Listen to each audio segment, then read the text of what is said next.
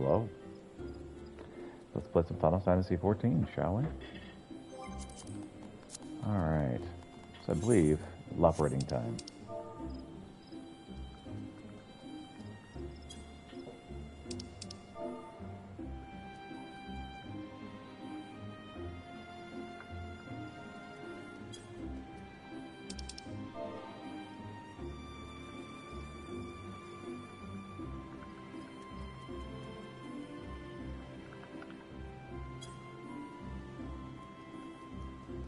Alright. Let's see. First things first. Mare Lamentorum. So this is a red mage gear. I like it a lot. It's actually glamour applied. It's the level 89 red mage gear, and since red mage can now do this stuff, at level 90, do some Endwalker stuff with or postgame, Endwalker postgame stuff with the red mage.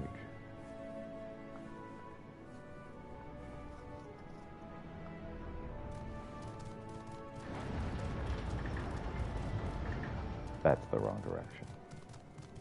I'm gonna go this way. Alright. Let's work on Carpenter some more.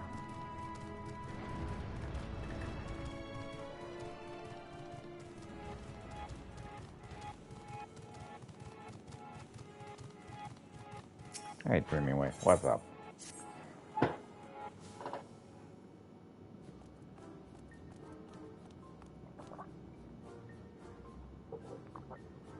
machining station has surpassed our wildest imaginings. What are those things? Mechanical mysteries aside, we've gathered a good crowd, yet I know we can do more. I feel it in my ears. I asked the others if they have any ideas, and apparently Managing Way has it all planned out. Managing Way, can you share your thoughts with Piotr? Certainly. Consider, if you will, the traditional Luberit diet. Carrots, carrots, and more carrots. Many of us, myself included, have in fact subsisted exclusively on carrots. What's the problem with it?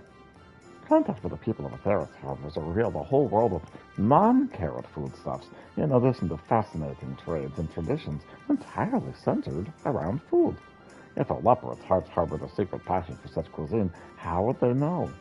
They would not, until they visited our one-of-a-kind cooking station, that is.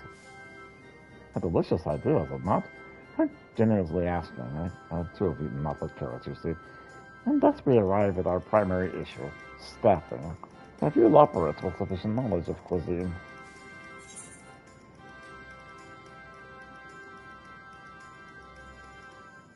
I know Cooking Way. Cooking Way.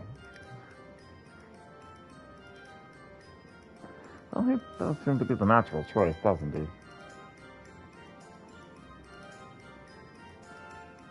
Unfortunately, he's currently studying with the Charlayans.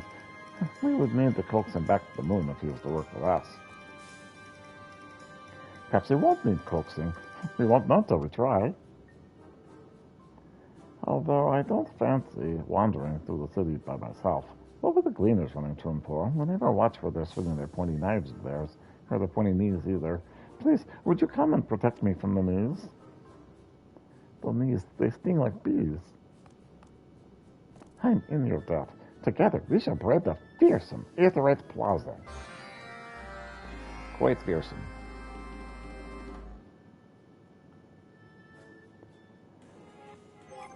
Right. Time to go to Old Charlayan.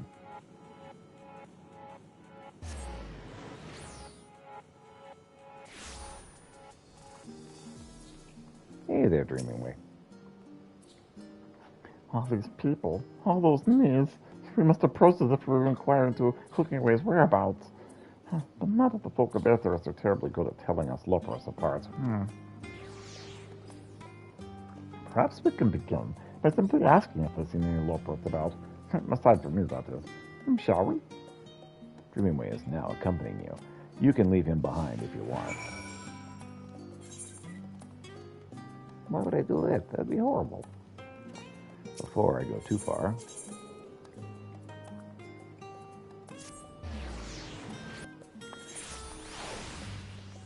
So yeah, we are on 6 of the 5 that I predicted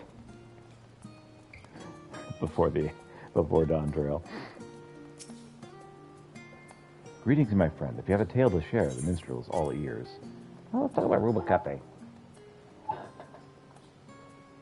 The Voidsent thought to cross the rift and launch an assault on our world. Goodness, here I thought you might find a reprieve from your dealings with the Void and denizens. Pray, tell me more. Sure. Oh man, look at those stars. They're so beautiful. I see.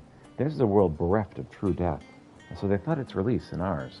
A most curious impetus to take action, would you not agree? Well, it seems like everybody wants to die. And this Rubicante, he too was prepared to meet his end, and embrace it even, with open arms. Yet I cannot help but wonder, had he drunk deeper of the dragon's aether, how brightly might his soul have burned ere it flickered and failed. I do believe this quandary has inspired the makings of a new verse. If you might lend me your ear for a moment.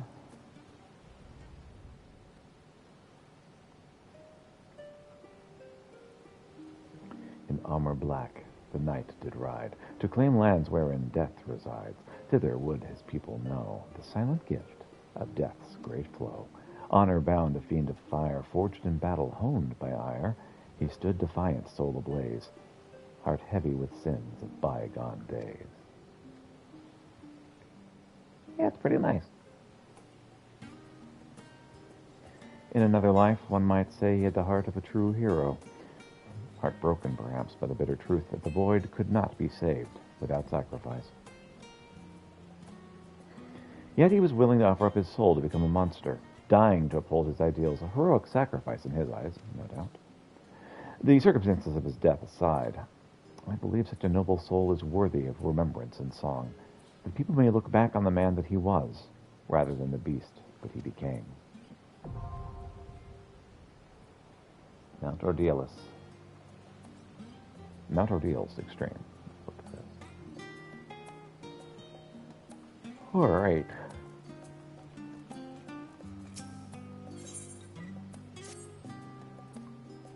My report is ready, sir.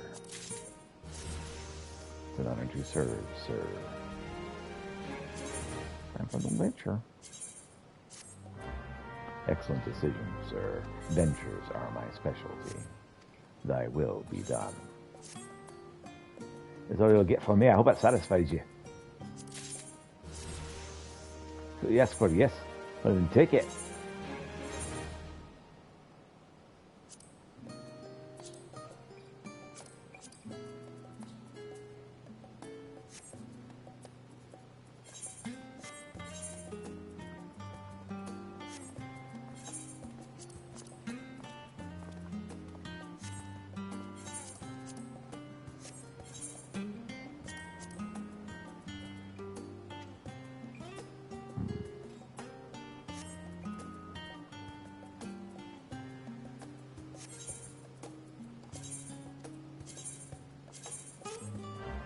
I performed a menial task. Next time you have a more meaningful task for me. And off they go. While I'm here.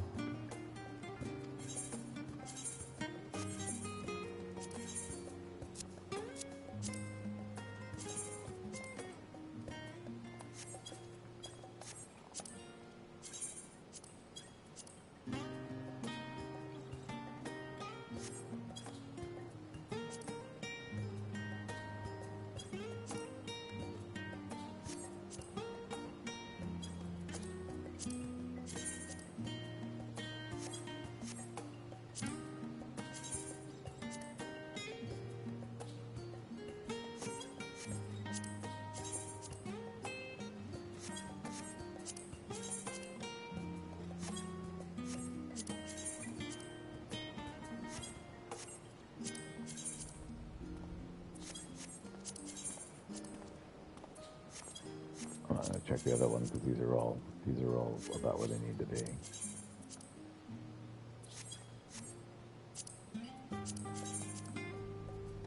Yeah, in fact, I'm not even looking. These are all about right. If nothing else, I shall resume my venture.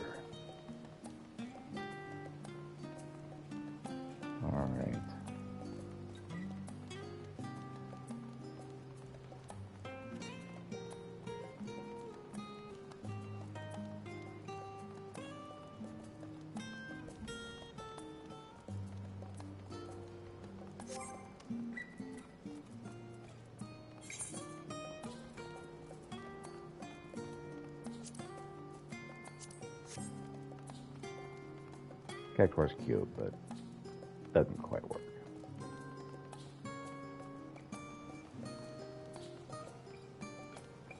Alright, contemplative citizen. I did see a leopard not long ago. In fact, they were watching diners at the last stand and muttering something about pudding. Yes, I could have sworn they were murmuring, "How's the pudding?" How peculiar. I have a sneaking suspicion that your mystery mutterer is not the leopard we're looking for, but I appreciate the information nonetheless.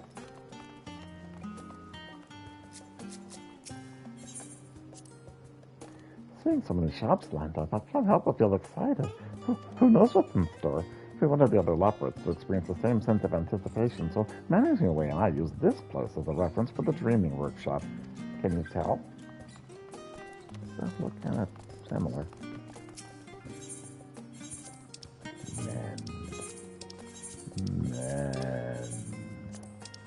Alright, there we go.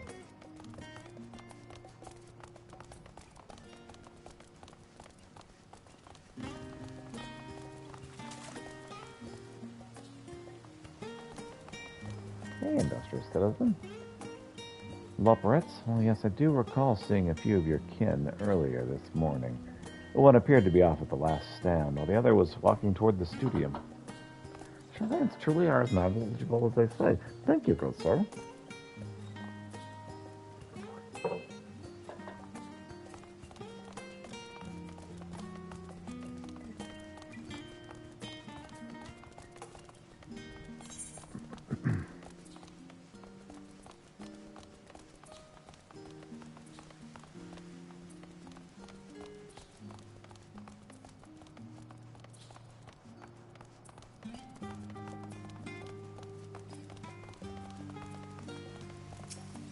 Hey there, spirited citizen. Oh, another leopard. This must be my lucky day. I was indeed just speaking with one of your kind about his research into the Far Eastern recipes. A particular interest of mine, I must say. That fellow has good taste. Recipes, you say? Well, that must have been cooking away. Did you happen to know where he went? Not precisely, though he's headed off toward the west side of town. Perhaps he went to research more recipes. In any case, your assistance in this matter has been greatly appreciated. Based on what we've gleaned thus far, I believe we have the unidentified leopard heading for the studio, most likely our cooking way, in which case we shall be right on his tail. Alright, sounds good. On the way, though, what do you have to say here? Gazing at it from a faraway moon, we always imagined the Theros to be the most beautiful place, and truly, I'm glad it's still here. That is a very beautiful view.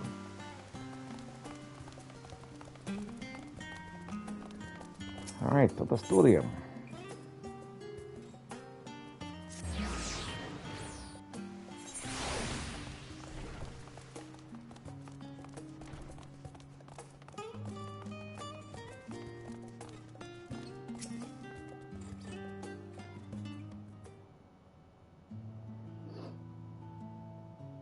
Salutations, cooking away. Dreaming away, is that you? What happened to your clothing? It's very yellow. Well, since you asked, I'm going to be making a big place for people to enjoy themselves up in the moon. Heavens, I have no idea our fellow leopards are in such dire straits. It's only right I can do what I can help them. It's only right I can do what I can to help them. There we go. I must admit that I'm eager to test the many recipes I've learned here on the Theros. I know I've been a bit fixated upon carrots in the past, but I'm a changed leopard now. There's a whole world of flavor out there, and it's time we brought it to Beastway's Barrel, or Bestway's Barrel. Huzzah, flavor! I want to make it Flavor Town. Of course, I will need a kitchen. I can provide my own pots and pans, but I appreciate your assistance with dishes and utensils. And most of the Theros cuisine is not so conducted denying as one might expect. I'll leave it to us. I saw a chopstick once. Yes, about that. It'd probably be best for you to consult Master Dickon at the last stand about the details. He'll show you what you need to prepare, and in what quantities. All right. Meanwhile, I shall return to the burrow and begin preparing my kitchen. There's much to be done. See ya. Yep, see ya.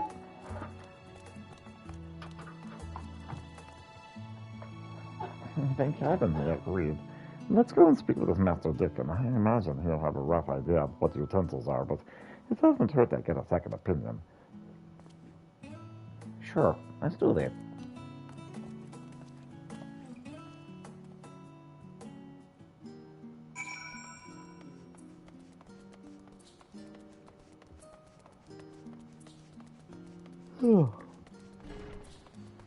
Sun is rising. Both in real life and in game.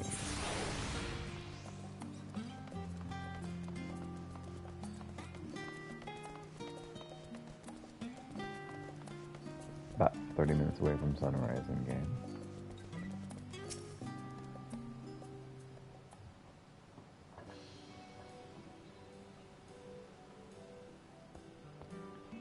Hey there. Well, if it isn't my favorite temporary server. Hey, and I see you brought one of the cute little fellows with you, too. From the moon, right? Oh yeah, this is a Laporit. He wants to figure out how to, serve food. How do people eat? Tableware for the Laporits. Well, why not? Hurrah! You need dishes and bowls, of course. Some cutlery, perhaps some tablecloths and mats as well. One moment, I'll make a list.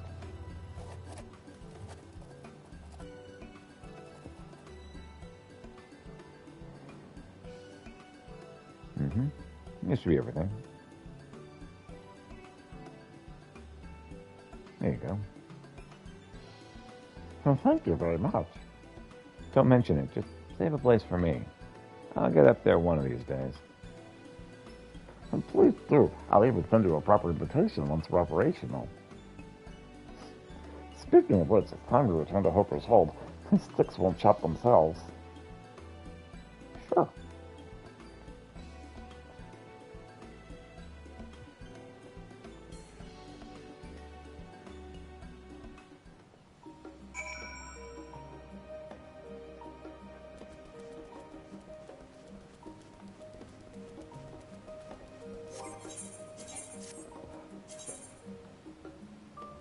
Oh. What next? Let's see here. All right.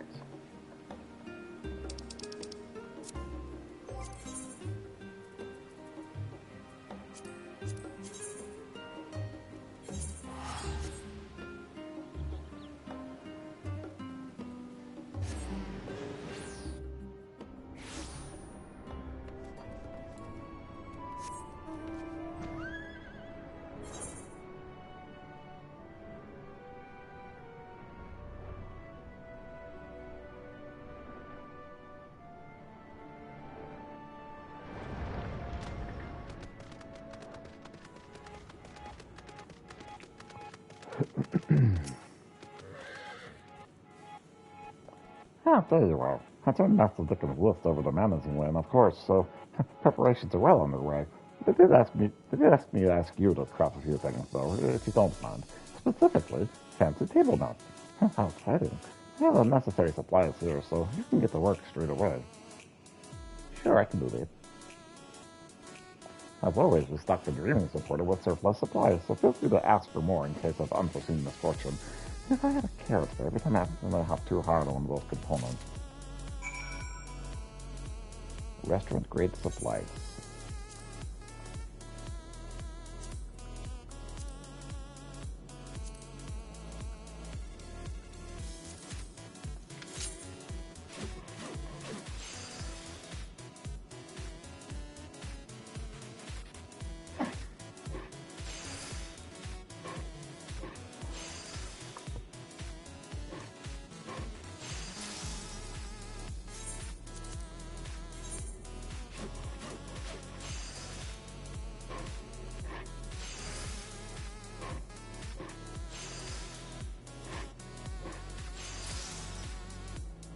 Alright. There you go. Peter, I thought your work went to plan. Managing Wade's plan, that is. Oh yeah. There you go. Adequate restaurant supplies. Oh, is that what it was supposed to look like? Oh, that's fascinating. Well, Cooking Wave already arranged its kitchen according to his very exacting preferences, so we should have everything we need to get started. I hope you worked up an appetite. Haha! Yeah, it will be nice.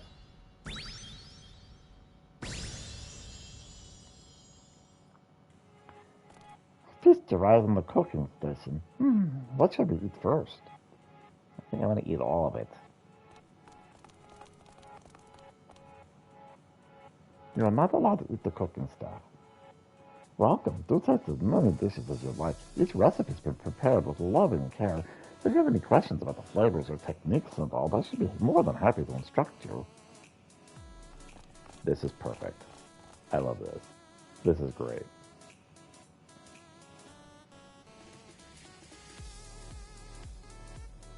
This is awesome.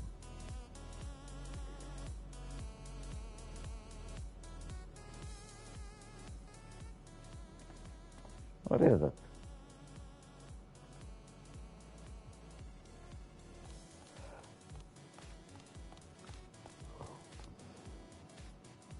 I remember that leopard. Yeah, he keeps moping. I should like to speak with them, but they're always running off. The cooking station is now open, servicing the hungry leopards with Hopper's Hold and beyond.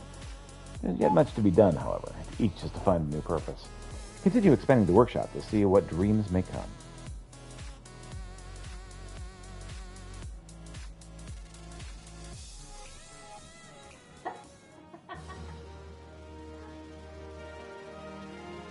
Society quest complete.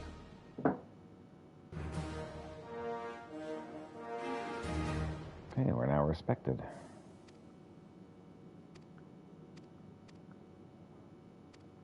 Wider selection of wares from Cooking Way.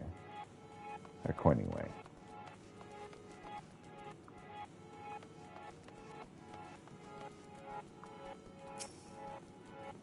If you like from the pudding, I suggest you order it now. One never knows when Pudding Way will stop by.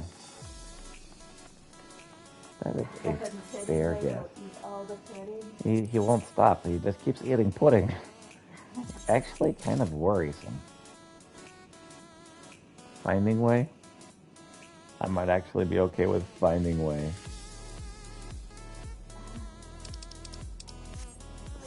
I think that's gonna have to be one of the minions.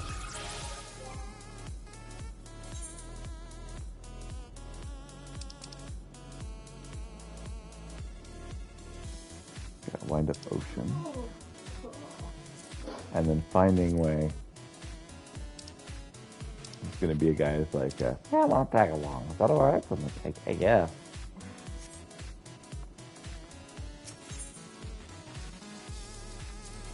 alright.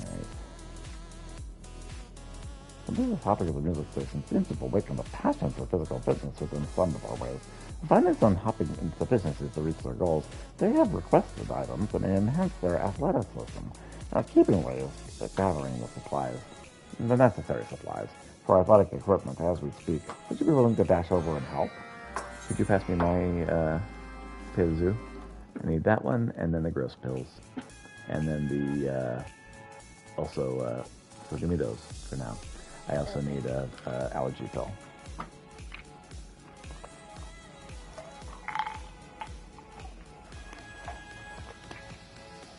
Oh man, I can't wait to gag on this. It's gonna be awesome. Gagging on camera, it's gonna be great.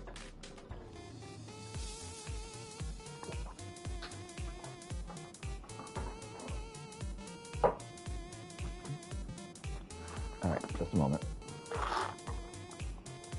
This is part of my morning routine, you see.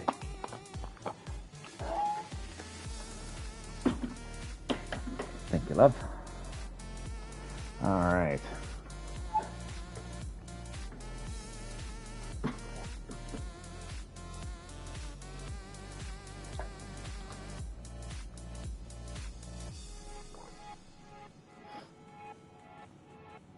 Adventures of Old Man Gaming.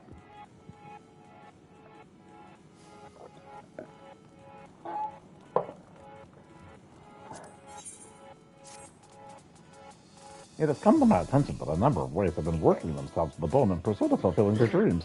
Indeed, some are reportedly overcome with fatigue.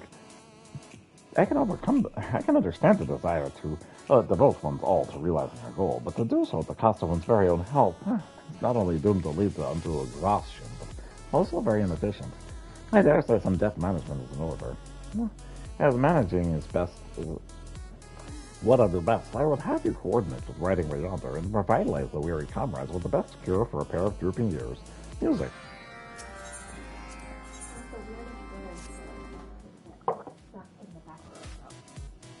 Oh yeah, is no bueno. Pietro, pardon my plumpness, but I need printing materials, and lots of them. With the establishment of a cooking station, a growing number of our ways have developed an interest in cooking uses, and so cooking ways decided to put together a beginner's cookbook. Alas, with the number of would-be culinarians increasing with such speed, the cookbook sold in the blink of an eye, and with the dearth of the necessary printing materials, we'll be unable to make more. I will be duly grateful if you could speak with Keeping Me over yonder, and use the ingredients he has on hand to craft the necessary materials. Alright, first let me talk to Writing Away.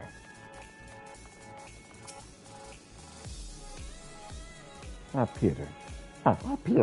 Is it going to bounce back on some of our ways hops, huh? Well, nothing brings it out like music. Once I hear my merry melodies, the thought of exhaustion is the furthest thing from my mind. An uncontrollable urge to move takes over. But don't let that keep you here with all this talk. You ought to get hopping. And board the Moonhopper here and perform the hop step while you come across me lofted ways. We're counting on you.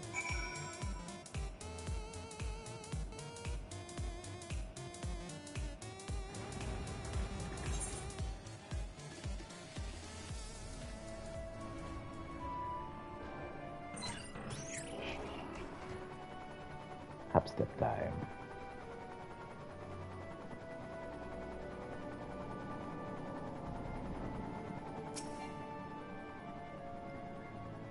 Speak with Writing Way in Hooper's Hold to mount the Moonhopper and then perform the hop step in the midst of these exhausted loverists. Now what a comforting melody. Just hearing it feels as though the panic that constantly hounds me may subside for even a moment. And look, my paws have begun to shake less violently. You have my thanks. I never knew music would do such wonderful things. But now that I do, I shan't be wasting any more time with this sleeping business. I have inventions to build. A boss to curry favor with, failure to live in fear of. Oh boy.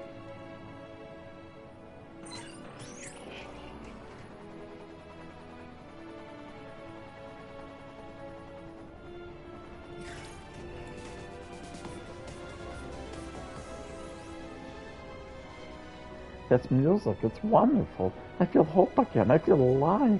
I could cook 100 meals. Thank you for playing it. I'm so weary I nearly forgot the joy I found in cooking. It's my dream, and as hard as that may be at times, it truly does bring me joy. I'll continue to do my best.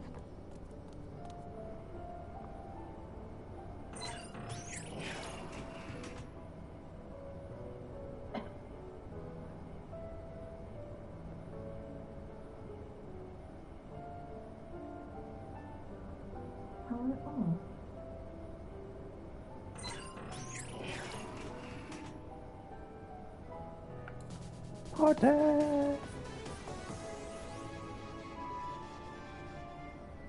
What thrilling music. I thought I could move another step, and now I could skip to the hibernation chamber. Once I've had a few wings, I'll get back to making friends.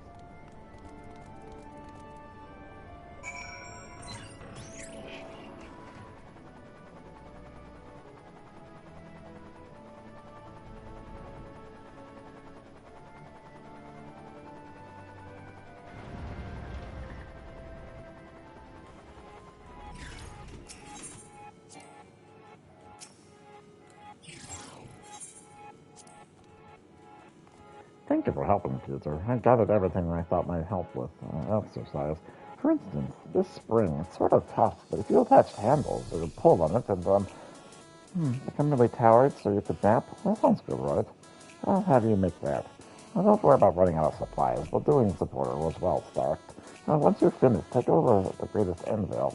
That's where they have ways to exercise, or do exercise. I'm not really sure what they're doing, to be honest. Care about the printing materials, yes? Well, without further ado, please use the links below to produce the finest quality paper carrots can buy. If you run out of wood, the Yonder They're Doing supporter has plenty more available. When you're finished, please deliver these to manage anyway. Good luck.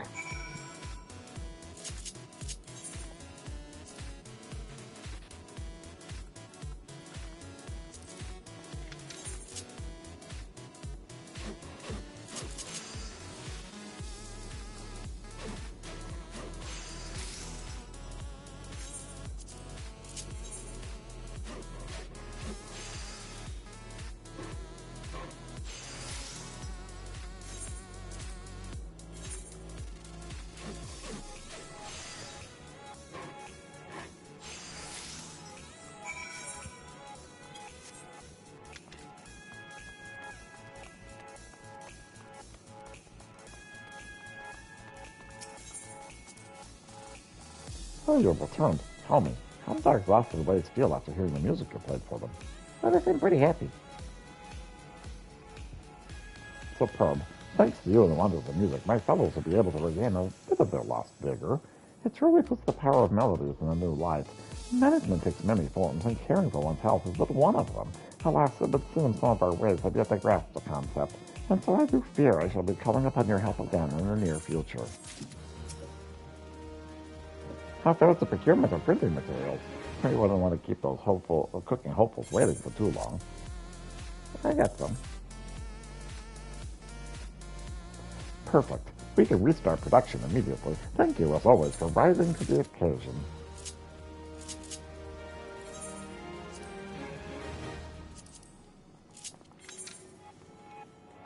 Alright, time for some exercise equipment.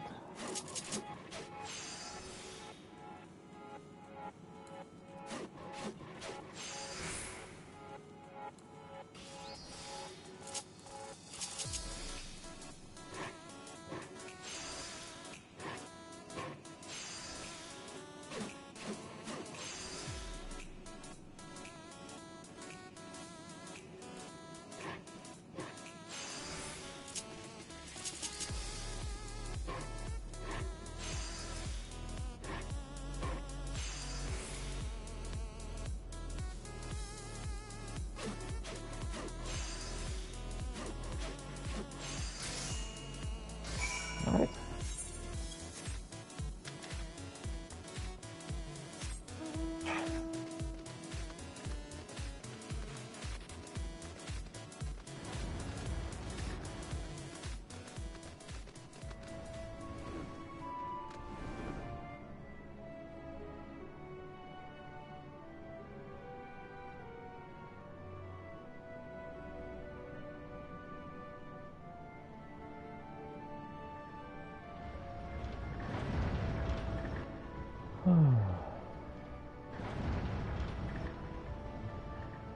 I'll level a bit with the astrologian here in a minute. What you got for this one? Can't you see I'm so busy with...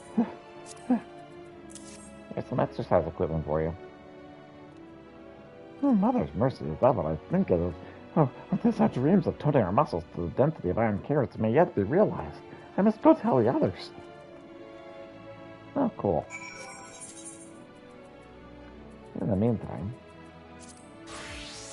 there's some astrology needs doing.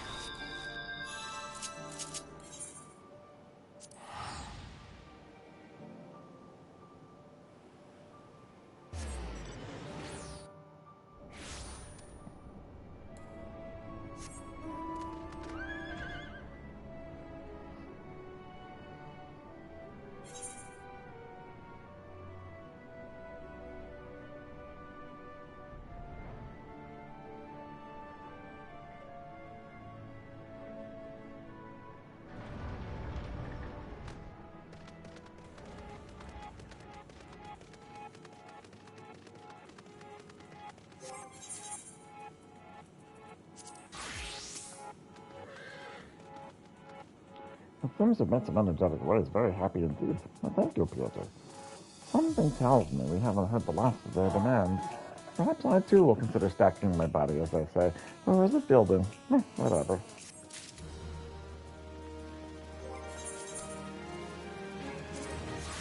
I'll work on this a little bit more over here. I'll go on to the first thing we're going to be doing today.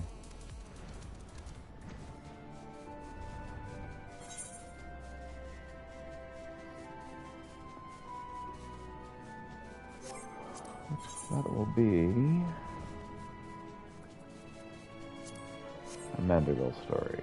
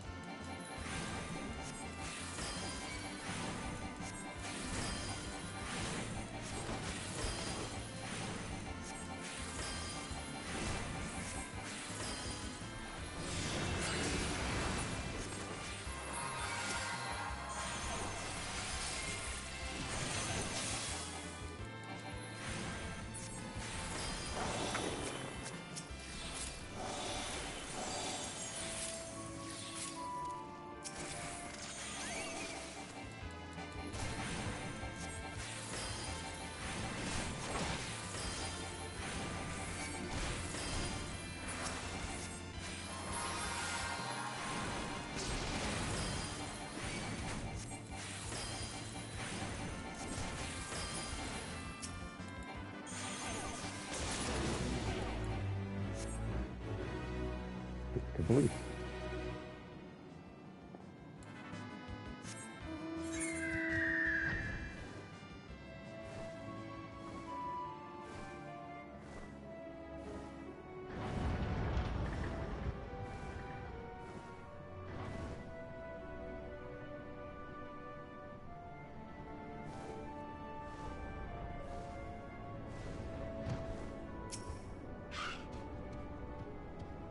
It's just not looking quite so shabby anymore, so come take a gander. Things in Mariloporia are still precarious, but with some support had managed to scrounge up materials enough to get some merchandise made. Alright, let's see.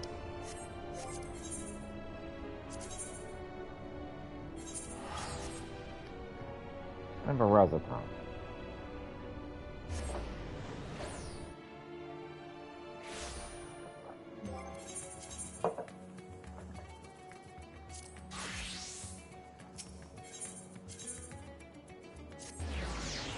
Alright, apparently we're gonna do main story quest first. That'll work.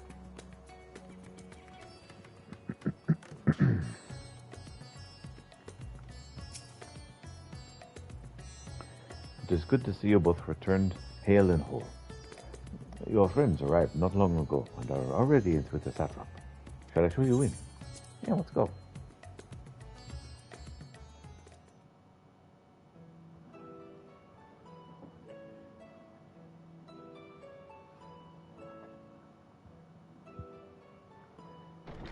Oh yes, I find it very interesting. I just hope he gives me some dragon scales to do experiments on.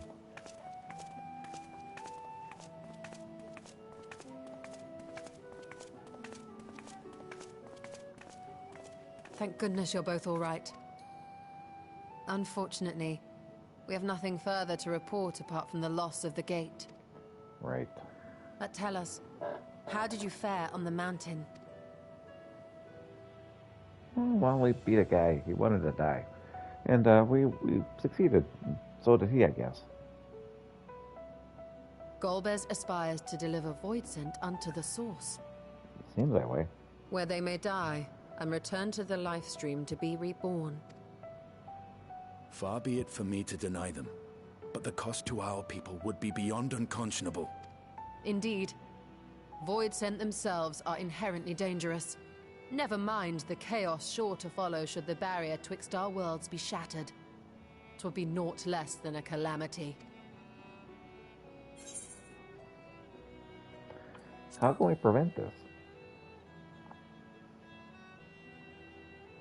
The simplest way would, of course, be to strike at Golbez himself.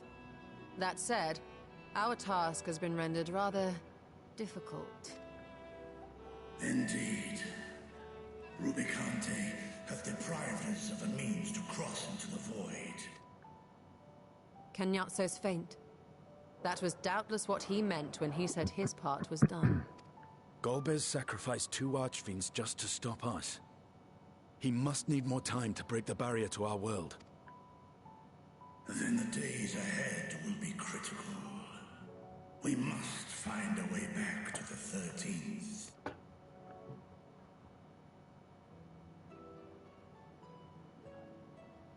We could employ another Atomos, but that approach would only be viable if we found another planar fissure. An unlikely prospect. Better we explore other avenues. If you will excuse my absence, I shall return to Sharlayan to look for information. By all means. Meanwhile, I shall seek the counsel of our alchemists.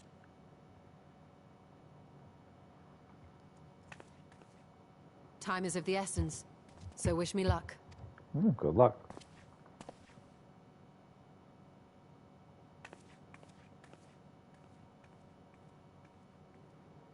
I'm no scholar. I'll find another way to keep myself busy here.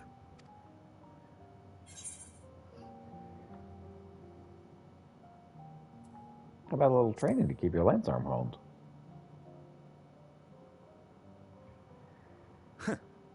Rest assured, I never shirk my training. I will be ready for whatever awaits. Sounds good. Zero. May we call upon thee when next we venture unto the 13th. Aye. And in case you're wondering, I won't ask for further payment.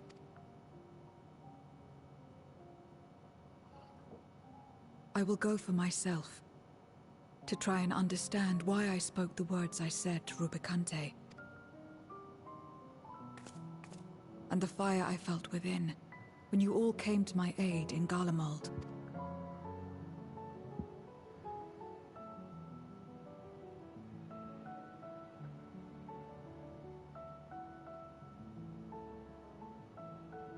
While our esteemed sorceress battles her tomes, let us see to our own affairs. All right.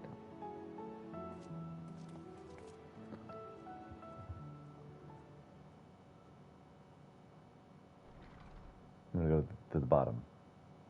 I will not fail you again, You're welcome. sister.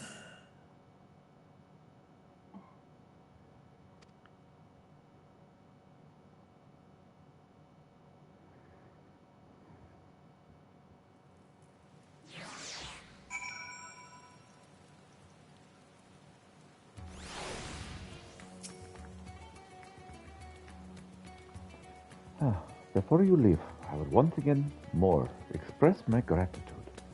By your hand has Tabner been saved yet again. But before you delivered my people, you helped me rediscover hope. When the sight of my sister's eye left me bereft and adrift for a time. We may have lost the gate to Azal's legacy, but there must be another way to travel to the void, and together we will find it. For now, I bid you rest and recover your strength. I, too, shall have my vessel improved ahead of our next foray. To achieve this goal, Gomez has sacrificed four of his generals. Such a ruthless foe is unpredictable in the extreme. But no matter what he plots, we shall do our utmost to see that he does not succeed.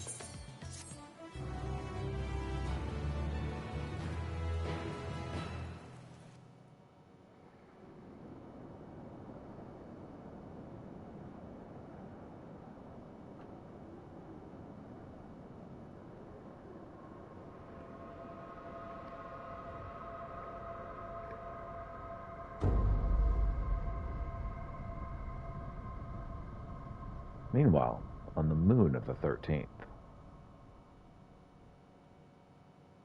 where Golbez plots.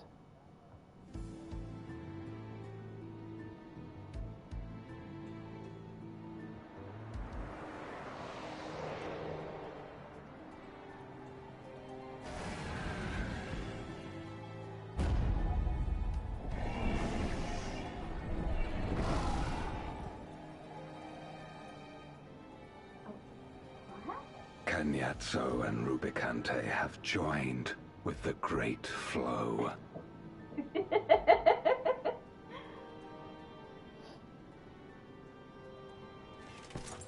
In this world, 'tis the ravenous who are useful, and few are as ravenous as they. You were fine pawns, my archfiends, and you have played your parts to perfection. I did not think to click through this. It helps. Yes, it does. But with the goal in sight, I need no minions to do my bidding. Hereon, I shall walk alone.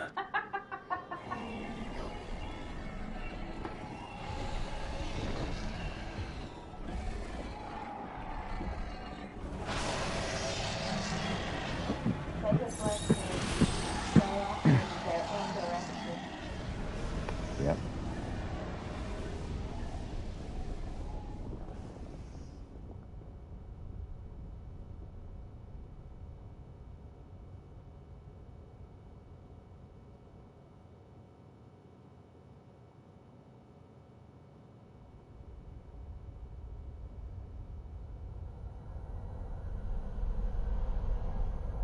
That's what a Theros looks like in the void.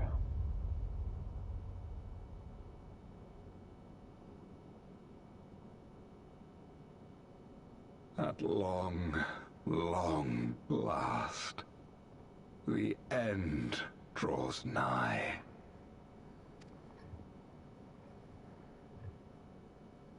The end to life on that star, and the end to my suffering.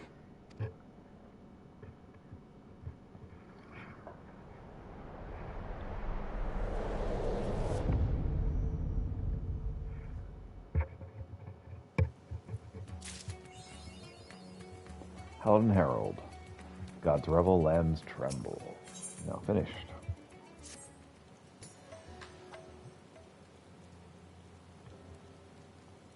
Peter, it is good to see you. Have you any news from old Charlene? We've yet to hear from Ishtula regarding her search for a means to return to the void. I must confess that her silence has left me feeling restless. Nor am I alone in this. Estinian has such an excess of energy that he has been helping to train our soldiers with nary a grumble. As for Zero,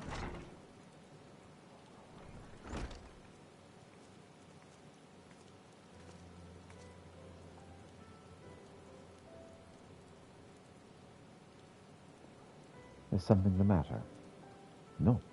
Peter paid us a visit, so I was appraising him of recent developments, or the lack thereof. Are you heading somewhere? Aye, to replenish my ether.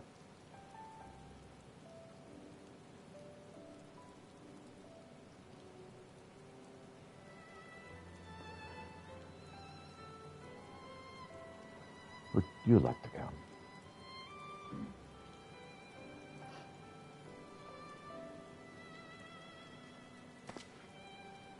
A rare but most welcome invitation. Timely, too, I might add. I myself was thinking of venturing out into the city. It would be my pleasure to join you. Will you accompany us, of course? Oh, of course. Come then. I'm an errand to run to the bazaar first.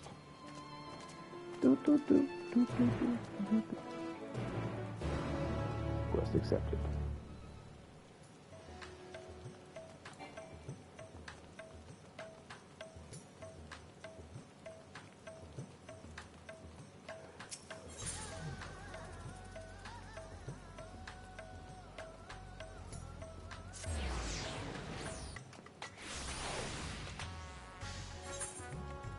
More backstory?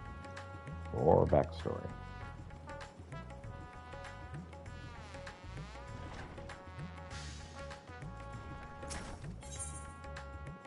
Radiant hosts keeping a close eye on the Selenite void scent.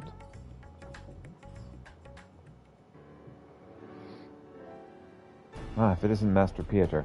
Since last we spoke, I've continued keeping an eye on these void scent. While the creatures have given me no reason to believe that they pose a danger, the rest of them remain at large. My fellows and I have yet to come to any eyewitness information, but their forms being what they are, they cannot have gotten far. Of course, it would make our search easier if they were likewise drawn to Razatan. Other cells have been telling me about their adventures. Truly, your world is a fascinating place. Well, your world is fascinating too, you know.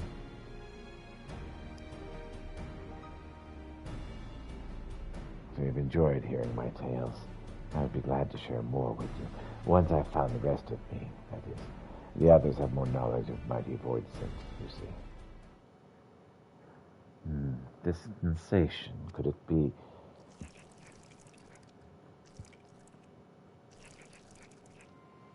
Yes, I feel them. The rest of myself, they're very close now. Oh? There's 4 of them, and unless I'm mistaken, they're somewhere in the city. Please find them for me, that I might be whole again. As before, by way of payment, they will tell you about powerful void scent and their pasts. All right, sure. Now, the nearest appears to be this way. Perhaps that is a good place to start. Apparently, they're everywhere. The rest of its fellows have appeared in the city. Well, then you'd best track them down. Judging by the direction, I expect the nearest one is in Dharma. I leave the creatures in your capable hands. Sure, I got this.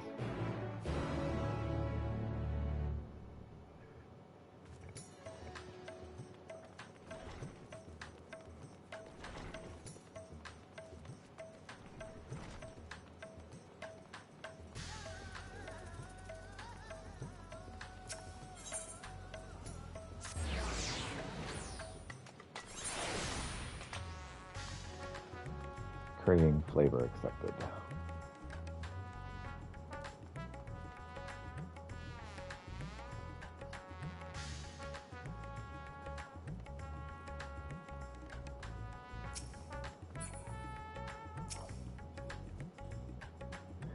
I'm picking up some more spice. The right told me to do so before my next visit. Mistress Zero's quite the tolerance, you see. The sisters know we Hanish are fond of spicy food, but I doubt any of us could keep up with her. With just the spices we normally have on hand, the Mayenne can quite satisfy her, which is why I'm happy to provide what they need to achieve more rigorous flavors. Now then, variety being the spice of life, perhaps you would like to choose something extra to blend with Mistress Zero's usual. It'll help to keep things interesting. What do you say? Fine by me. You can appreciate the nuances of this world's sustenance far better than I can, I expect.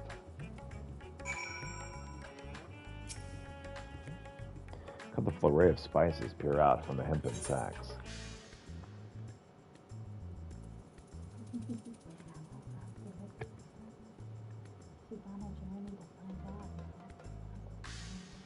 Yes, she's trying to learn what friendship is. Again, I make the comparisons to 7 of 9. That's what she is. Yep, My Little Pony also. That's a good analogy. All right, let's see. Hey, help me pick. What should I give Zero to taste? So there is a bright red powder. There's a very aromatic black corn. There's little red husks, which is going to be spices. And then there's coarse yellow flakes. She likes spicy food.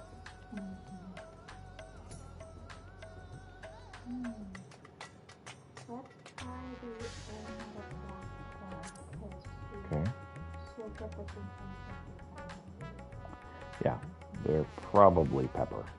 It's going to tickle your nose with their pungent yet enticing aroma. One can imagine them lending dishes an appetizing accent.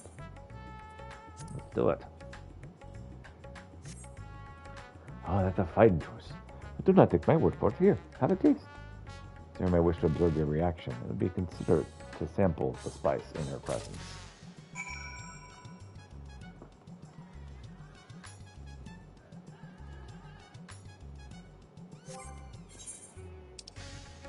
Alright. You tentatively place some of the spice on your tongue. Its intense and aromatic heat fills your nostrils. Ooh. Whew. Ooh, we picked a good one. Your reaction speaks volumes. That will suffice then. Always a pleasure, Mistress Zero. And do give me again my regards. Oh, yeah, she was very happy with that choice. Ooh. That's good.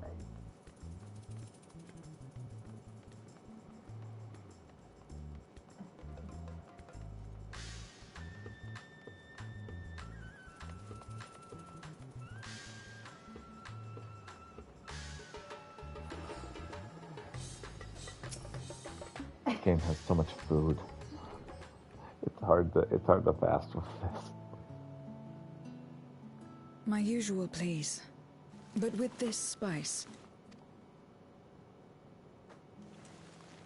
Of course, Zero. It would be my pleasure. Well now, this is enough to make a whole kettle of your special curry. Ooh.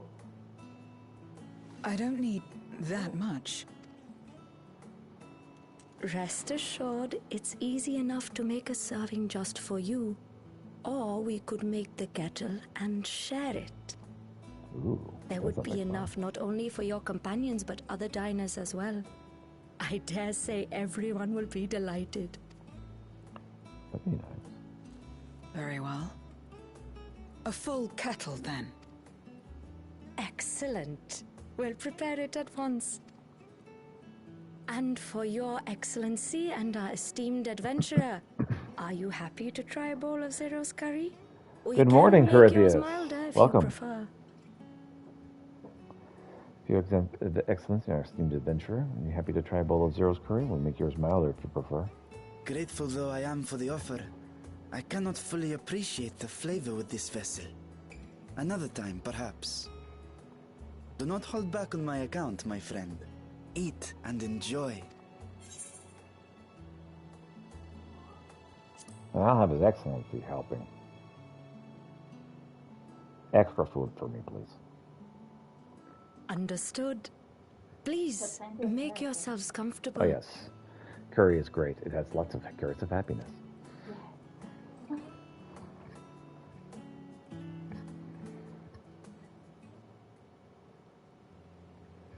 Sometimes the other flavors get in the way of the carrots, but that's fine. It gladdens me to see you taking to life in Radzatan, Zero. In the area of our cuisine, not least of all. Spicy dishes have long been favored in our sultry clime for their ability to whet the appetite and cool the body. Of course, spices also have the effect of preserving foods, which makes them highly coveted in foreign lands. All of this has given rise to a thriving spice industry, and the wealth it brings has allowed our nation to prosper while maintaining its neutrality. So you trade your spices? Seems rather more complicated than trading in ether. Indeed. In the beginning, this land was no more than refuge for me. But now it is my home, and the people of Radzatan my beloved children. Together, we build this vibrant nation. And naught would please me more than to show it to my sister one day. Vibrant. Rubicante said the same when he described this world. A reminder of all that has been stolen from us. What many who remember doubtless yearn to take back. Our home is a lost cause. Our only choice to begin anew. In this world, where we may reclaim our mortality. Nonetheless, it's wrong to damn another to save yourself. As I told Rubicante, as I found myself moved to speak. I still do not understand what made me feel this way, nor what compels you mortals to help one another. But I hope to someday. We too hope that you will find the answers you seek.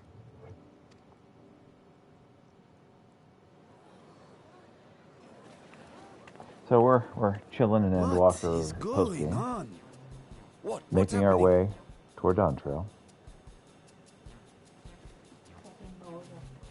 Compliments of Mistress Zero, the Satrap's honored guest. We are serving a special curry for anyone who wishes to partake. But be warned, it is not for the faint of heart. I want some. Oh, by all means, I'd welcome the challenge.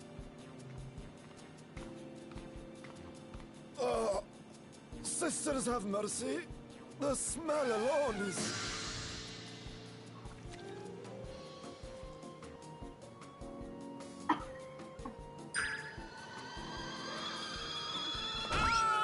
It burns! It burns! Oh no.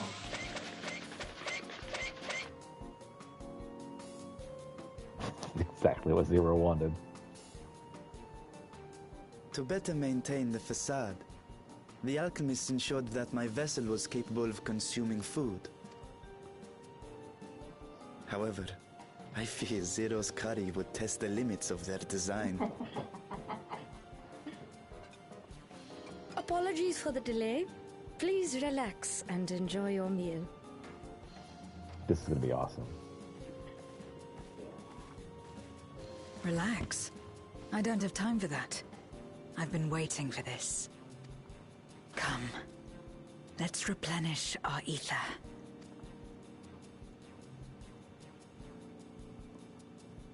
Let's do this.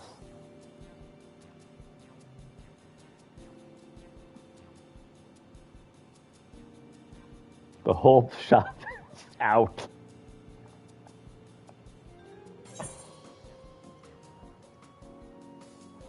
The whole life flashed before my eyes. It was exhilarating.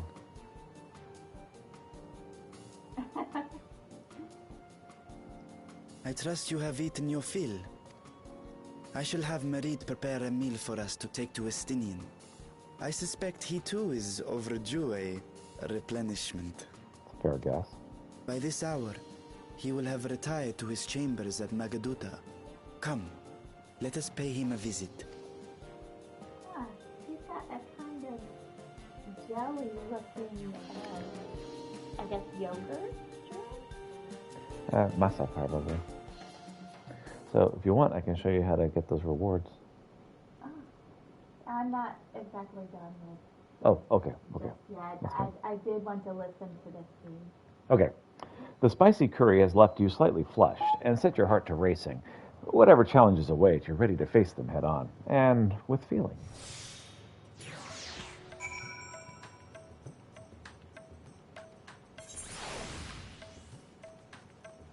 All right.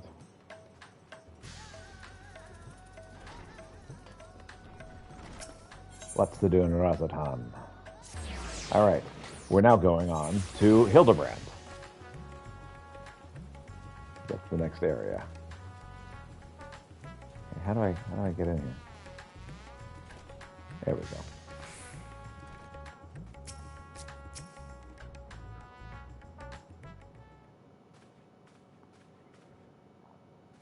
That's a good meal. 'Tis horrible misfortune, Pieter. Calamitous even. Poor Master Poo-Poo has fallen gravely ill. Oh, dysentery, huh? That's awful. He's so bluish-green. More so than usual, I mean. Could you have caught a cold? I suppose it's quite chilly up there, Golmold.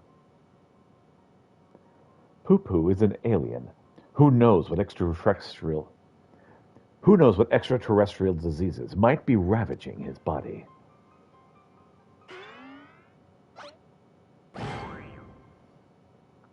Nash's delights are the best medicine for whatever ails you, as the inspector himself could attest. Good gods, Nashu. You'll blow our host domicile to pieces. Put that away.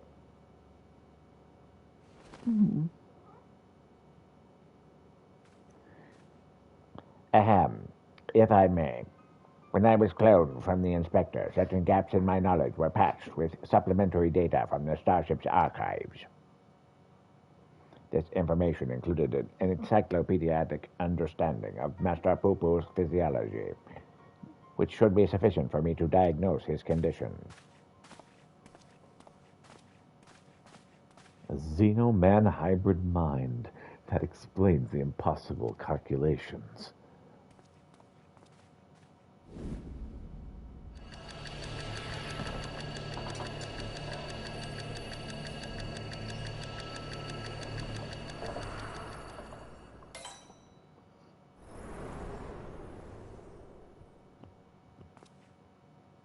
What do we got?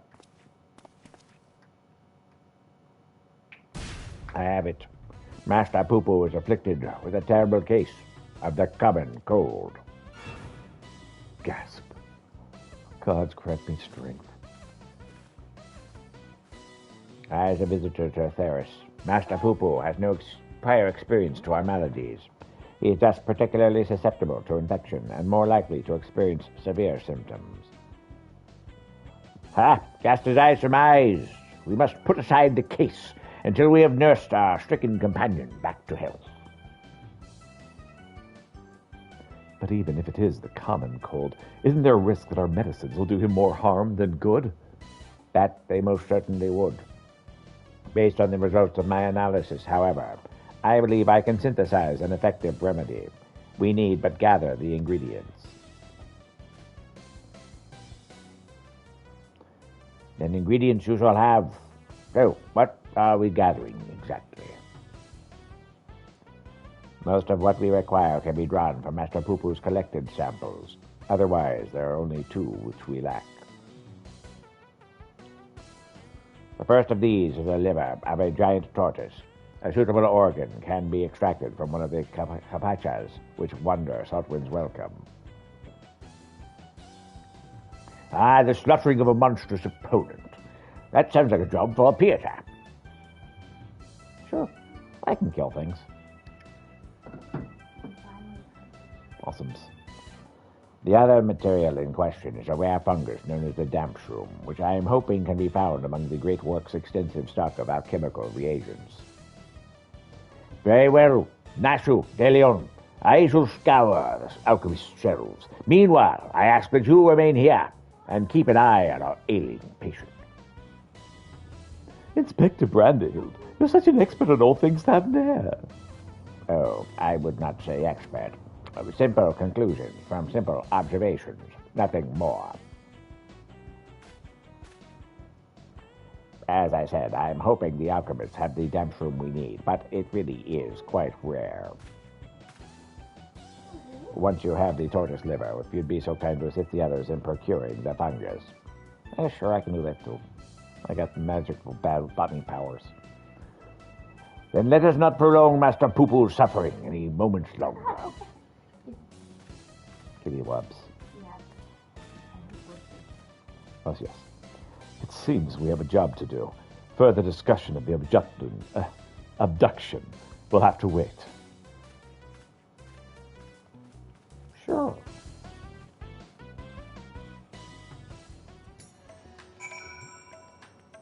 All right.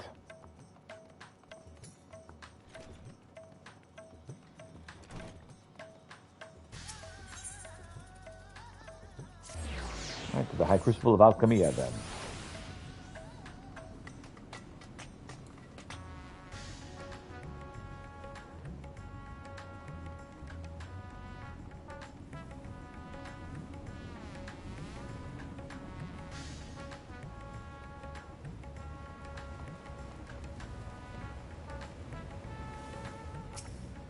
a heck guy, if you will. What? I'm calling you say. I can appreciate my separation anxiety, but I answer to no one, not even myself. I am my own master. I do what I like when I like. I will rejoin the others at my own leisurely pace.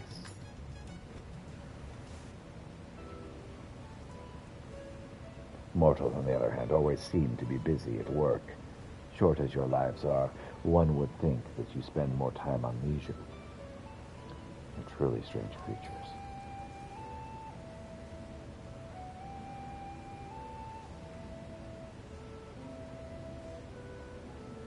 What you doing there, bud?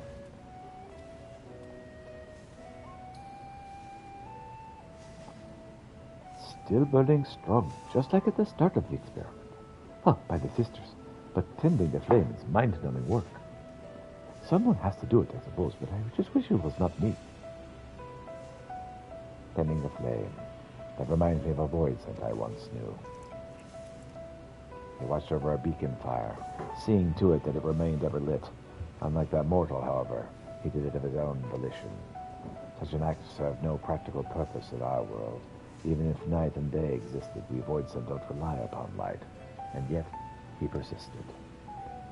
Though perplexed by his curious ritual, I somehow found myself helping him with it. Keep the vigil lit.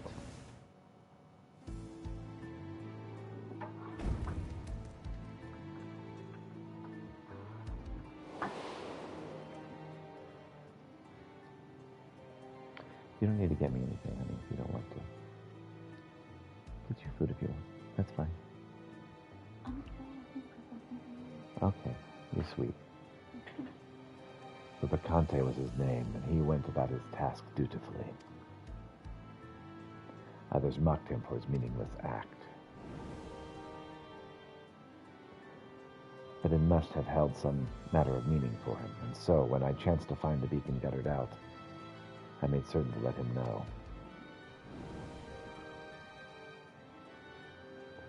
For time out of my mind, this routine continued uninterrupted until that fateful day. Uninterrupted until that fateful day.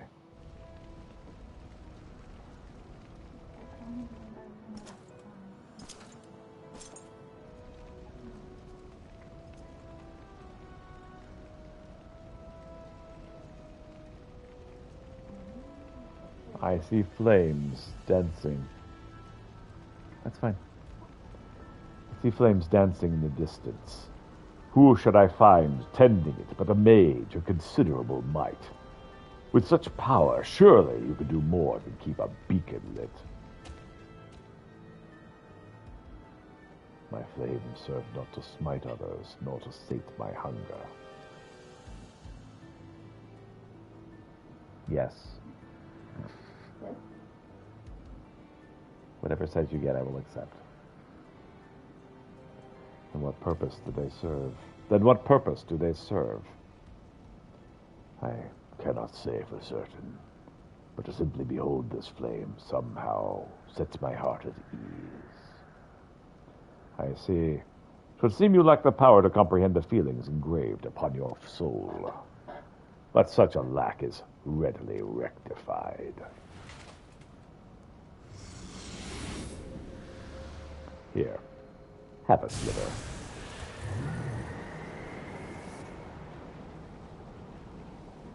This warmth, invigorating and comforting. Where have I felt this before?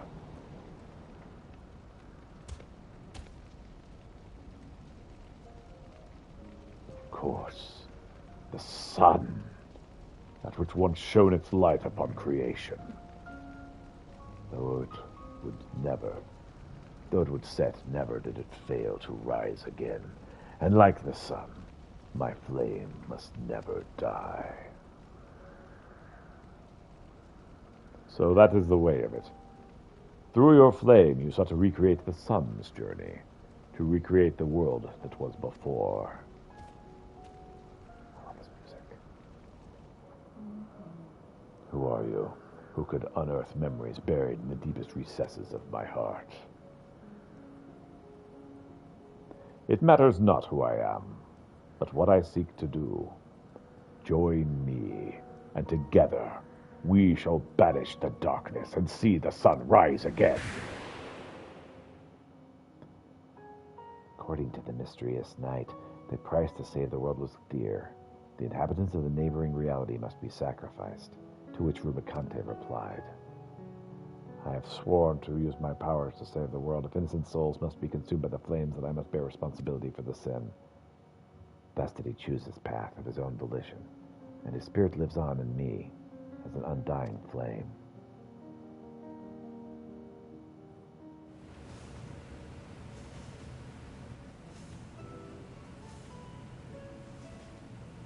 The world engulfed in darkness has become the norm for me.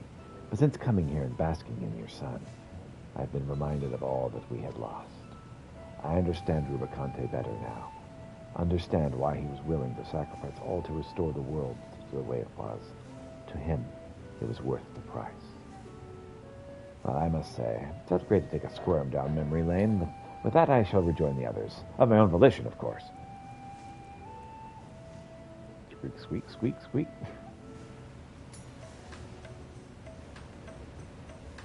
Alright. That was the first of the 4 eyes returned back.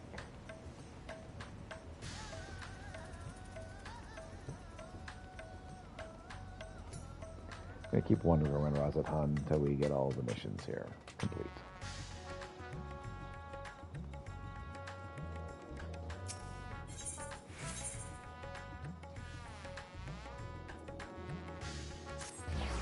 Alright, next is main story quest.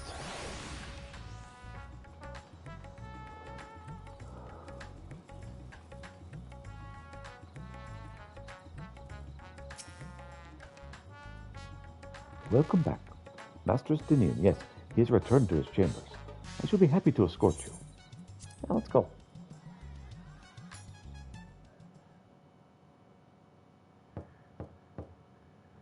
Estinian, are you there? We've brought something for you.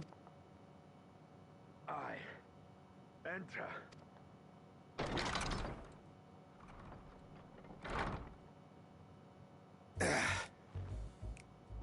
Ah, Estinian's working out.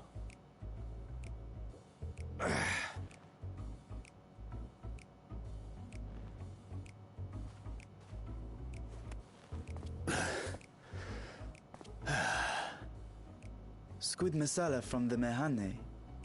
I thought you might enjoy it. Masala, eh? I prefer my squid dried. But I'm sure it won't disappoint. My thanks. Idle as I am in our sorceress's absence, I see. I can't offer much in the way of entertainment, but make yourselves comfortable.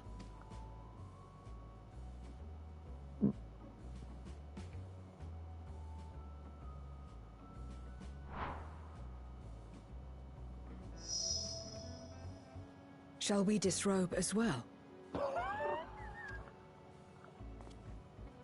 No. We simply caught our friend unprepared. He will make himself presentable at once, I am sure.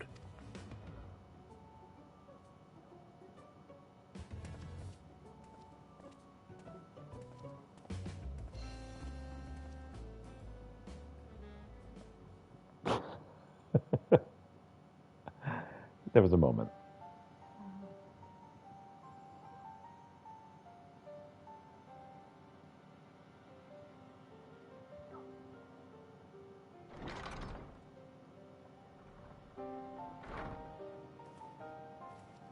At last.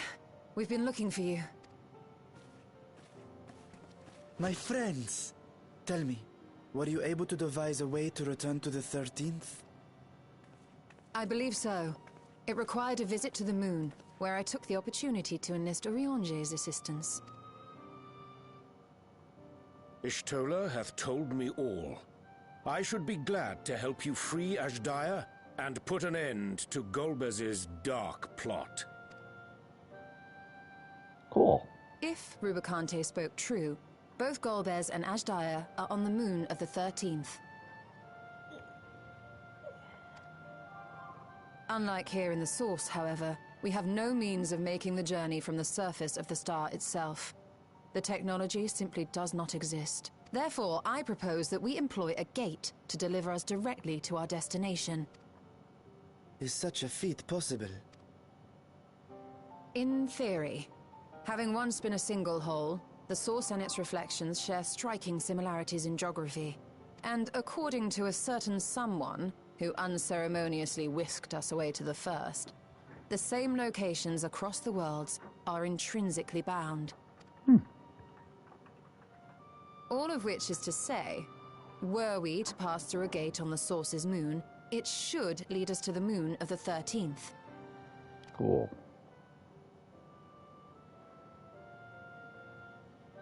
Of course, there is the risk of Voidsent gaining entry to our world. Thus did I decide to seek Urianger's counsel. Both the Watcher and the Loporrits are aware of our proposed endeavor. While they are yet deliberating precautionary measures, they have pledged their full cooperation. That's good. You've been busy. I presume you've also found a way to open this gate.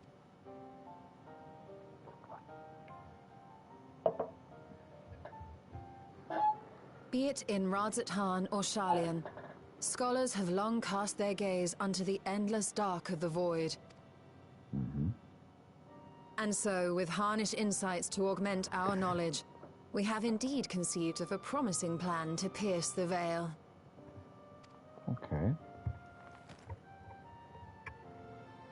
A plan I am confident will succeed, precisely because the moon is our stage. Okay, so it'll work better at the moon than anywhere else. The preparations will be extensive, and we will require vast quantities of ether. After all, our gate must be large enough to accommodate another great worm. Right. My proposal entails delivering copious amounts of ether to the Tower of Babel in Garlemald. As you will recall, Fandaniel used the structure to destroy the Brand's imprisoning Zodiac. Right. And we, in like manner, will use it to channel ether to the moon, and thereby open our gate. Okay. I see. Then we shall need someone on the moon for the necessary rituals. Just so, Your Excellency. I intend to head back anon for that very purpose, as well as to help devise our strategy to deal with invading Voidsent. Along with our lunar allies, we will once again require the assistance of your alchemists, Nidana not least of all. May I trouble you to serve as their escort? Fine by me. The room was beginning to feel constraining. For my part, I shall oversee the requisite tasks on the Star. Might I prevail upon you for your assistance? Sure. If all are in agreement, then let us set to work. We'll open our gate, and we will stop Golbez. Awesome.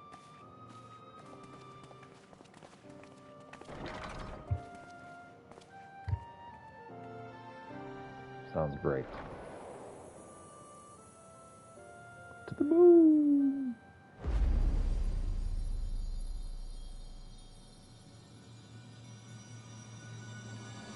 The Dark Throne.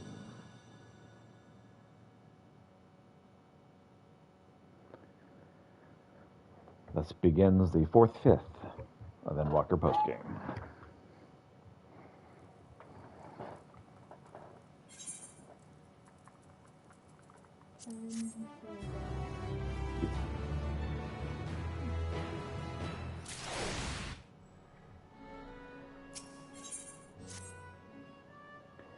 If one and all are ready, then let us set forth, our preparations to complete.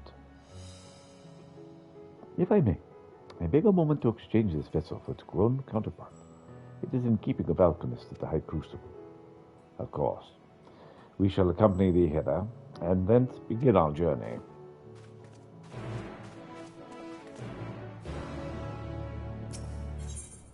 Alright, back to our Razat, huh?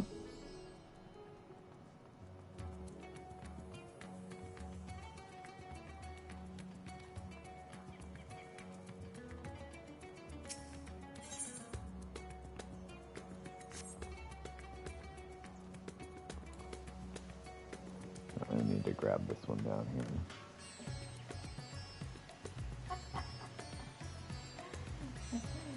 The bottom.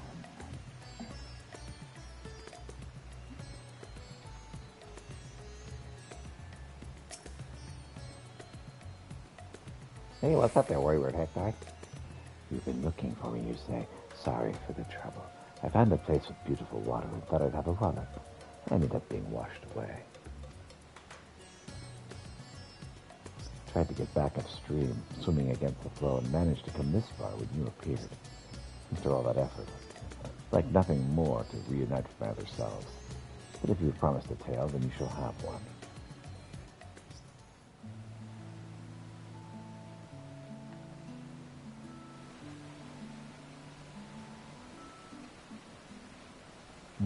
Nothing but small fry. See that mortal there? He fished me up, but promptly released me while calling me a hideous slug. I don't know what that was all about, but it worked out well enough. Oh, to be out in the open sky and catch something big. But until I can afford a halfway decent rod, I'll have to put this to this tired old fishing hole. I know the feeling well. Desire to chase after big fish. I used to be a fisherman too, you see, together with my brother. But the Contra Memoria wreaked havoc on the ocean's aether, and nary any fish remained to be caught. Each morning we would wake up not knowing whether we'd have food to fill our bellies.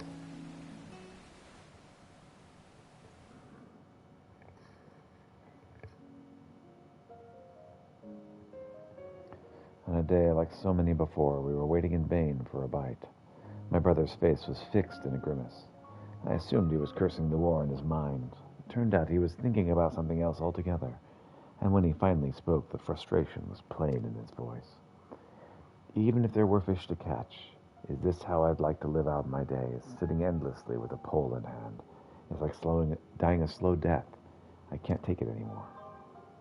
More so than our privation, it was the mundane, unchanging nature of our lives that bothered him. The next instant he blurted out, "That's it. If there's a war, I'm going to fight too. That way I won't be bored, at least."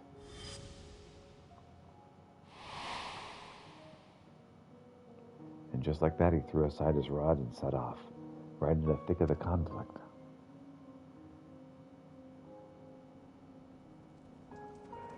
Fighting so you're not bored.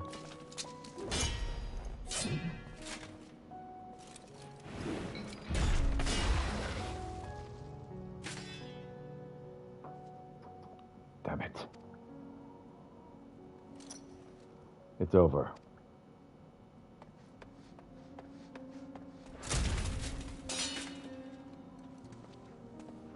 Who the hells are you?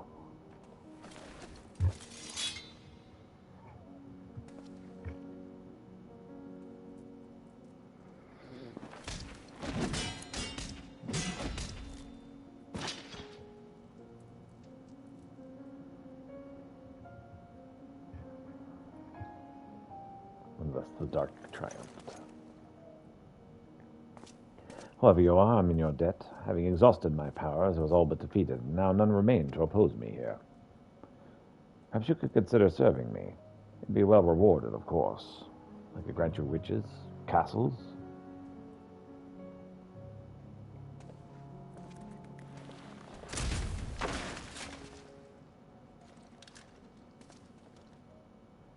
What is the meaning of this? Weren't you a friend? Friend? I'm just after some excitement. So come, give it to me.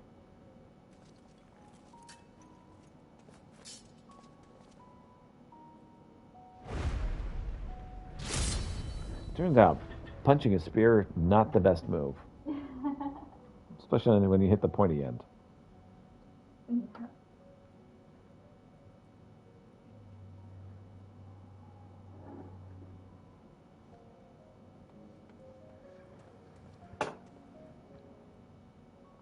There you are. Thank the heavens.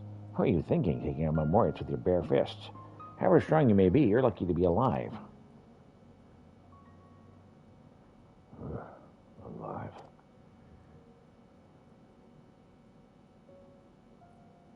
Yes, I've never felt so alive.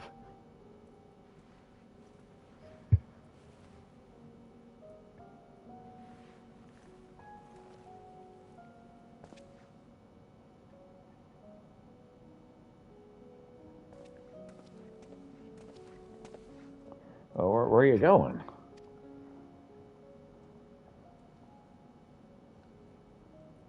No more chasing small fry for me. From now on, I'm going to live for the thrill of battle.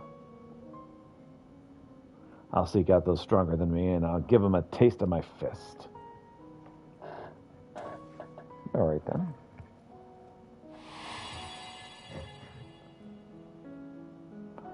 Never have I felt as alive as I did, risking life and limb, he said as he strode away, never to return. Sometime afterward, a rumor reached me of a fearsome warrior, a man who would arrive unannounced on a battlefield, trounce anyone and everyone indiscriminately, and then disappear again. Cognazio, he was called, and cursed for a feral dog. That was enough for me to know that my brother still lived.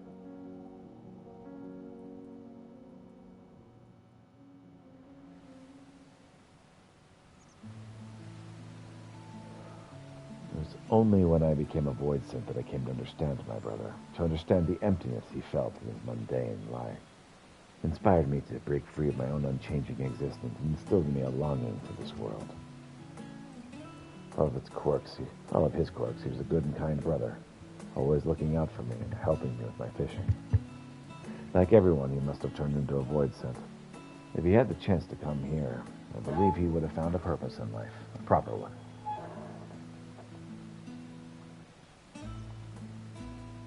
And thanks to you, I could relive some old memories. Relive some old memories. And with that, I had best go and rejoin my other selves. Be seeing you. So weird.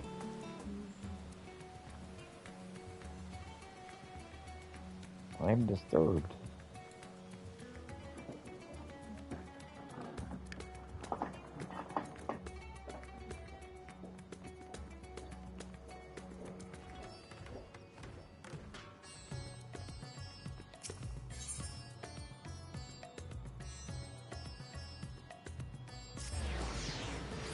I'll get both of these done.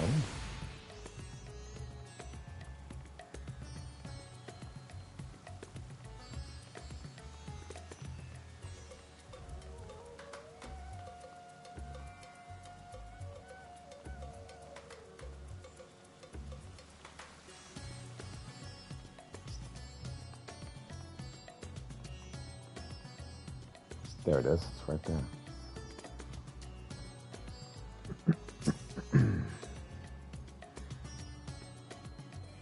Hey, what do you tell me? The rest of me are here too. What a relief. I was taking in the sights in the village nearby when I realized I'd become separated. I'm glad I decided to follow the clamor and head to the city. There's so many mortals here, so many beautiful buildings.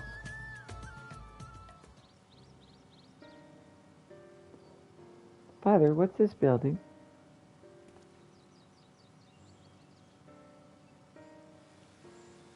This, my boy, is the resting place of the great Aljalal.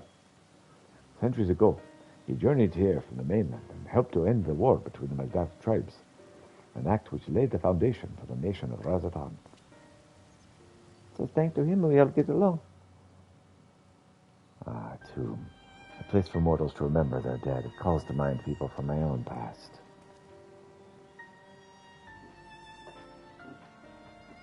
My mother, who died in the Contra Memoria, and the ones who laid her to rest.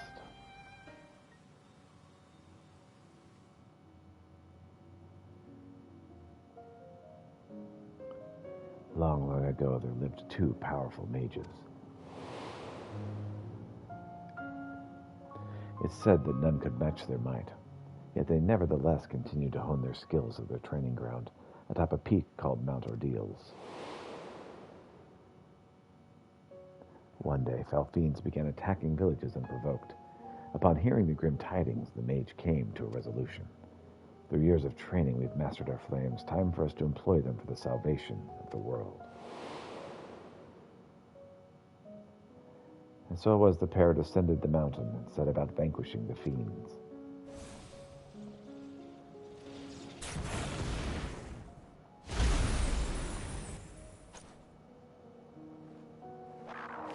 Just that one left.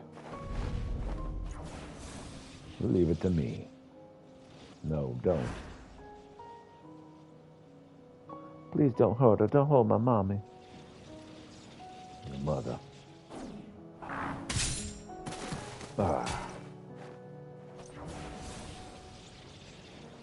Please save her. I beg you.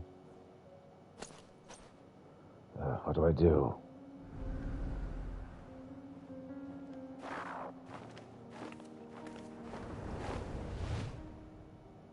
Seems I have no choice.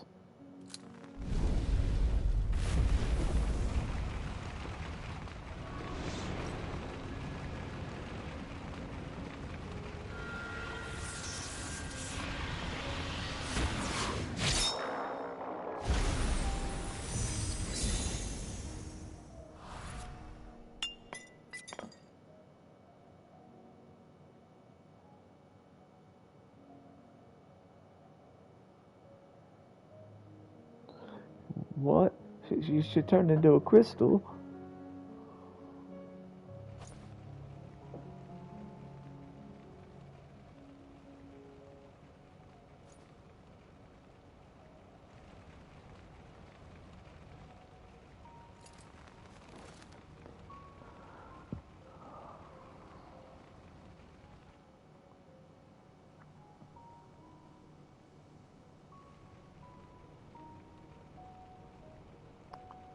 Said that I would save the world.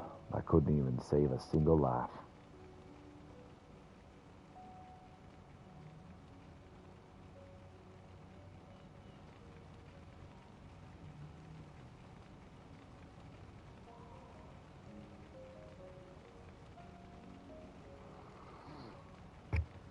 My flames are meant to be like the sun. They're meant to protect, to keep warm and light the way. And yet,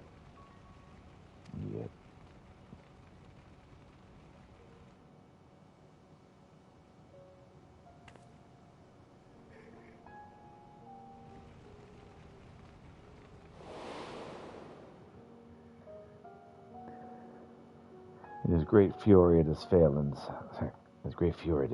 the mage's face turned red as a ruby. Thus did the girl choose to call him Rubicante. The mage returned to his mountain where he buried his comrade. Upon the gravestone he etched words of admonishment and continued his training alone. One day when visiting his comrade's grave, he found that a familiar crystal had been left there. Its presence lifted a great weight off his chest. Without words, it told him the girl was grateful for what he did. That day, he regained something he had lost, and descending the mountain once more, he embarked on a journey, determined to use his powers for good.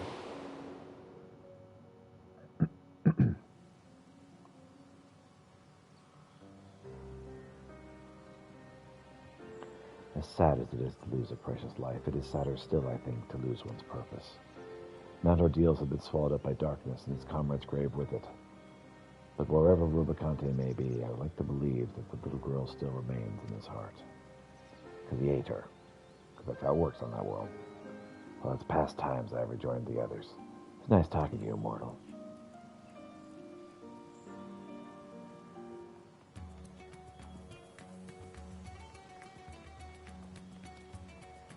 Alright.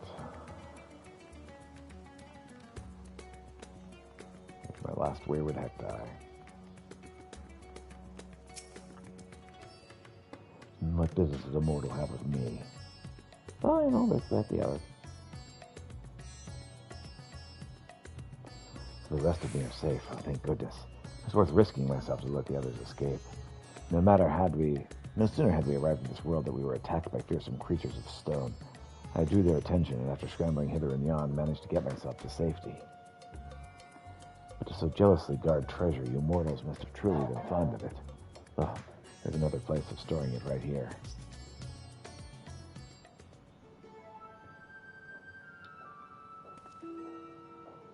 a stubborn punchinator. Let's see his demon story. They say it's mountain after mountain of treasure here. We just need to find the coffers to act as portals. And then survive the guardians and the deadly fins. I don't like our chances with just the three of us. Less of us means a bigger share of each. Exactly. Besides, what's in this adventure without a little danger? They're really not sure about this. To willingly throw oneself into danger is truly a strange mortal quirk. Unlike your kind, we void sense, quite risk-averse. For instance, we wouldn't think of challenging a stronger being. Except for him, perhaps, that odd fellow who loved fighting for its own sake.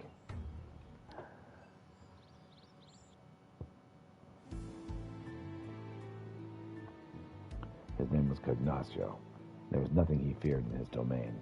Employing deception, he trapped his foes and drowned them in bottomless mire. It mattered not how strong they were, all fell before him. Yet despite his victories, he was never truly satisfied. And through a chance meeting, he would learn the reason why.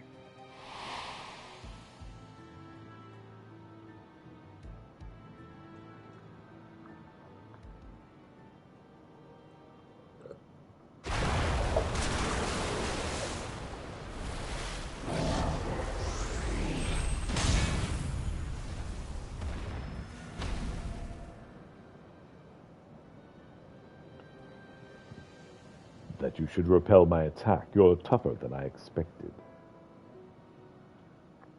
To whom do I speak? I am Cognacio, and I'll bet that you're the one who they say is seeking out the strong. Well, if it's battle you want, you can need look no further. Lest you misunderstand, I do not desire fruitless battle. On the contrary, it would seem that it is you who seeks out the strong. Why? When you're hungry, you devour. It does not matter who. Your luck ran out when you strolled into my domain. None would so risk themselves simply because of an empty stomach. Nay, my friend, the source of your hunger lies elsewhere. Here, have a little ether.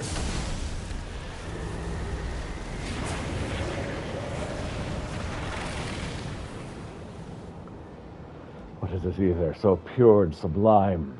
So much of it, I'm ripe to burst, and yet I still don't feel satisfied.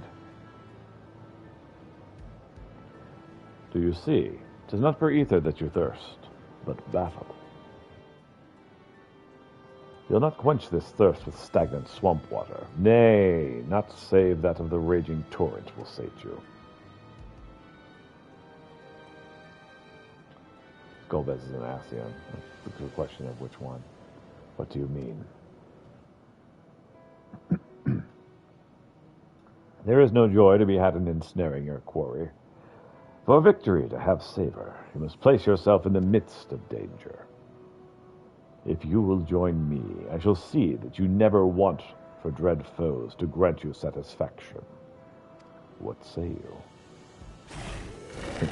Why do I feel as though I've remembered something important? Whoever you are, I would know more.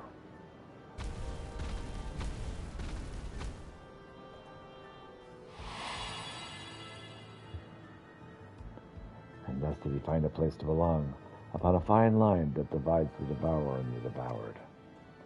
If he could do battle with just one worthy foe, he told himself, he could go to his rest, forever satisfied. Oh, so it's a Xenos-like character.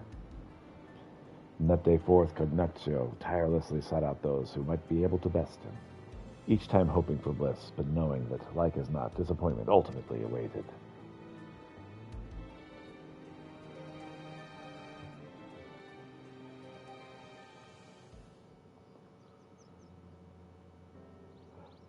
A yearning so strong, nothing else matters. Do you have such a thing driving you too, mortal? Looking back, it was extremely reckless of me to come to this world, but it has been worth every bit of danger and more. I can't wait to share my experiences with myself. I'll be on my way now. Thanks for coming to find me.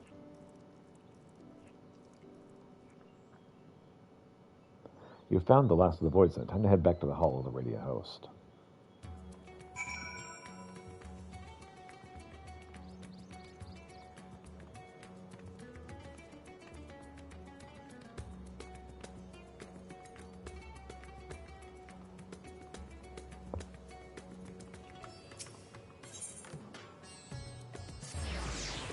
Okay. Hall of Radiant Host it is.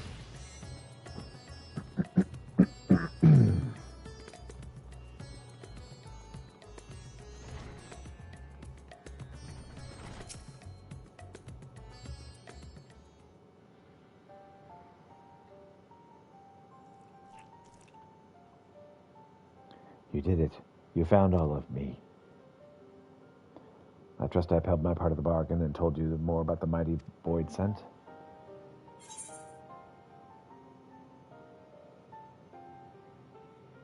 I learned of the pass of Cagnaccio and Rubicante.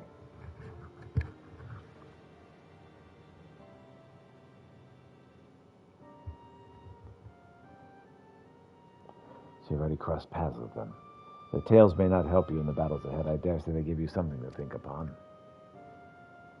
As mortals, being void-sent, then archfiends, these troubled souls fought with all their being, and now their fight is over.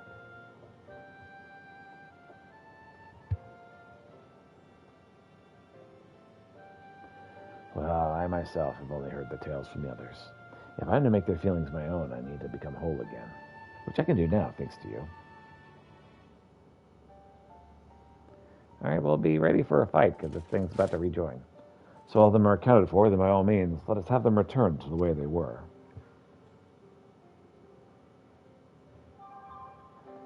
All right. Without further ado then, to me, myself.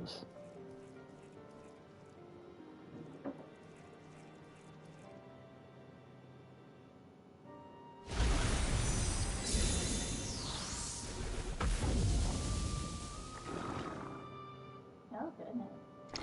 Yep, at last, we are whole again. There's nothing we need fear.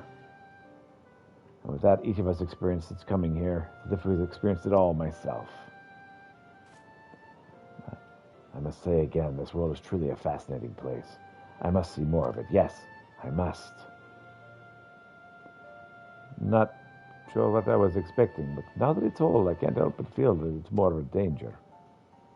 We should kill it. Yet with the undersea portal destroyed, there's no way to return it whence it came. Whatever shall we do now? What's this I see? Oh, it's a void scent. There's few of them in that direction. More of my brethren made it over, it seems. Curious, though. It's much further than I could usually perceive. I can only assume my vision has improved. Could this be the cumulative effect of the experiences here? Apparently it senses more void scent. What? It can sense its kind from a vast distance? Amazing. Such an ability would make the task of tracking down and invading void scent a breeze. If the creature would agree to assist us in this matter, I'm confident I can convince my superiors to forge a pact with it. Yeah, sure, go ahead.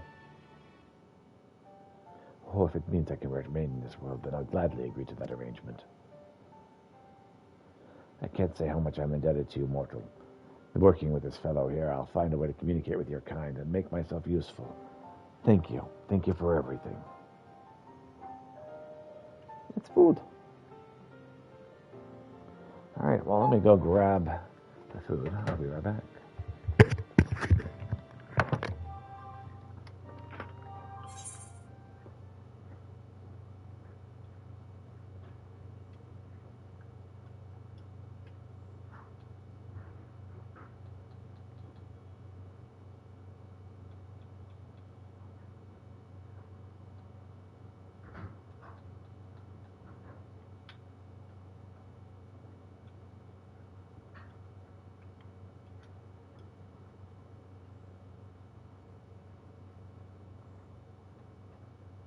Which of these is mine? Yours is cold. Mine is cold. Got it. Yours is hot.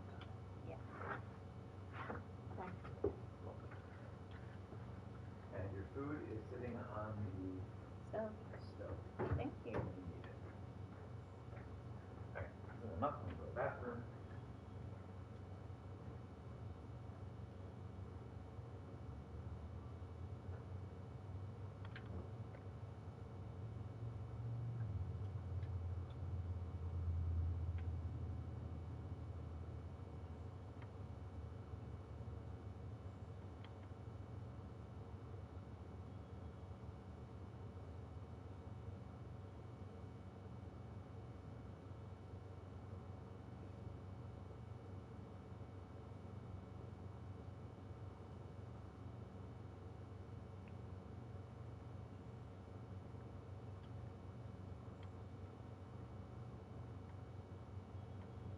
Hey. Hey. Yeah. Are you licking the condensation? Are you okay?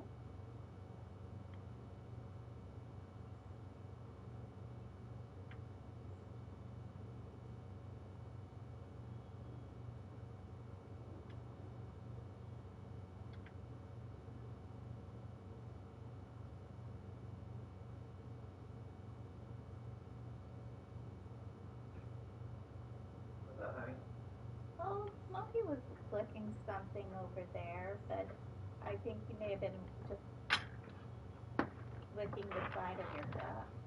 Probably.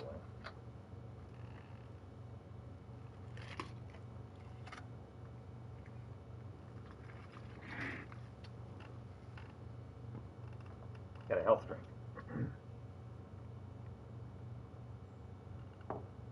How's that taste? Tastes amazing.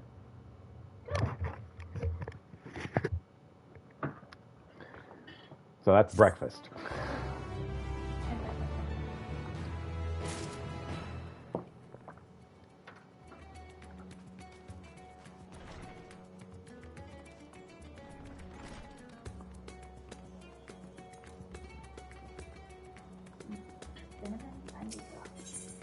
Mm-hmm.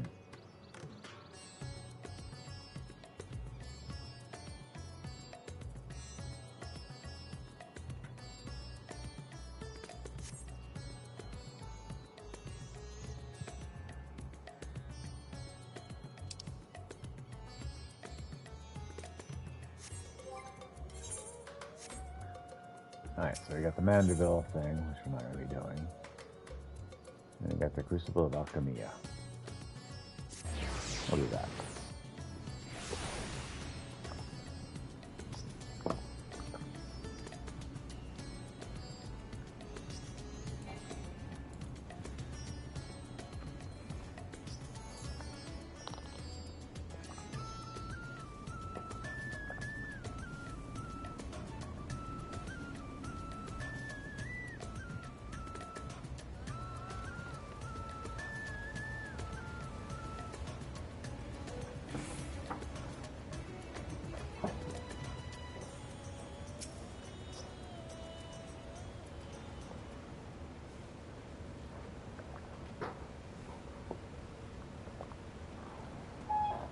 So yeah, there's a bunch of eyes. Oh, weird. My apologies for the delay. My, that is a striking simulacrum indeed. Well suited to the work ahead, I don't doubt. Allow me to explain Maestro's plan in greater detail. All right.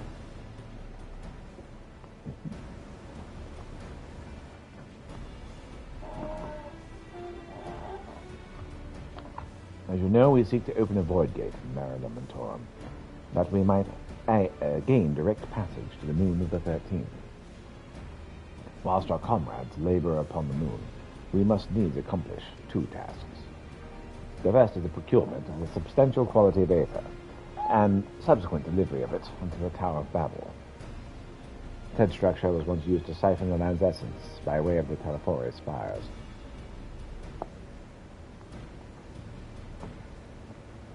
Such a method, however, doth pose an unacceptable risk to the greater ethereal balances of our world. Thus must we seek an alternative means of conveying our requisite resource. Our second task doth pertain to the use of the Tower of Babel itself. You may recall those portals on the moon was placed under the supervision of the Osabad contingent. If we would employ it for different ends, we must first obtain the contingent's express permission. I would like to believe they would not refuse us, so perhaps we should concern ourselves with the Aether problem first. Have you any idea whence we might source the vast quantity needed?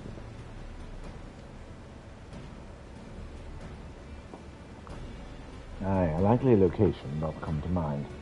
Let us make for the airship landing. There, I shall reveal more.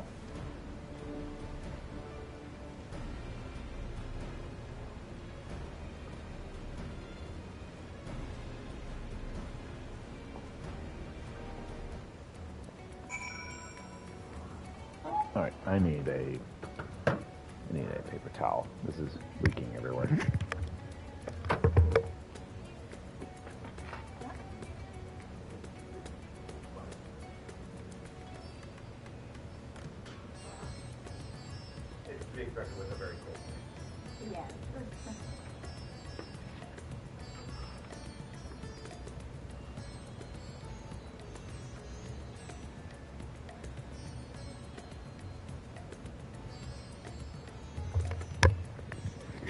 All right.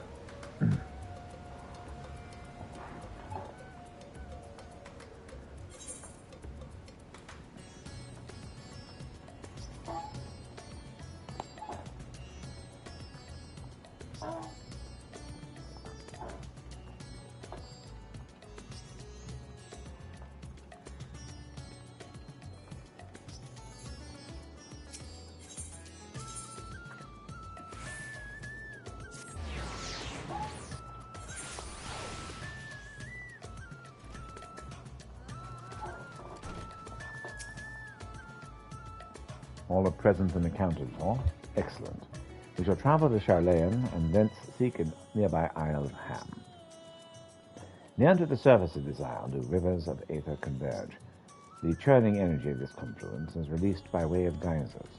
Originally, the Ragnarok was to be powered by aether harvested from the isle. But, well, as you know, an alternative power source was ultimately found for the vessel. Passage under Ultima Thule to the very limits of existence was facilitated by not less than the strength of the Mother Crystal herself. As such, the Isle of Ham's vast aether deposits remain untouched. We may help ourselves with its energy, provided we're able to secure the Forum's permission. Yet again, with needing permission, there's nothing straightforward in this world. Such is the nature of politics, I fear. And as the signs of the Seventh Dawn have been officially disbanded, no longer are we a recognized collective. A somewhat disadvantaged position, bureaucratically speaking. Fortunately, however, there is a recognized and respected body upon which we might prevail, the students of Valdestian. Upon arriving in Charlayan, let us seek our friends at the Annex.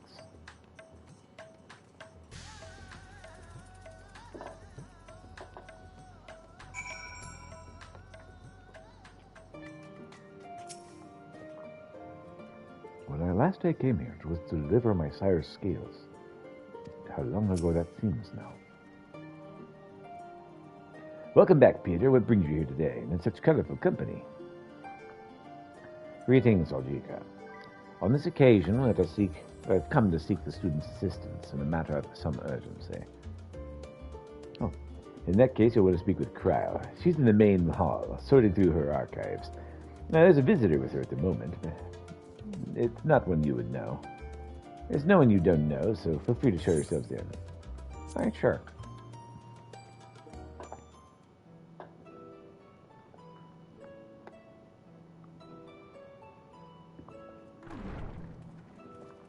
It's a boy.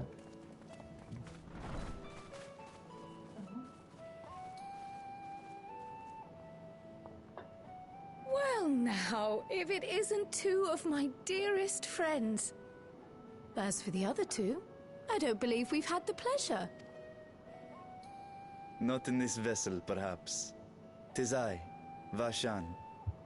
Though, you are welcome to call me Vritra, if you prefer. Pay me no mind. I merely accompany them.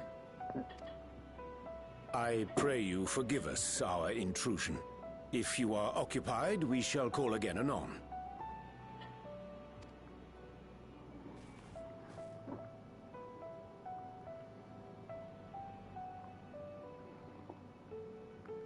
It's quite all right. We've just finished swapping all our secrets anyway. Erenville occasionally comes and shares the latest Gleaner gossip, you see. From forgotten ruins to mysterious relics, if there's aught that might be of interest to the students, he kindly lets us know. Alas, I must soon depart on an expedition. As I may be away for an extended period, I wish to give Kryl fair warning. Hence my visit today. I see. There are specimens that want for procuring, I presume? No, it isn't guildship business, but rather... homecoming.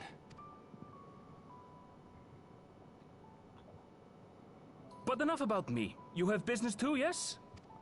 Far from it. As a matter of fact, we should be grateful if you could stay and share your knowledge of the nearby isles with us. We seek a means to travel to the Void. There, a man named Golbez plots to invade our world. A man who even now holds my sister hostage.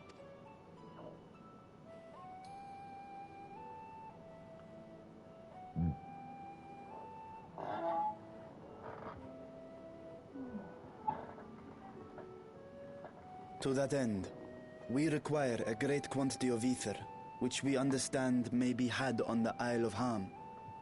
We came in the hope of exploring how it might best be procured. An invasion from the 13th? Must the stakes always be so dramatic? Indeed.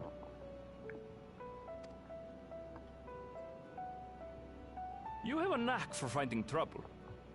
Quite good at it.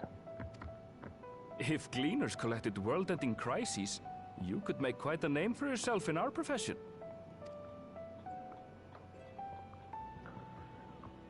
It's true the Isle of Ham is a veritable font of ether, but as it's under the Forum's direct jurisdiction, only a privileged few get to set foot there. I myself haven't. So if we want to help ourselves to the Isle's ether, we'll need to secure the Forum's permission.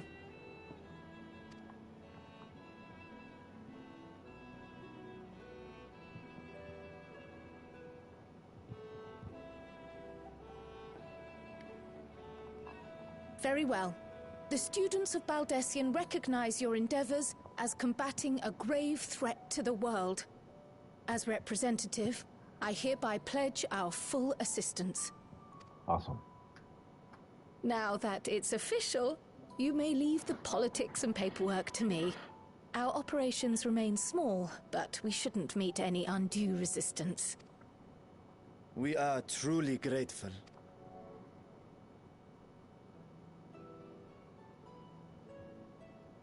If I may. According to the original plan for the Exodus, ether collected from the Isle of Ham was to power the Ark. Art thou perchance familiar with the logistics of this endeavor?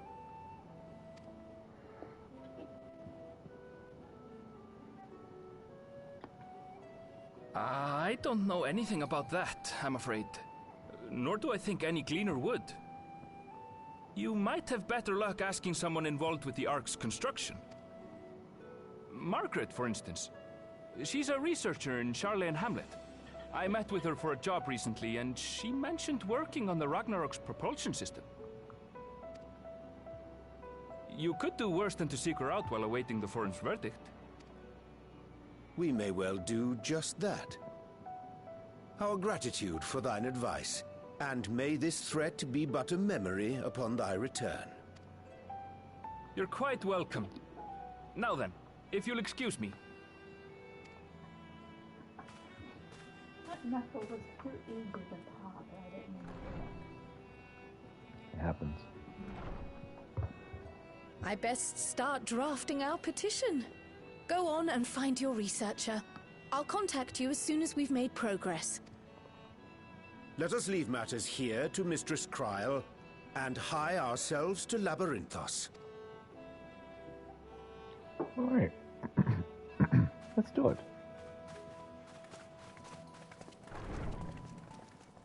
I'm trying to watch her while I'm doing that. like they discussed. Right then, time to put our best foot forward. They need ether to open a portal to the 13th on the moon. Oh. Old Chilean has an aisle full of ether just for the purpose of powering their spaceship. So they need to get permission to then use it. Okay. So you're about to head to the last big bad? No. We A are... pity you can't tidy yourself. I should have had Ishtola enchant you when I had the chance. We are on part 4 of 5. On the final... on the post-Endwalker expansion.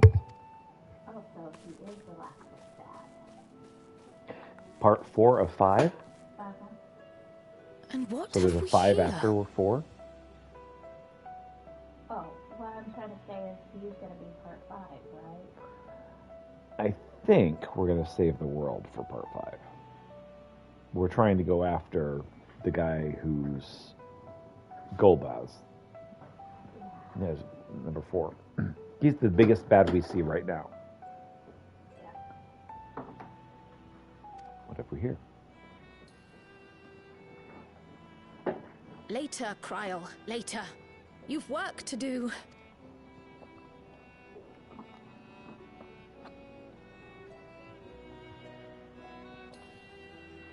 It's Dawntrail.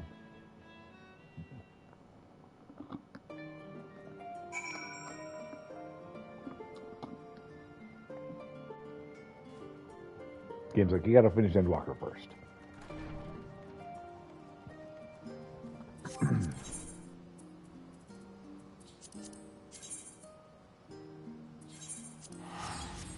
To the Chilean Hamlet we go.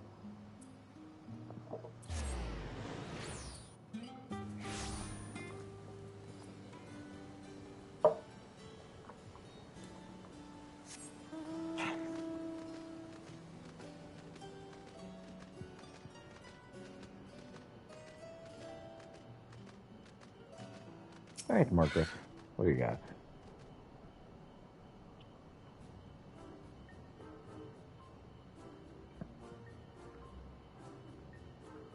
Visitors, how delightful. If you require assistance, then ask away. It just so happens you caught me in a post-deadline bliss. Nice. They'll give us the abruptness of our inquiry, but 'tis our understanding that thou had charge of the Ragnarok's propulsion systems. We should like to know how Aether harvested in the Isle of Ham was to be stored and transported to the Ark, if the disclosure of such information is permitted, that is. Oh, it's no bother at all. We built special tanks that can store ether, just like we use casks to store wine. Simple, really. Simple, but quite brilliant in construction. They were able to even crystals for ethereal capacity. A pity we never got to use them. Well, muddled and distant in memory. When Doom's deadline loomed large and we extricated ourselves from the waist-high mire of work, only to end up chin-deep in another. It was at one with the world, a conduit of the energies of creation, but now I'm truly alive. Who would have thought that sleeping in a bed and eating warm meals could make such a difference? Why, I feel positively functional. I dare say it rivals the thrill of dancing on the knife edge of failure. I know that dance. I could do that dance. Hey, that's a very familiar dance you got there. We are glad for you. Quite. On the subject of the paper tanks, do you know what became of them? What did become of them? Oh, for the life of me, I can't seem to remember.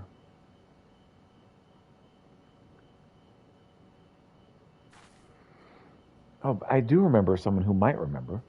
He should be back by now. Just look for the fellow wearing an outfit that screams, I've been on vacation and you haven't. Very well. I shall seek out this conspicuous colleague of thine. Our sincerest gratitude, Margaret. Do look after thyself.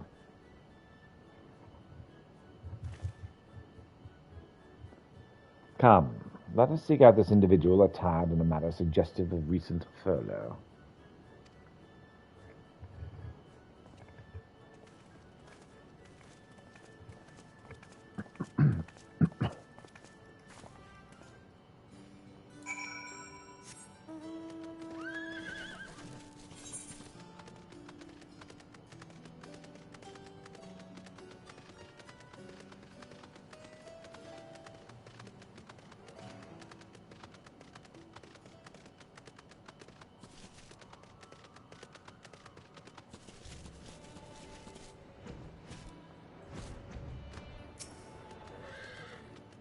Coco Dunkle?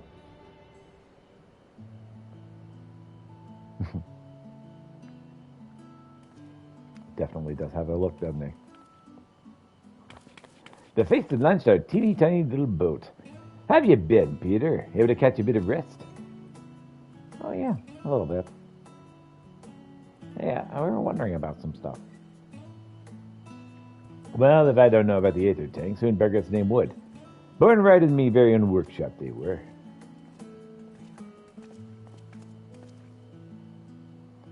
A pleasure as always, Master Coco. I trust the respite prove rejuvenating. And then some. I won't bore you with the details, at least not without a drink in me. So, why the interest in our little old tanks? Permit me to explain. I was here once upon a time, there was one world, and it broke into 13. Now, we need a way to solve the 13th world problem, and to do that we must go there, and we need the Aether. I see. I think I got the long and short of it. Goes without saying, but we all owe you more than we can ever repay. If you need our Aether tanks, then they're at your disposal. There's just one problem. You need the Forum's approval to set foot in the Isle of Ham. Were it up to me, we'd be on the next ship out. But that lot can wipe their arses until it's in accordance with procedural motions.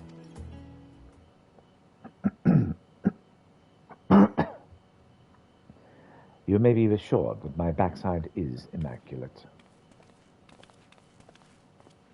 Bah! Diliac thumping thighs. Master Foshino and Scholar Montaigne. What a surprise. Pardon the intrusion. The Forum has deliberated your petition, and we decided to deliver our verdict directly. You have been granted a special dispensation to travel to the Isle of Ham for the purposes of ethereal extraction. On one condition. On account of the rich deposits of Aether, the isle is home to throngs of vicious beasts. We ask that you cull any such creatures you encounter.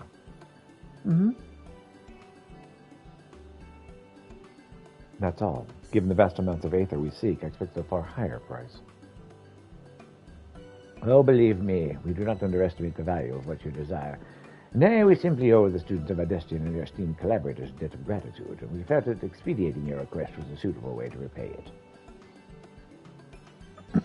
A debt of gratitude. You've taken the liberty of arranging your passage to the Isle of Ham. Your vessel awaits in Scholar's Harbor. All right, cool, thanks. Well, then I'd better get those Aether tanks loaded onto the airship. They'll be ready to take them where you need, assuming it's safe. And I shall head back to the annex. But should you need anything else, don't hesitate to call. Alrighty then.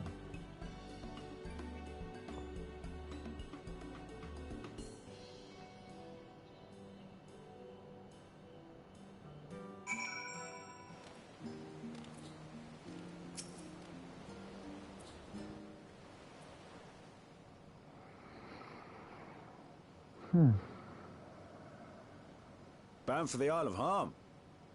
You look like the ones Master Fortuno told me to expect. Oh yeah, look for the guy with the big ears. If you're ready to depart, then so am I. Just say the word.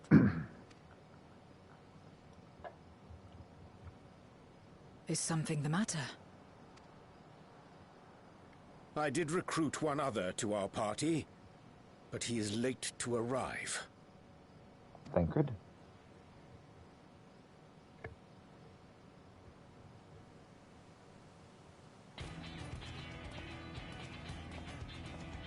Yep. Forgive me my delay. Thancred? 'Tis good to see you. Because he doesn't recognize them. If it isn't Varshan. Oh. They do grow up so quickly. He did recognize him. Well done. Urionje tells me we have a host of exciting new tribulations to face. Thank you.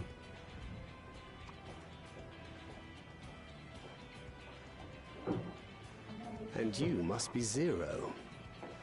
I've heard all about your daring do in Garlemald. A pleasure.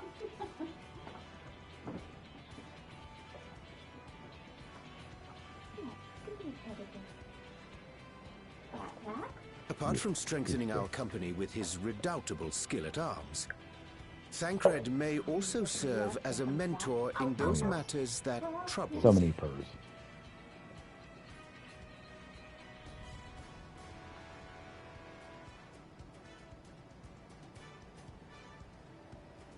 Okay, cat is distracting, sorry.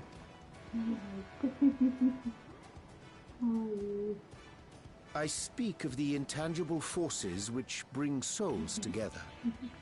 Thancred is possessed of experience both unique and insightful that I am sure he would gladly share with thee. Thou needst but ask.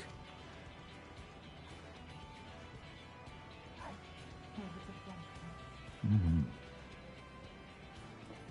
He's having fun, aren't you, kitty? Thank you for squint. Okay, the Aerophont, the Aether Font, is now available.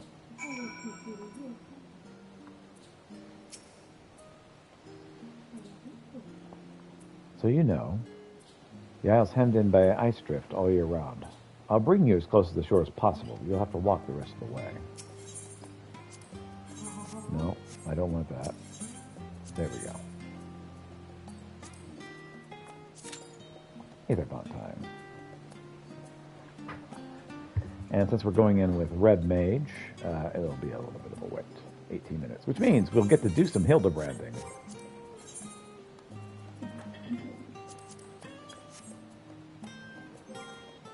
Currency, do we have 500? We do have 500 poetics. So,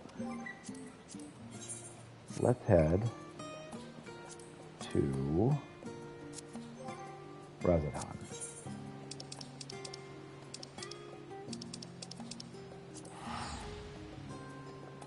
Hi, sir. How are you? He's like, I am so purry right now. Oh my gosh, so purry.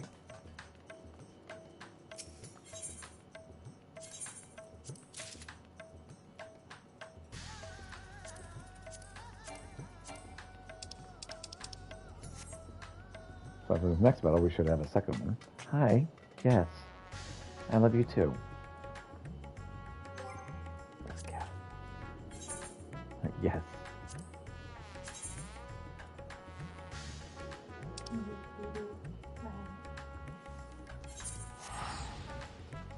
am so happy. This cat.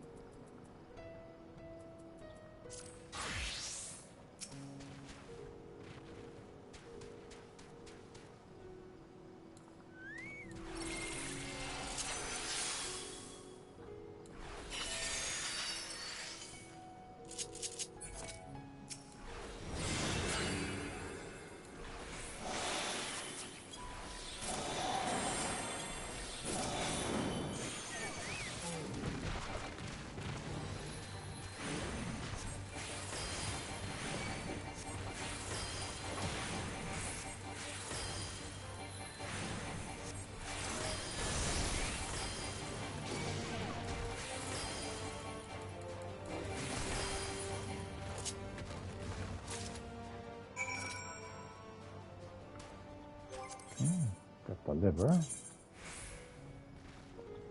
Now to the great work.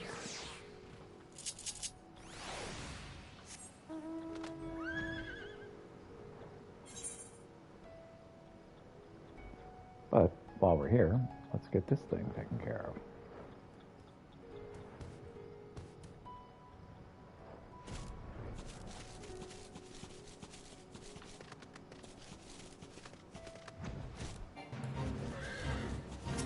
Wrathful Gaius.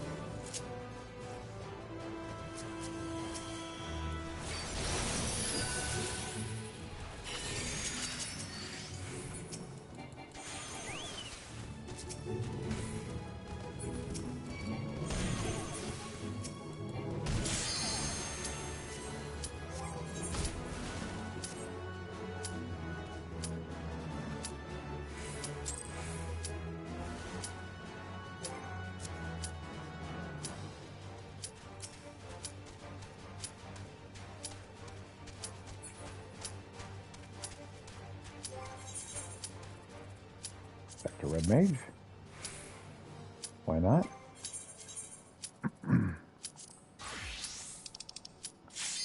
Okay, now we can go. Woo! Light party! Wah!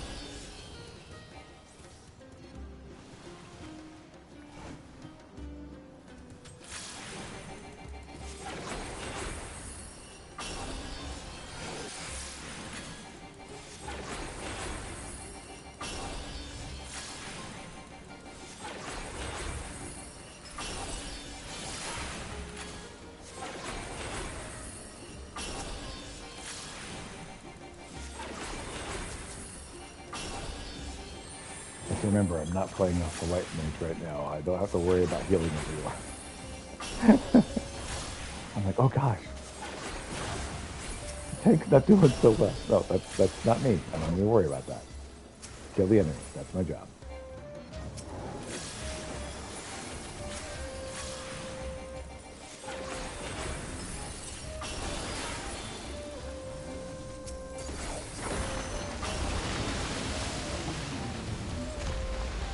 The sharks.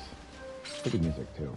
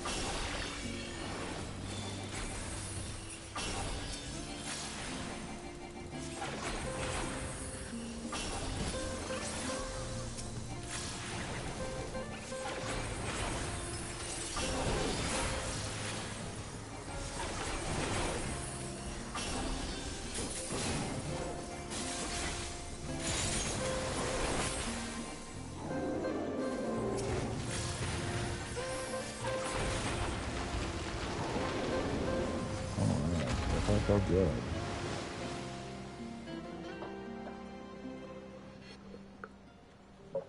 Into this dungeon to get some more water.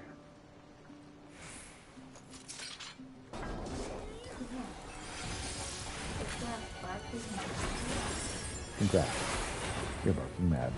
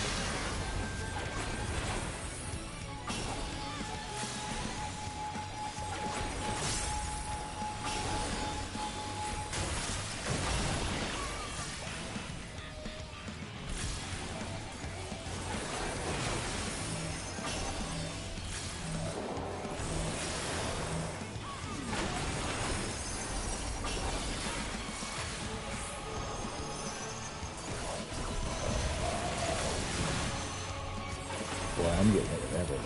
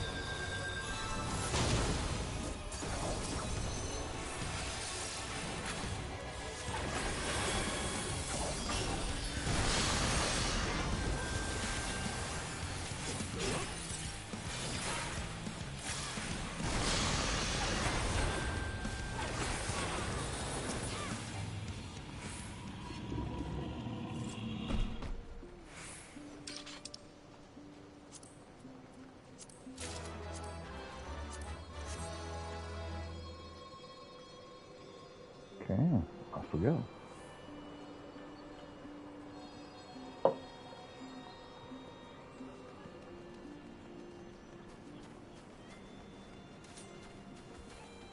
Hey, look. It's puffing. Puffing like creatures anyway.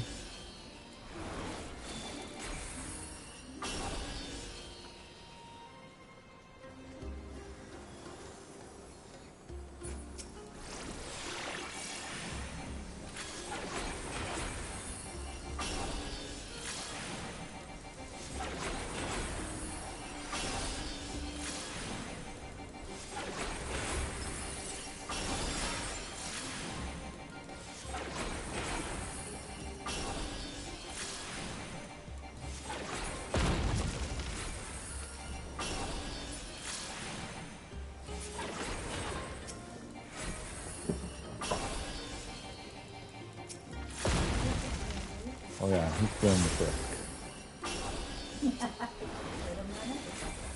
Yep.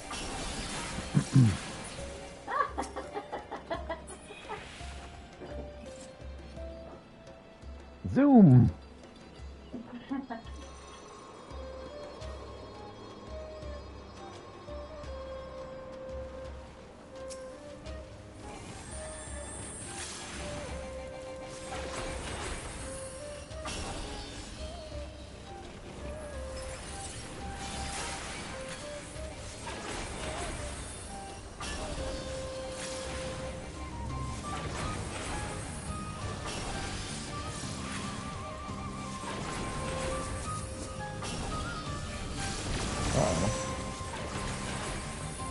Let me disconnect.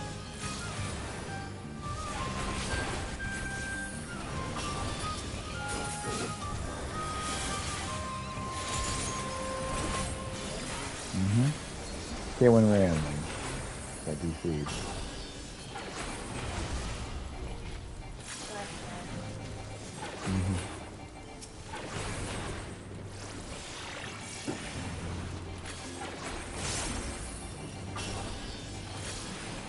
Oh, they're back.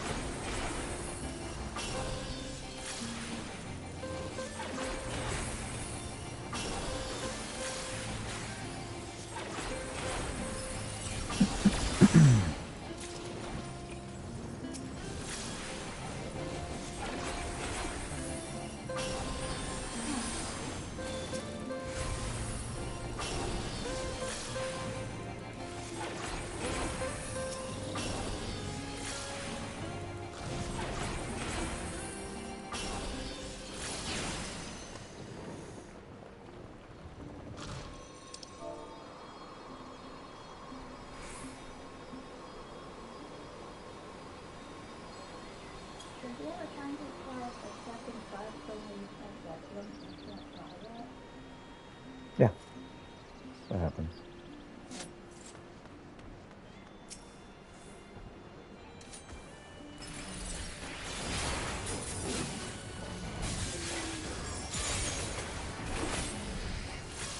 That happens. Don't stress about it too much. You will eventually get there.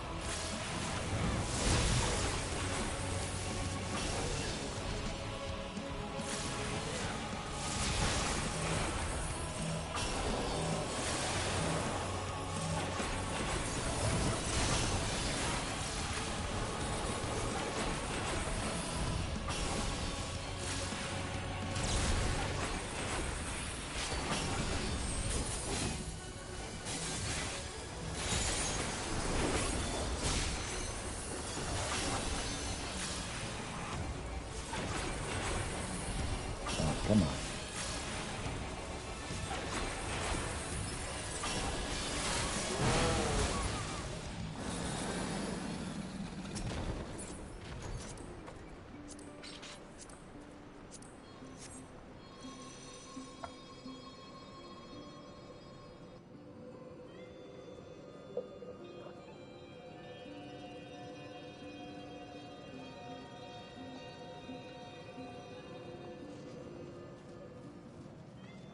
Aura Flare Rising.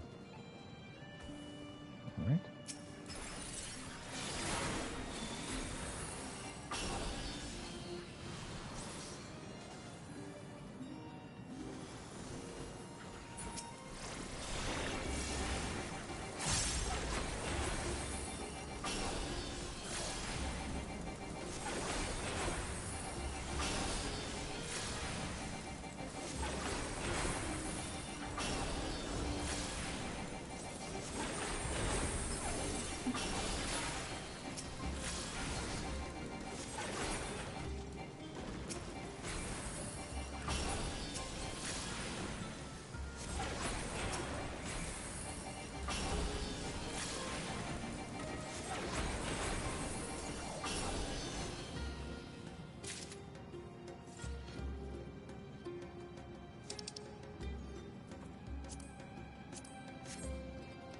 Bracelet of Casting, definitely take one of those. Look, it's a Forlorn Maiden.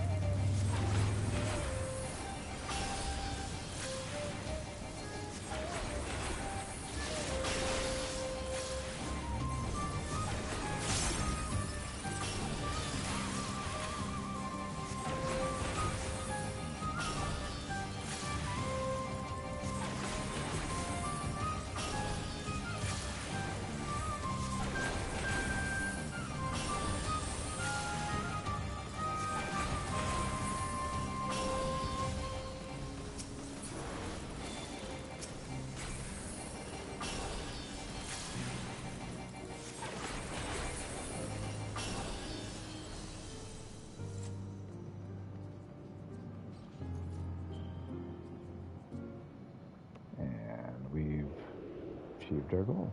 All right.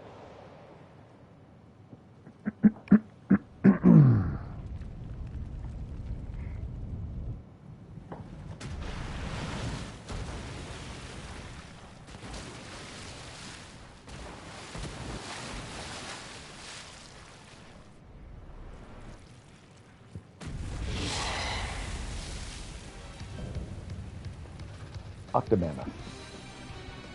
All right.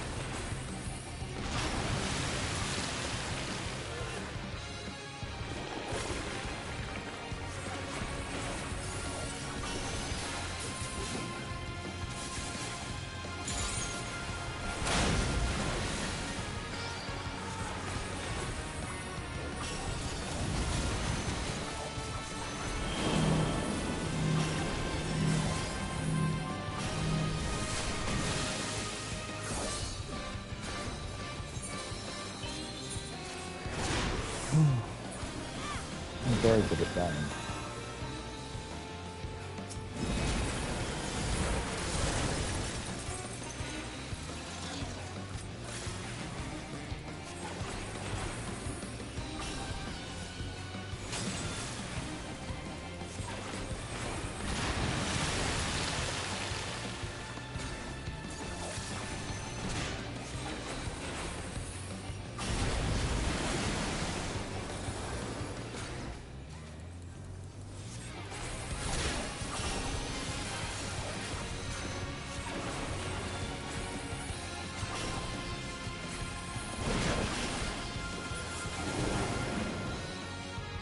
Routine.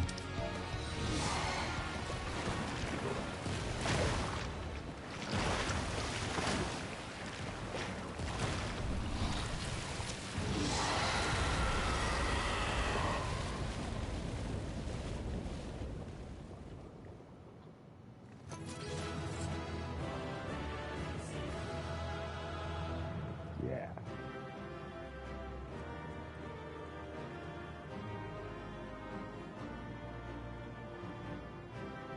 I do enjoy red maging.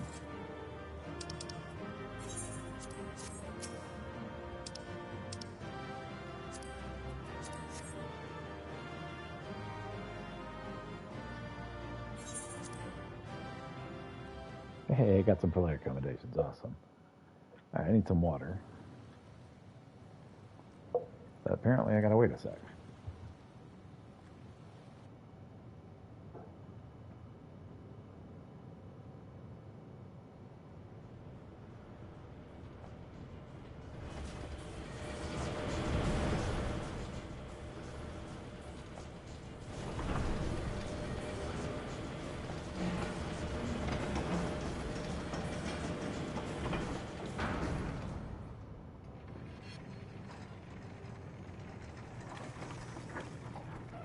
Much obliged for clearing the way.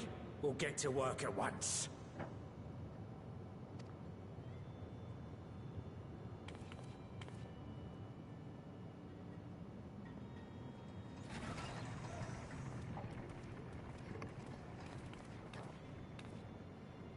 Filling these up will take a good while. I appreciate it if you stood watch till we finished. I ain't getting chewed to chum by some ether-bloated bugger. All right.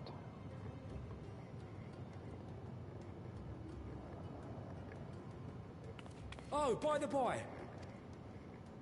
Where were you planning on putting these to use? We could deliver them by airship, see? Provided it ain't too far. We would need them transported to Galemur, to the Tower of Babel. Ah, that's a long old journey. Too long for a direct flight. Tell you what, we'll send them over with the scheduled shipment of provisions headed that way. I'll make the arrangements as soon as we get back. Save some poor chocobos having to drag this lot through the snow. Right. You have our thanks. We shall not forget your generosity.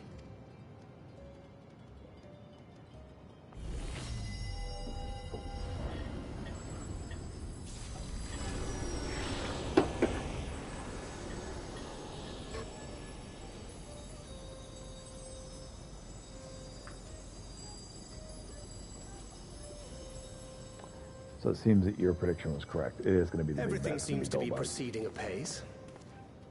I dare say you would have been fine without me.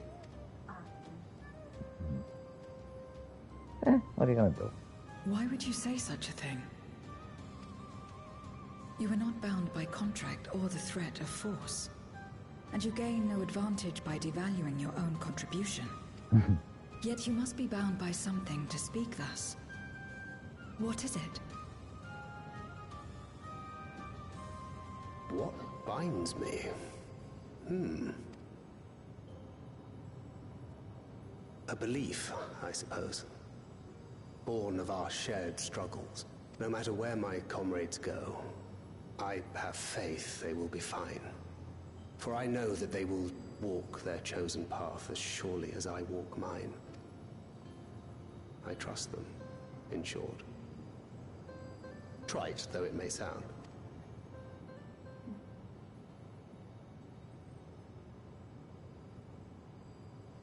Trust. I remember the word. How long has it been since last I used it? It had no place in my dealings. Not with other Voidsent, and certainly not with Xenos. Not even in the time before darkness engulfed the world. Full often did Memoriates betray their own, corrupted by the very power they wielded. You could trust no one but yourself. Alone we fought, and alone we fell. I wouldn't know how to trust. Is there some trick to it?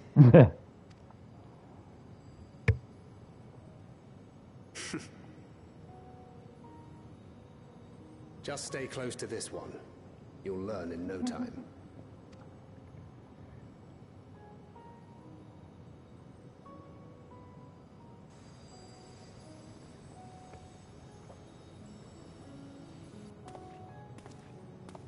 Aye, absolutely fine.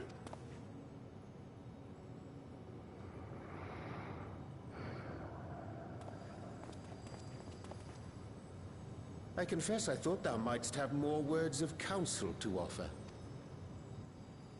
Oh, she'll soon get the hang of it, even without my help. After our work here is done, I'll see myself back to the shadows.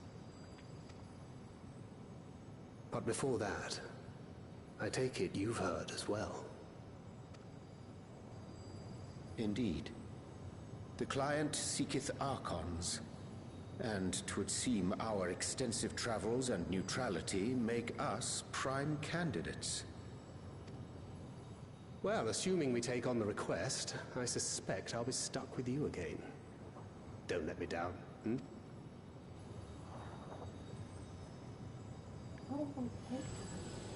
Aether. Oh. They're going to use it to open a portal to the 13th.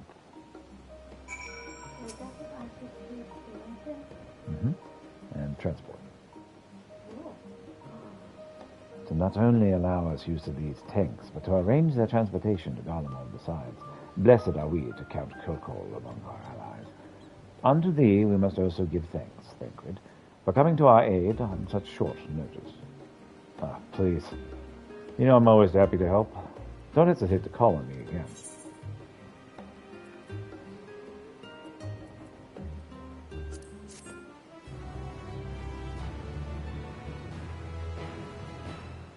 Till next time.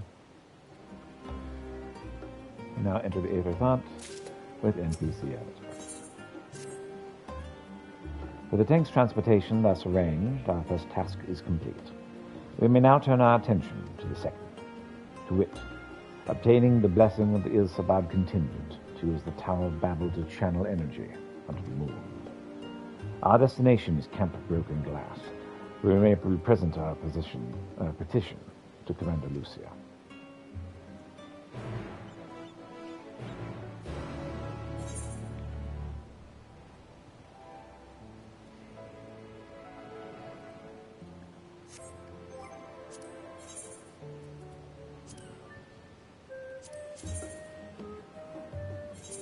The Camp Broken Glass.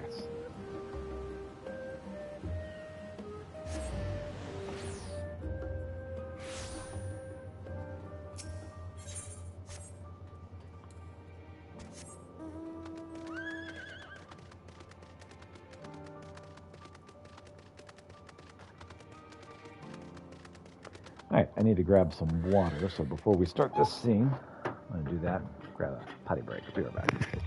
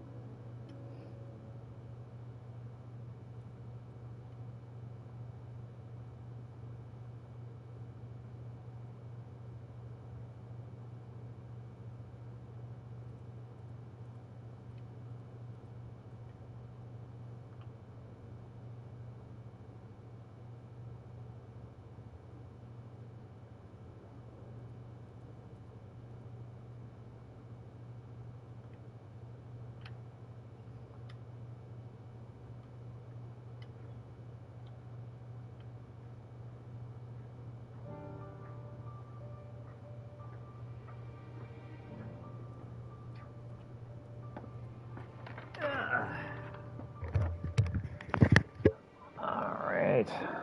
The march toward Dawn Trail continues.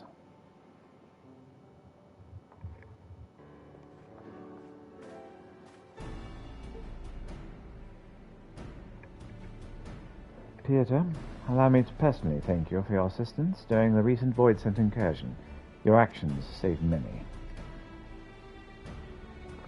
What brings you here today? Pray forgive us for not sending word in advance, Commander, but we seek your cooperation on a matter of great import.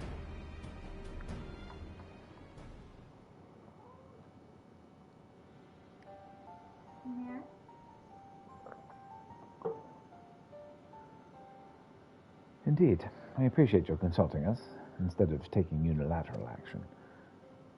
It is no simple matter to activate the Tower of Babel, and I speak not only of the technological challenges. Personally, I think we must consider the emotional impact of such an action above all else. Putting a more official name, we refer to those who remain here as the Garlean community. As you might expect, they are predominantly native Garleans, most of whom are uncomfortable with ethereal manipulation.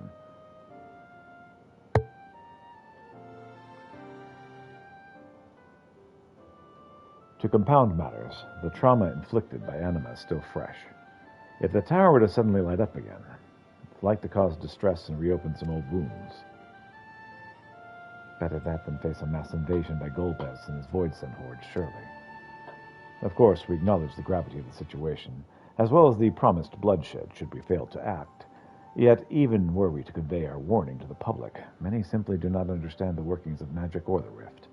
They'll struggle to comprehend why they must be forced to relive personal horrors for the sake of something they cannot imagine.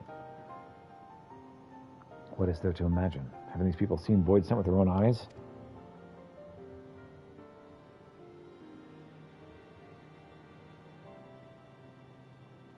Let us suppose you encounter someone who's freezing in the cold. A natural thing might do to make a fire, right? Yes? What if the person's sole experience with fire was being badly burned by it, and they harbored an acute fear? Despite the benefits, nay, the necessity of the warmth that you offer, they may flee on instinct, or worse, misinterpret your actions for aggression and lash out. So like the fire that torments this individual, the Tower of Babel torments the people of Garlemald. Yet we cannot afford to falter here. We must find a way to help them overcome their fear.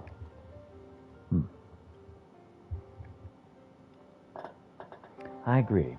To that end, the contingent will assist however we can. We shall speak with Orfino and Alice, with the rapport that they have established with the Garlean people.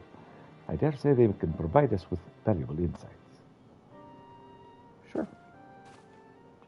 In the meantime, Oriange, might I ask that you will remain here to oversee the technical aspects of the tower's activation?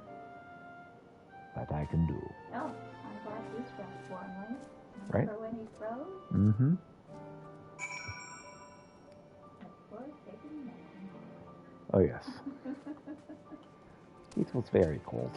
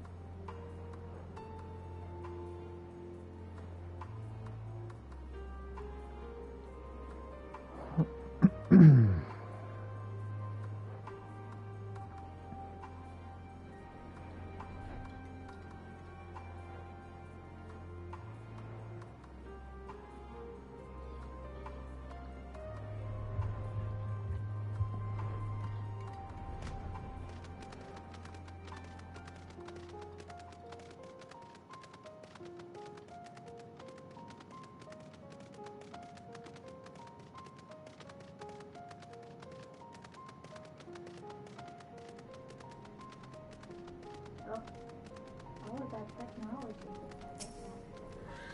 Mm-hmm. We're in Garlemald. I'm glad to see you, Peter. Vietra has explained our present dilemma. It is no unfounded concern that the Garleans might take poorly to the reactivation of the Tower of Babel. That's putting it mildly. Many would up in arms over it. Trust in the Ilsabard contingent is fragile enough. We need to tread lightly, or we risk jeopardizing everything we've achieved here.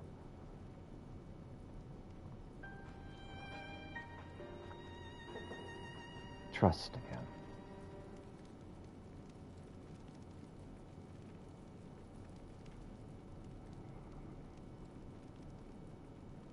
Well, it seems to me there's not for it but to speak with the people.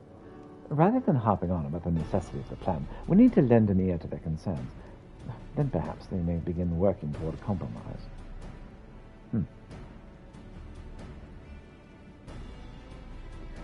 In that case, I'll take you to meet the community leaders.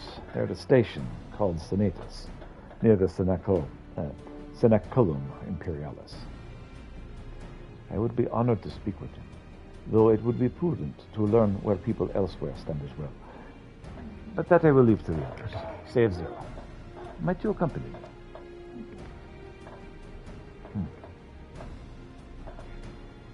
I'm sure those in Tapper's Den will have their own opinion. For now, if I might drag you along.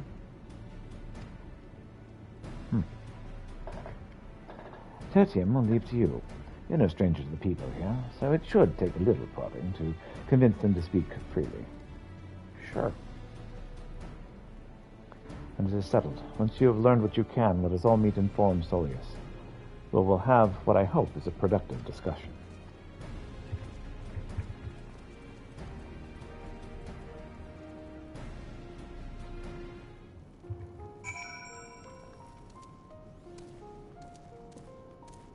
Serious lad, the serious little man.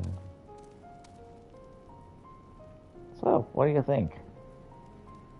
No, stop it. The tower is evil. It'll turn us all evil. I don't want to hear it. I don't want to go anywhere near it. Leave me alone. Well, that went well.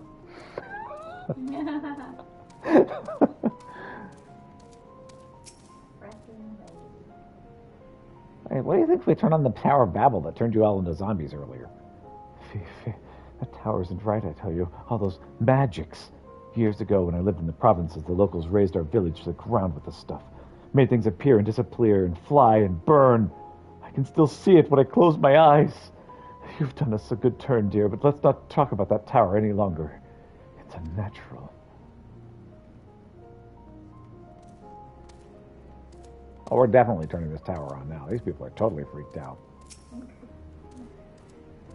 Hey, what do you think if we turn on the Tower of Death? What do you think? Activate the Tower of Babel? Are you out of your mind? That abomination transformed my friends and family into monsters. I can't even bear to look at it whenever I step outside. If you want to do something for us, tear the bloody thing down.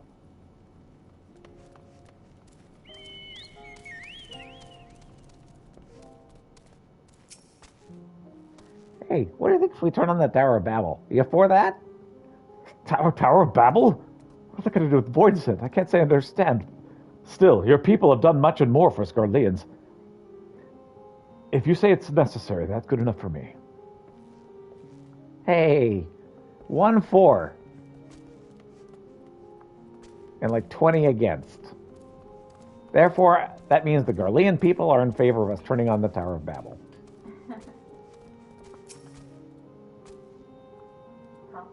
What do you think if we turn on this Tower of Babel? Whatever its present state, the Imperial Palace was once the pride of Garlemald. I mean no disrespect for you and yours, but shouldn't Garlean people be its caretakers instead of you foreigners? If we dared speak thus to one of the contingent, they might make assumptions. They'd cut our rations? Or worse. No, forget I said anything, please. She does not trust anyone. Yeah. Understandable.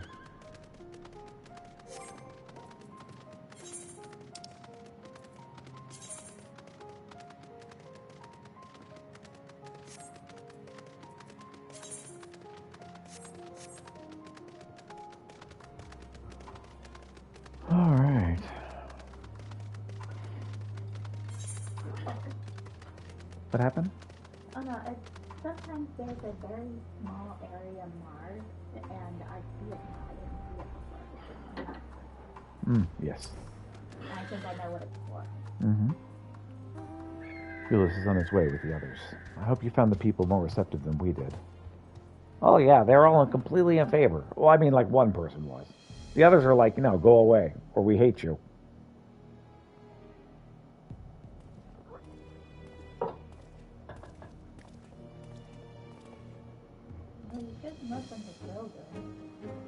Pieter, may I present to you the Lords Neas and Mateus, magistrates of the Political Council.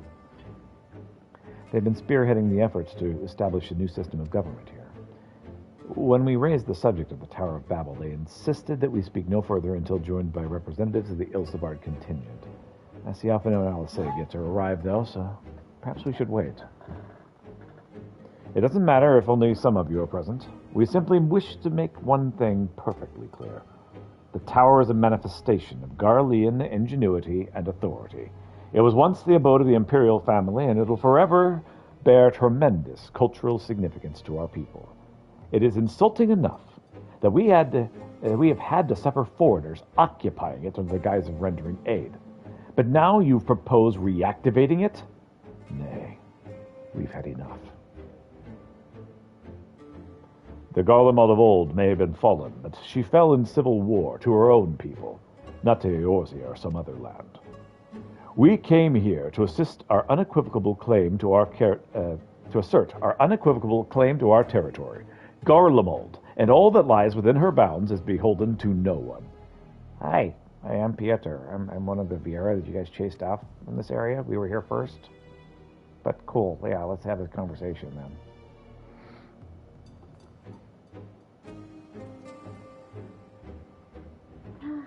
So we have a couple of politicians. Yeah. Strutting and throwing their weight around. Yeah. Since the Excellencies are resolved to negotiate with the contingent, I will escort them to Tertium. I'll also instruct Alphino and Alisei to meet them there. Lord Mateus, Lord Neas, by your leave. My comrade and I would speak with the residents of Senatus. Though the Ilsabard contingent holds the power of Babel, it is I who wishes for it to be reactivated, and thus I think it meet that I should be present for this discussion. Yet my understanding of your people's hardships, of their hopes and desires, of their dreams for the future, is sorely lacking. In my ignorance, I would struggle to contribute. Lest you worry, I will not plead our case for the community in your absence. I wish only to identify some common ground, upon which we might build a relationship that sees us overcome our differences. Very well. But know that my guards will not hesitate to escort you from the premises should they judge your actions to be inappropriate. Yes, they're inappropriate. It is settled then. It is settled then. You should all go ahead to Senatus. I'll join you there after I see their Excellencies safely to Tertium.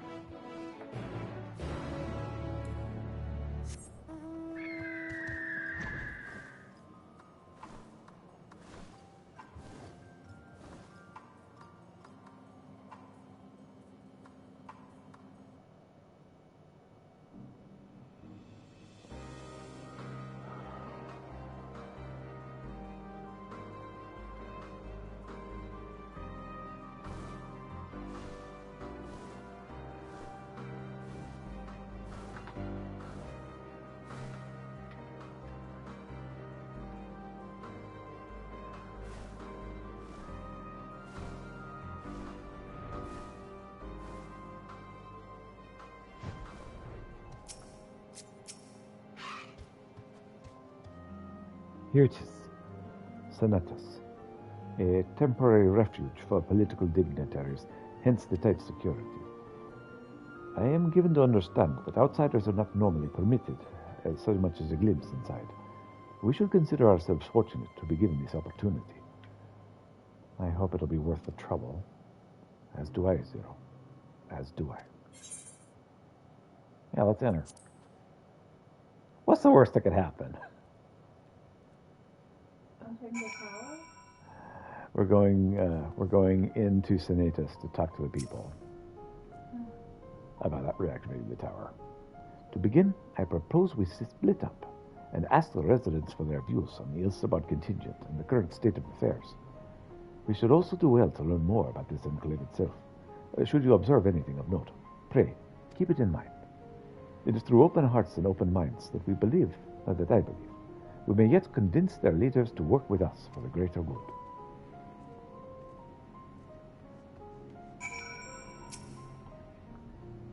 Hey, Palacrates, what do you say? The stockpile of assorted supplies bears markings indicative they were provided by the Ilsabard contingent. The Enclave is clearly reliant upon the Alliance for aid.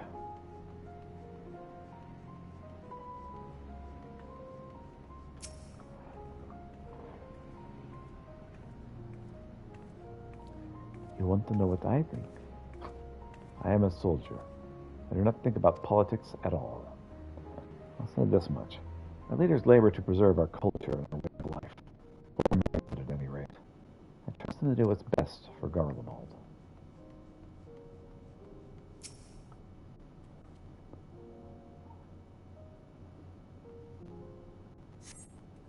You recognize the large casks as the very same you and your comrades used to transport Ceruleum from Lapis Manalis. Why they are in Senatus is unclear.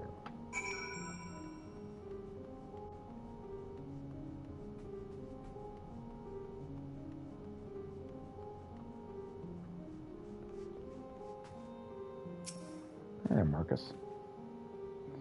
So what do you think about us turning on the Tower of Babel? How do I feel about the contingent? Conflicted, to say the least. I've been tasked with the distribution of supplies, and I know as well as any that we couldn't survive without outside aid, be that as it may.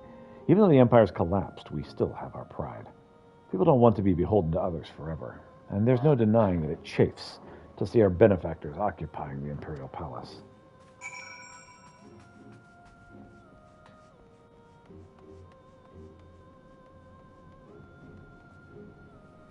Yeah, these people are pretty insulted that they have to accept our help.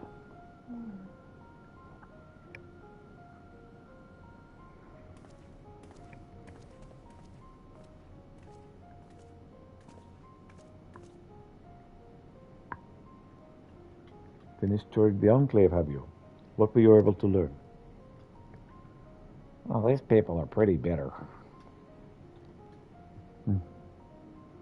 Much the same for me, then. They accept the contingent's help out of necessity and harbor a measure of resentment. They should have only themselves to blame. If they don't like the bargain, they should just reject it. How many times will I tell you it's absolutely out of the question?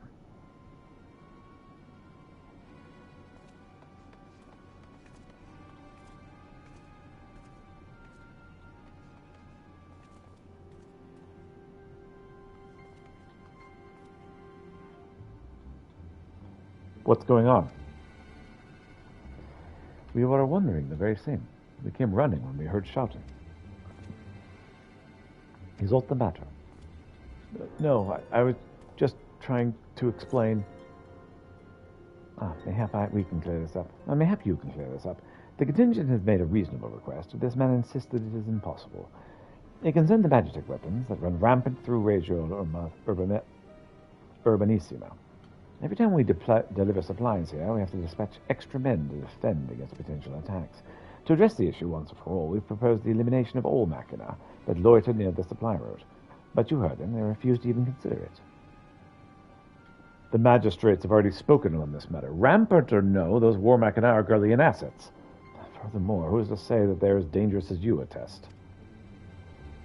It has been suggested that this could be a pretense to scavenge Magitech material for your own ends. I know not if this is the case, but the fact remains we cannot allow you to destroy them. More speculation by the magistrates, I presume. Ridiculous, but they have spoken, and unless we want to inflame tensions further, there's naught we can do.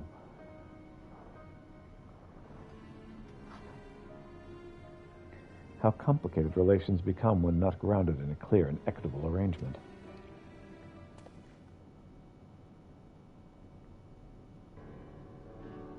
An equitable arrangement. Of course. Well, do understand the difficulty of your position. As a soldier, you must do your duty and obey your superiors. I have an idea, but I must first speak with Commander Lucia. May I take charge of this matter? By all means.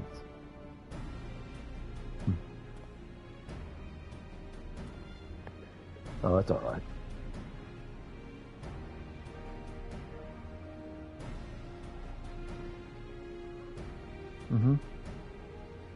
Okay.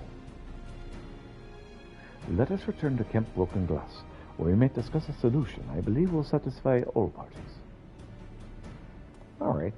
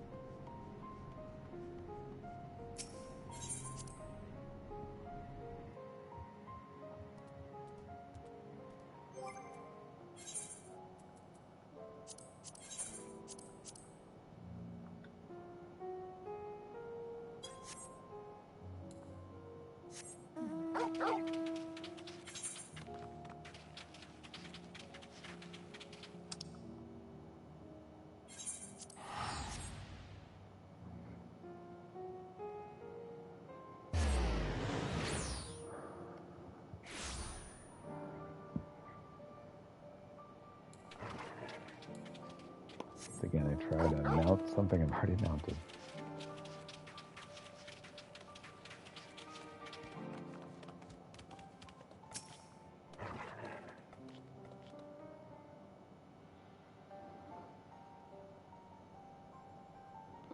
Welcome back, all of you. I pray there have been positive developments in your efforts to appeal to the Garlean community. Mayhap not yet, but there is a method by which I believe will stand to gain.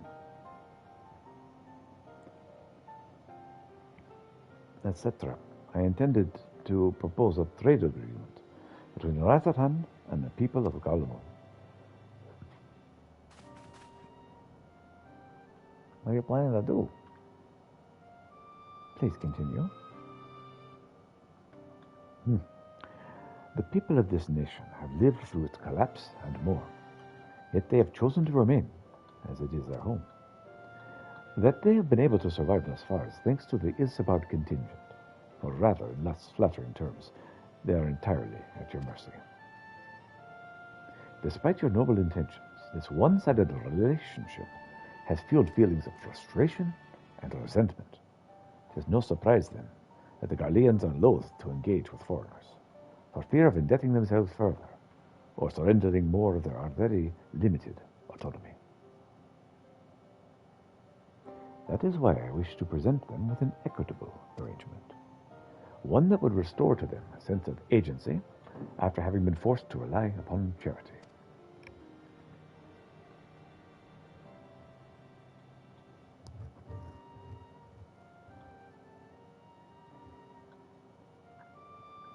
Easier said than done. What exactly do you have in mind? Long have Garlemald and Razatan abided by a treaty of non-interference. Freely we have retreated with one another, and I wish but to continue this tradition. We would provide your people with such supplies as you require, in return for that which you would grant us leave of the use of Tower of Babel, as well as share of your Magitech resources and expertise. As we become more reliant upon your technologies, we will of course require more ceruleum to fuel them. This you possess in abundance, and for it you will be duly compensated. Razatan's culture will be enriched by your Magitech wonders, and our ever-increasing demand for your wares will see Garlemald grow wealthy and prosperous. Only when both sides keep the interests of the other in mind can an equitable arrangement be forged. Thus, a principle I once thought I understood, but have come to appreciate all the more in recent days, thanks to the sage counsel of a friend from beyond the rift.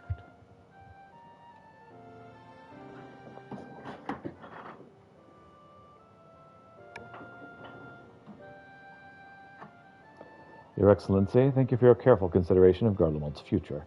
Though I cannot speak for every Garlean, I myself see no reason to object to your proposal.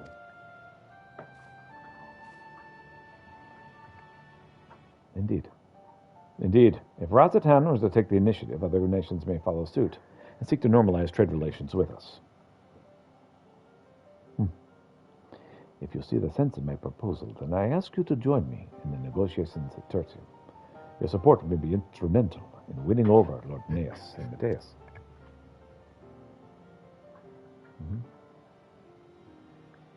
By all means, go with him.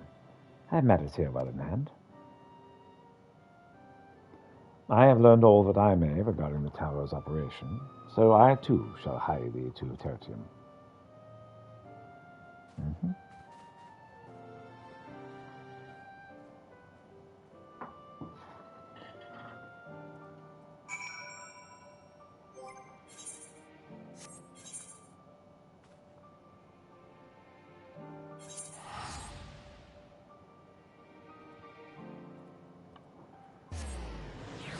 About 2.5 million still.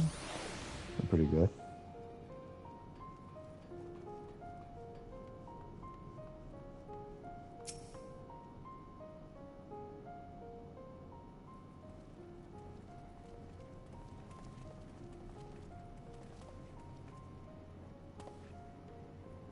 A crowd of you may be brought, but numbers will not intimidate us. The Tower of Babel is ours by rights, and nothing you do will convince us otherwise. Rest assured, it is not our intent to infringe upon the rights of the people of Garlemald. Let us instead discuss the future.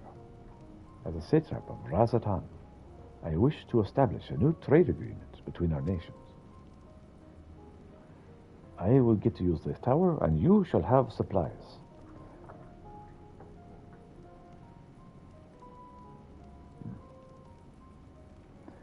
The aid we presently receive is not last forever, my lords. Sooner or later we must stand on our own 2 feet.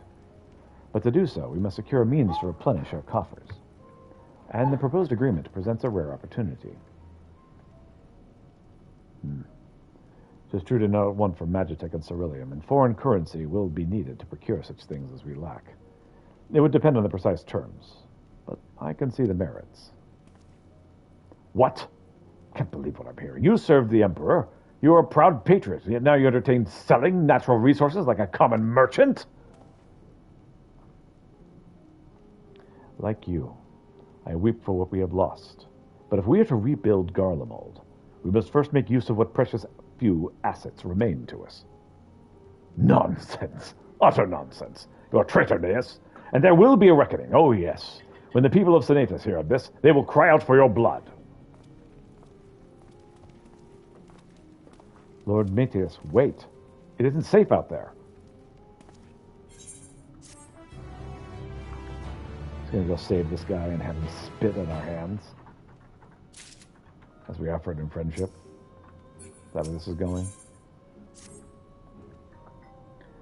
It's far too dangerous for a civilian to be outside alone. We must go after Lord Mateus. Let us leave matters here in Maximus' care, while the rest of us join the search.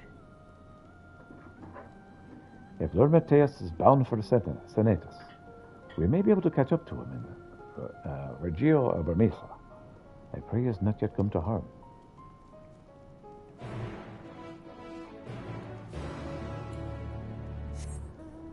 All right, let's go save this guy's butt so he can spit in our faces.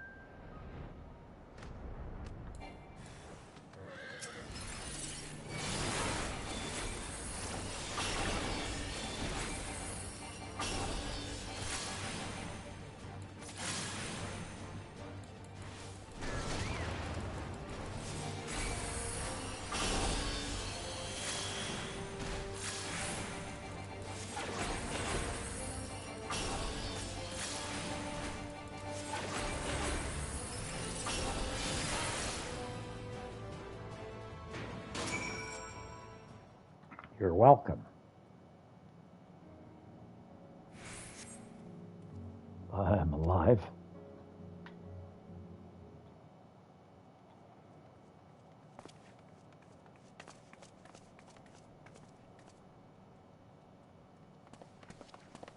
Praise the sisters, you are safe.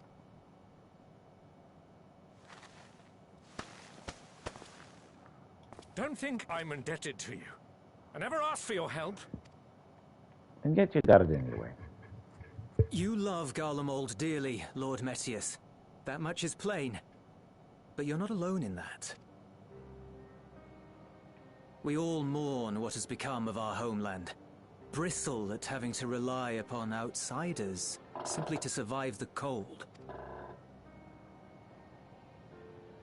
Even now, I struggle with fear and uncertainty. Day after day, I ask myself, what is right? Where do we go from here? I've yet to find the answers. But I won't stop looking nonetheless. And I won't avert my gaze from our grim reality.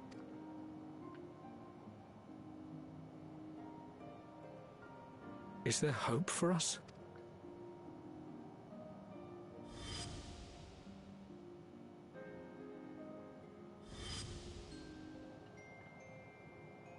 Aye. So long as we live. Garlemald lies in ruins, but the bonds between us will never be broken. We are the chain that connects generations past and future. You and I, it's links. Help us, Lord Metius, for all we have been and for what we may yet become. Please.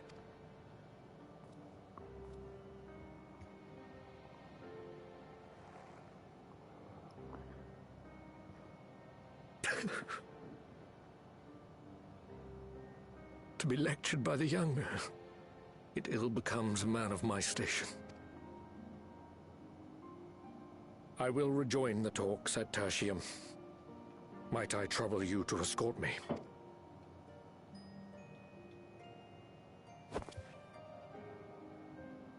Ere we part, I apologize for my discourtesy.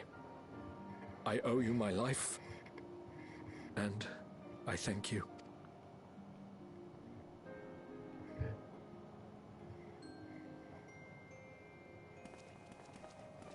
Ulyss, wait.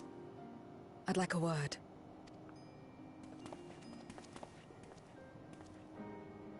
With you as well. I'm to stay close, after all. What's that? Worry not, we shall see the magistrates safely back to Tertium.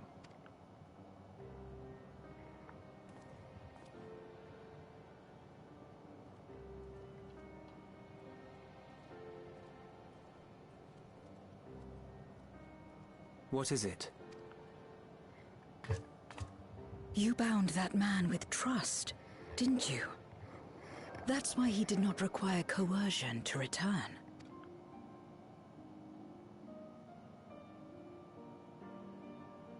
Well, go on, tell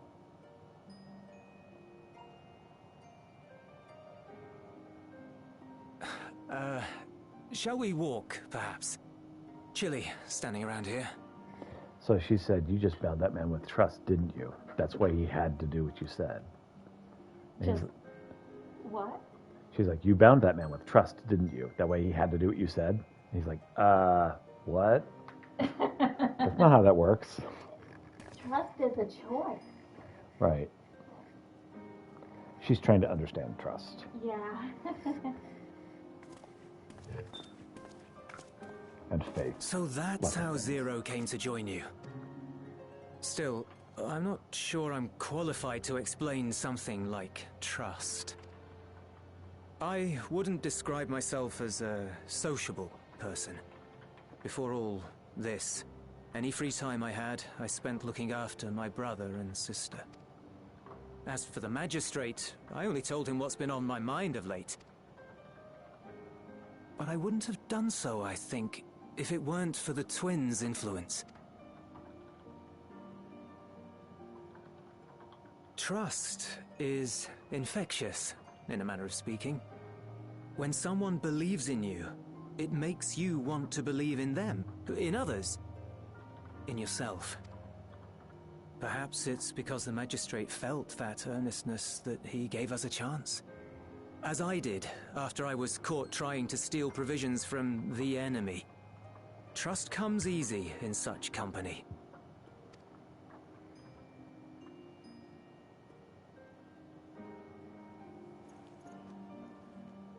Little wonder my world is devoid of it.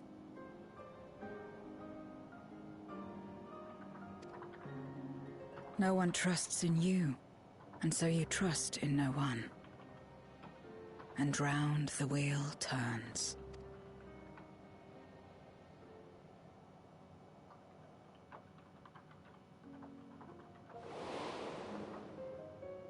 During the Contra Memoria, we had already come to judge one another based on strength and usefulness. You either used or were used.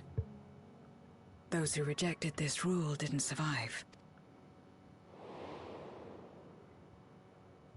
My mother wanted to save the world, to fulfill the hopes of Memoriad's good and true. After she died, I carried on her mission alone.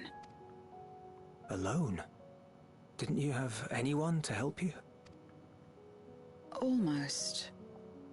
2 men tried just the once. A swordsman and a mage, whom I met when passing through a village.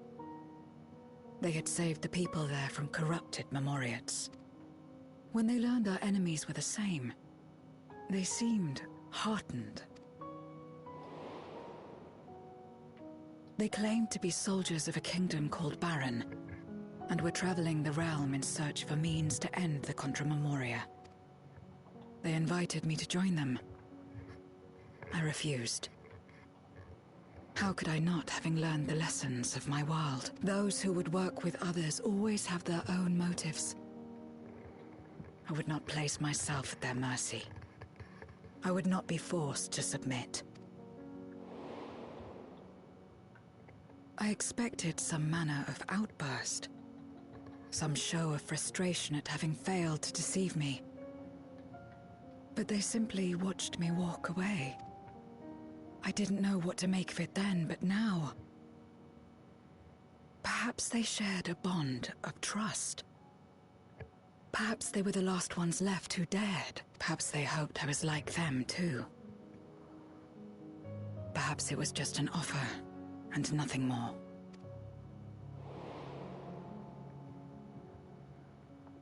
I continued fighting alone. But ultimately, I was undone. Overwhelmed by enemies that had banded together.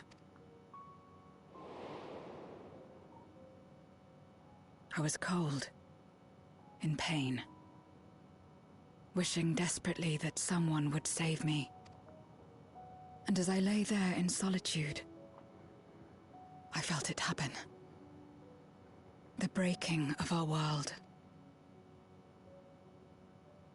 Darkness washed over me, and I was swept into the rift. When I finally managed to return, it was to a world forever transformed. My home, now filled with abominations.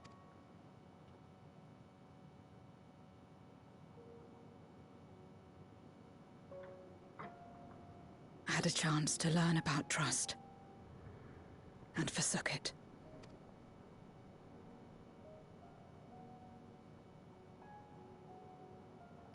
I never had the power to save my home single-handed.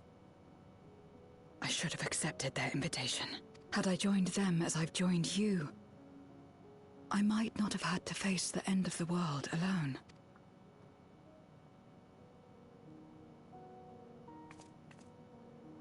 But it's all history now. No amount of reflection or regret will change our present reality.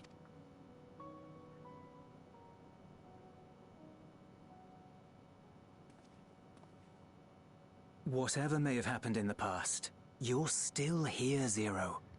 Alive.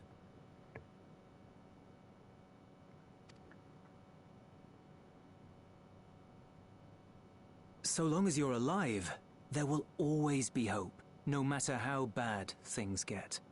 What you couldn't do yesterday, you might still do today.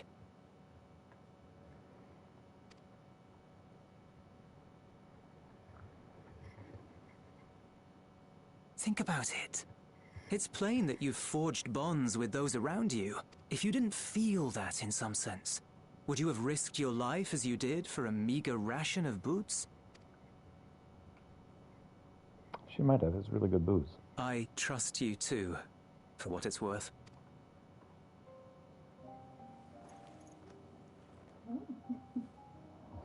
Here it is again. He's the one who gave her first spicy food, and she liked it.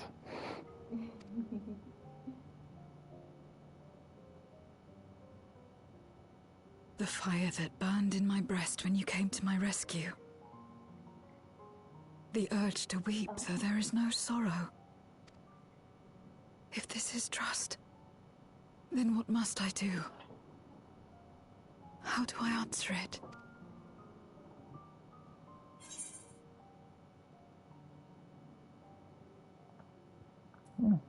Well, handshake, perhaps.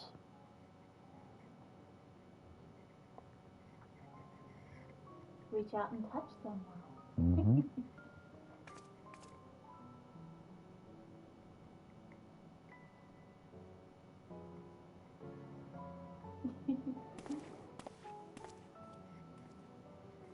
Give me your hand.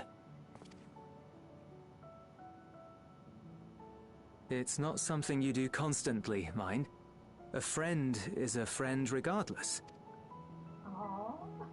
A friend. So that's what it means. Someone you trust.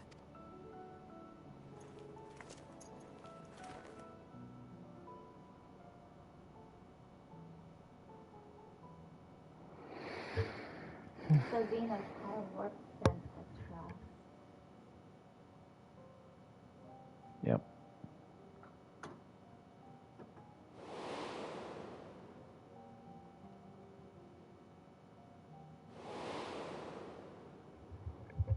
Just remembering Xenos.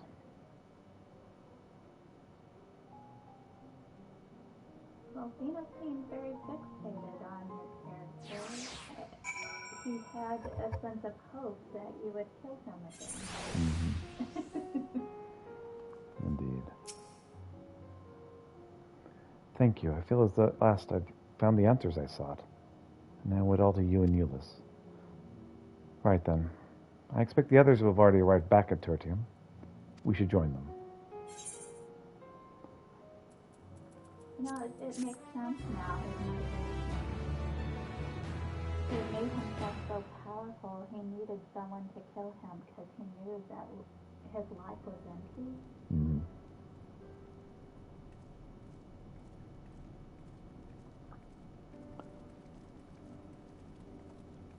Life was joyless for him. Yeah. Full glad am I to see everyone returned, and none the worse for wear. Various representatives of the Garlean community are gathered here this very moment. I dare say it's a fine opportunity to announce the trade agreement. So, you read the memorandum. I trust you find the terms acceptable. I do, and Neas. I pray you forgive my disgraceful conduct earlier. I am ashamed, not only of my behavior, but of placing the burden of negotiations solely on your shoulders in my absence.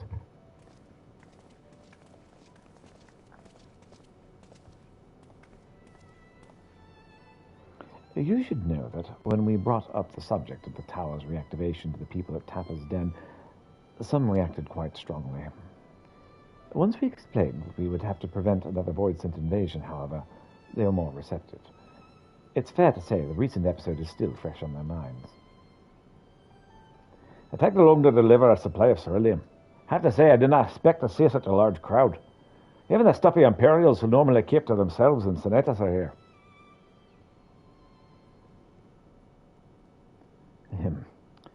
My friends and countrymen, lend me your ears.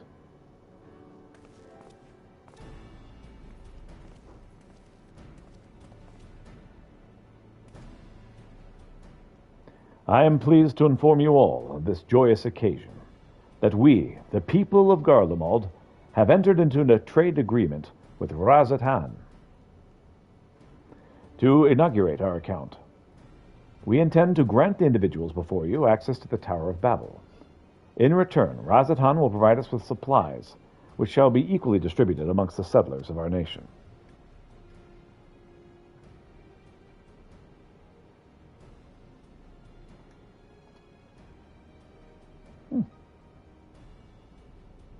Let me be clear on one point. This is not an act of charity.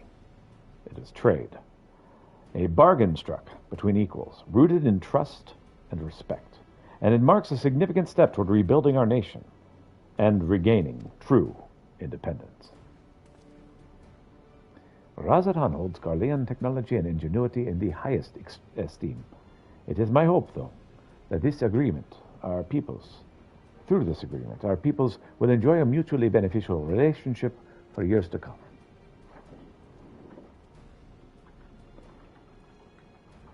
Now then, we bid you gather round to hear the particulars, that you might convey them to those elsewhere.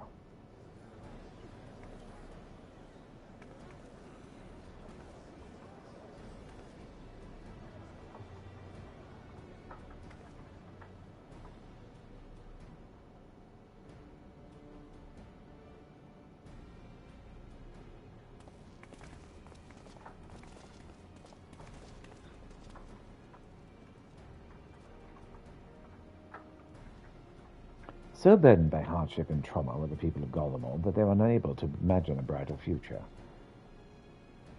To be recognized as equals, as a nation with something of value to offer to others, that validation alone is enough to rekindle their hope.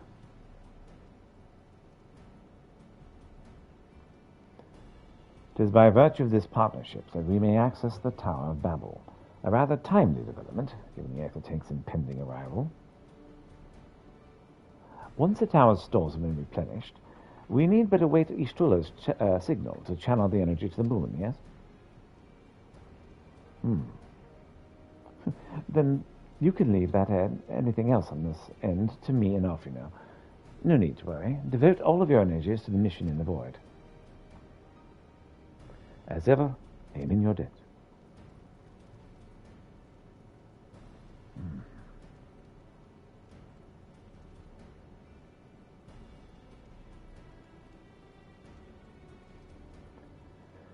You are good friends.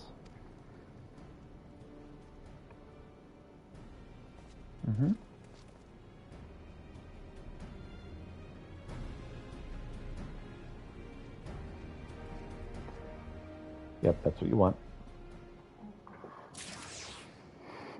I see what you're doing. Yep, you put in all 3 codes and you should be good. Alright, I'm gonna use it. I'm going to click this and then use the restroom. Oh, never mind. We're going to do cutscene. Let us take a moment to review matters as they stand. All right, I'm going to take a second here.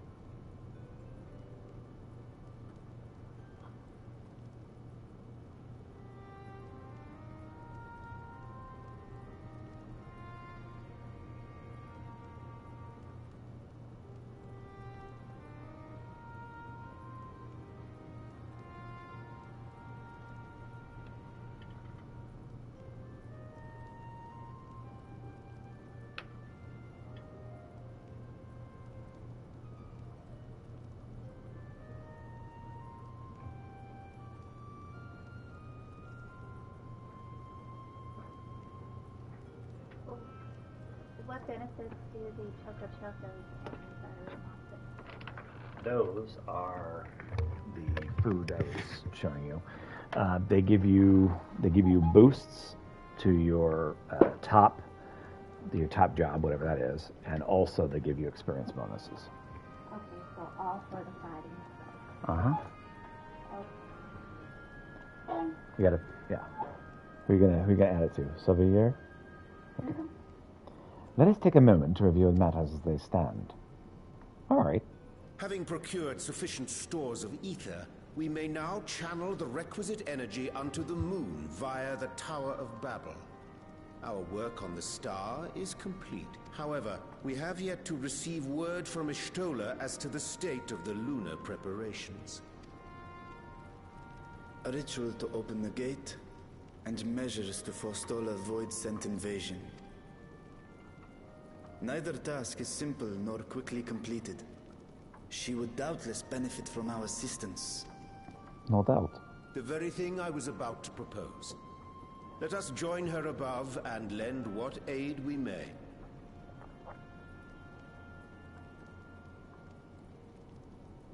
Yeah, let's do it. Ere we set forth, however, Ishtola did bid me relay a message to thee. As thou art well aware, a key objective of our mission is the extraction of thy sister Ashdaya from the Void. Held captive for millennia and divested of an eye, she is like to be severely weakened.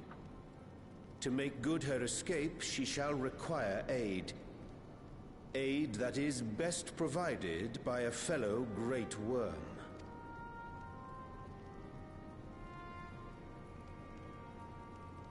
You would have me go in my true form? Probably with both eyes, too, honestly. Very well. Like our sire, we Great Worms are capable of traversing the Great Expanse. The journey will take some time, but I shall take myself to the moon.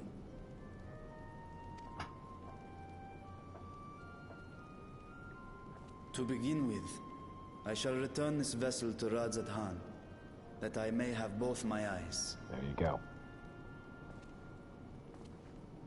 And until such time as we find Ashdaya, I would entrust her eye to your keeping.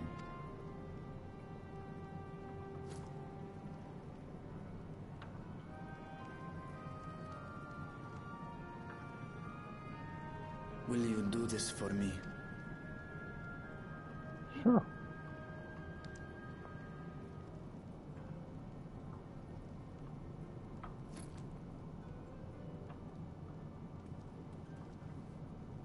We shall contact you via Link Pearl once all is in place on the moon. You need but follow Ishtola's instructions. Understood. We'll be ready.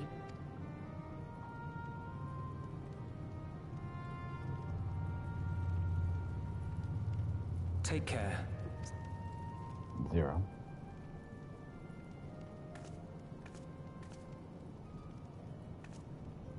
It will be the briefest of homecomings. I'll be back before you know it.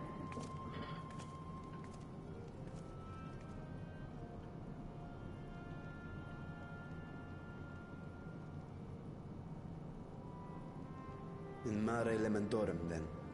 Go well. All right.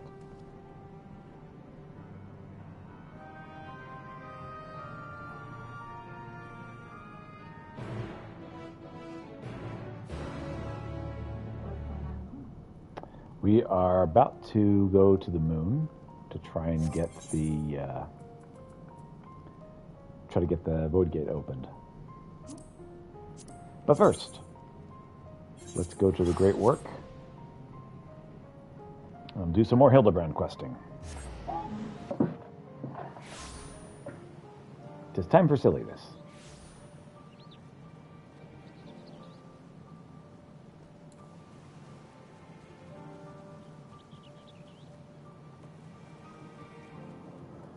All right, Hildebrand.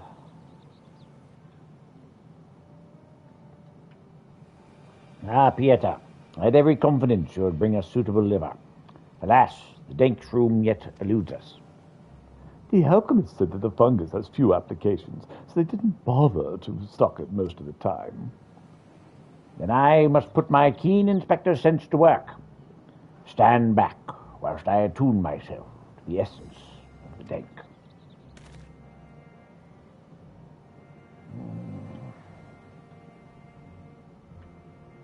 Damp. The word is damp shroom. And you'll forgive me if I have no faith in your abilities. Ah. 'Tis close, my friends, and getting closer and closer as we speak. If I hear you folk are in the market for damp shrooms, I might have some to sell, if you're interested. But how? We certainly are, my fine fellow. Right then, if you'll give me a moment to retrieve the goods, we can finalize our transaction up in the perfumed rise.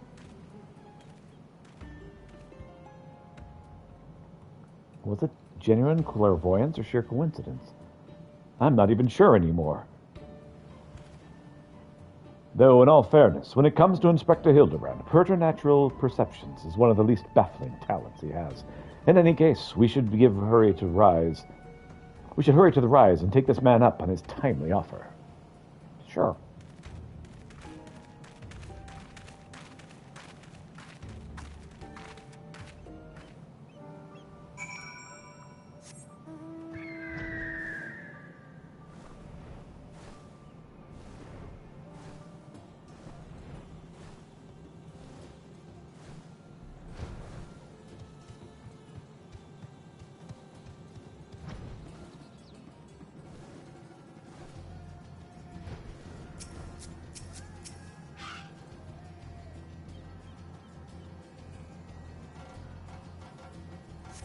You wait for the man to arrive.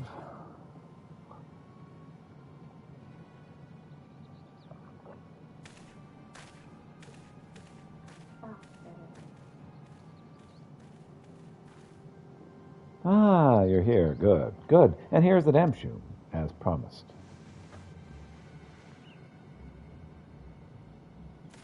Oh, glad are we for your assistance.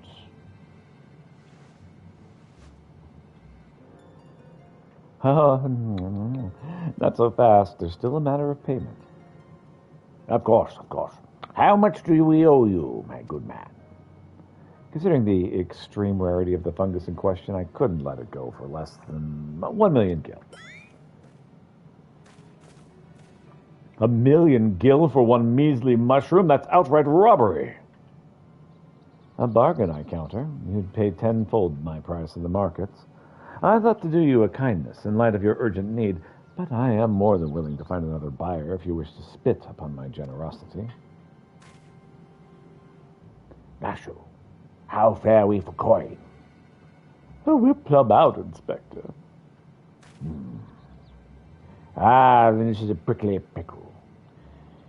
Were we to obtain sufficient funds in such short notice?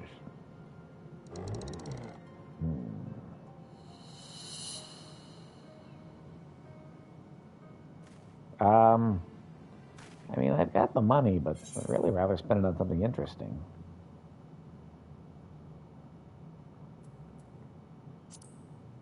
Oh, I mean, I'm asleep.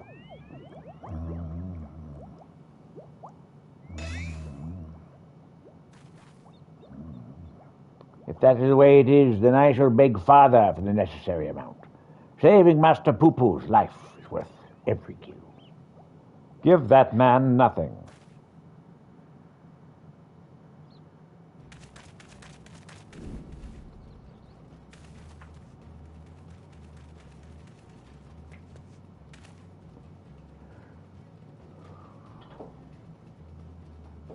We have you now, you deceitful scum. Your swindling days are over.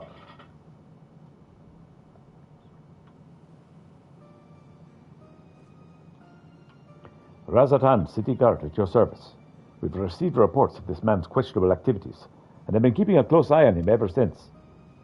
Damp shroom is a rare find in the bazaar, to be sure, but only because there's no real demand for it. The price this charlatan quoted you is quite frankly ludicrous. Thanks to your ignorance and poor judge of character, we were able to catch him right in the act. As a token of your gratitude, you are welcome to keep the fungus, assuming you still want it. Oh, yes, very much so. It is very magnanimous of you. There you are. Bah. You think I enjoy tricking fools out of their coin? If that bastard hadn't declared my job redundant, I would have had to indeed stoop so low. Eh.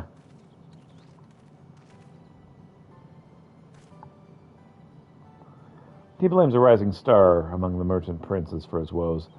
Buntui, I believe his name was, purchased a trading consortium where the man was working, which led to restructuring of the hierarchy, put a lot of people out of work. Van Hude. I know that name. Something about when the man offered to buy our family business in its entirety. Truly, there's no telling how deep his coffers are with this alchemy's oldest and most legendary of problems, the transmutation of base metals to gold. Unlikely, to say the least, but whatever the source of Bundui's riches, he shows no reluctance in spending them. He's bought a historic temple to serve as his home, and commissioned a private airship, among other extravagant expenditures. Nice to be some people, huh?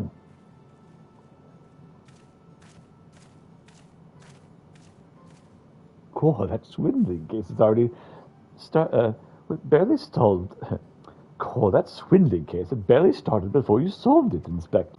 I believe our business upon this scented hill is concluded. Let us hurry the ingredients back to Inspector Brandyhill, shall we? Sure. Who's that? It's our mysterious masked man. I may have mollified his lordship with the secrets of divine manifestation, but the stench of failure yet clings to me. I must redeem myself in his eyes by crushing my most hated foe. Whee!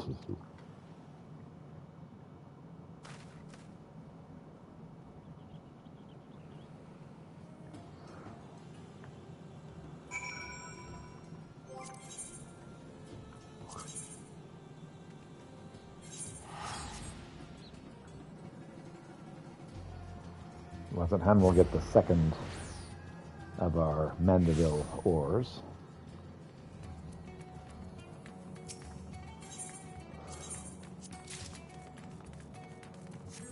And we need one more for the legendary book of the Mandeville.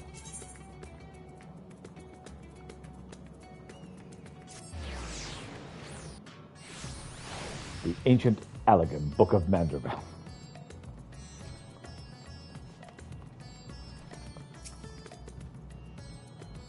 Inspector Hildebrand tells me you have the liver to go along with his damp shroom.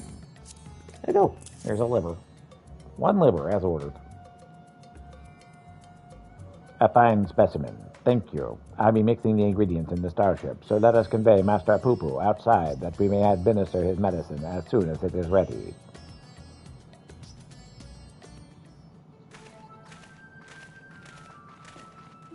Poor Poo-Poo.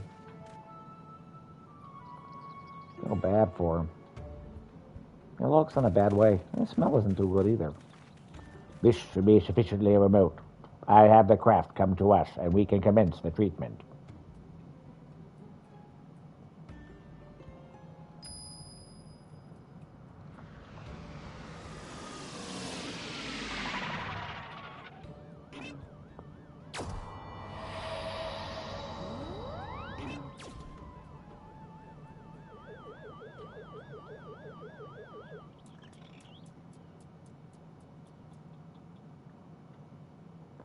And then I said, "Why, that's not my leg."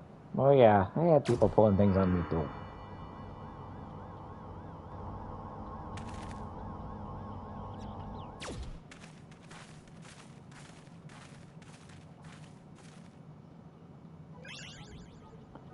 Oh, I feel so much better. I cannot thank you all enough.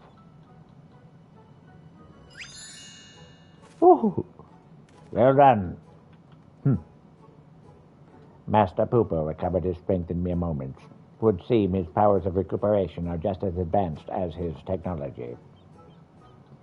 I came here from another world a stranger you've no cause to trust, and yet you've treated me so kindly. The people of this star are so very welcoming. Ah, you're our dear friend now, Master Poo-Poo. It is our pleasure to help. Yay. Ha ha ha.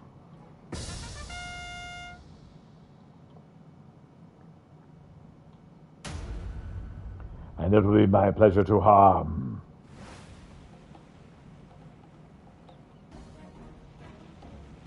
Uh-oh. Oh.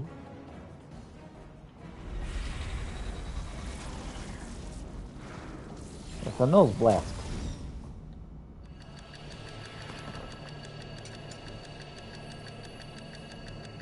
Calculations will come up with self-sacrifice.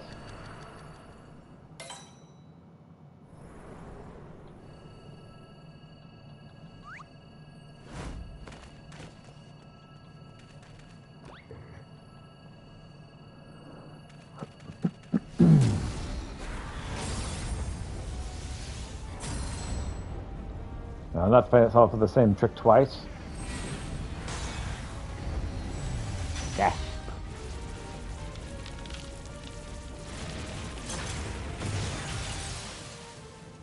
Ah.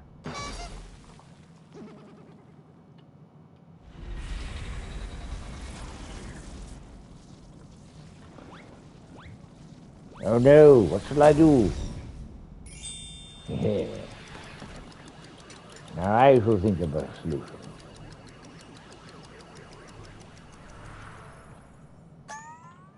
Huh? Oh no, I've fallen. I cannot get up. Look, it's a rather large crystal.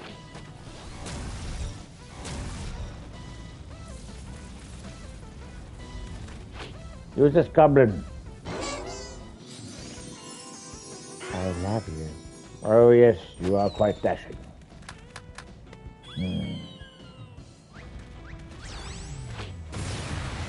I shall block with my forearm. And now my chest. Oh dear, this feels kind of ticklish. Hey, I'm having some difficulty keeping a straight face. Oh, and now playing basketball.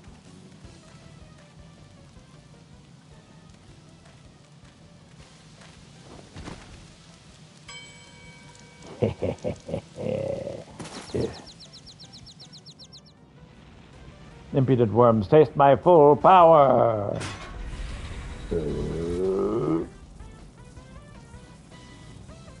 Oh, cool. I just need to get it in the basket, yes?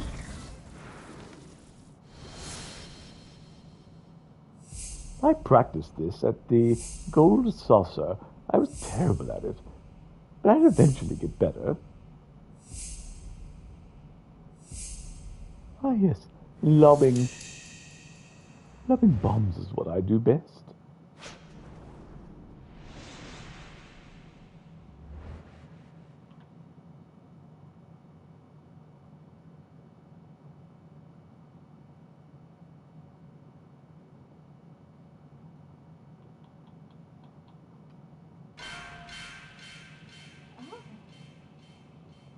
Oh. That's not good.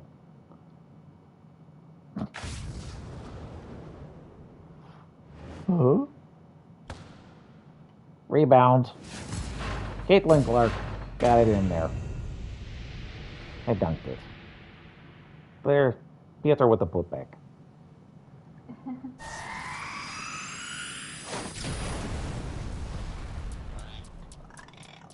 Offensive rebounding. Very important, kids. Not again. Oh. No one sees me here. Yeah, no problem.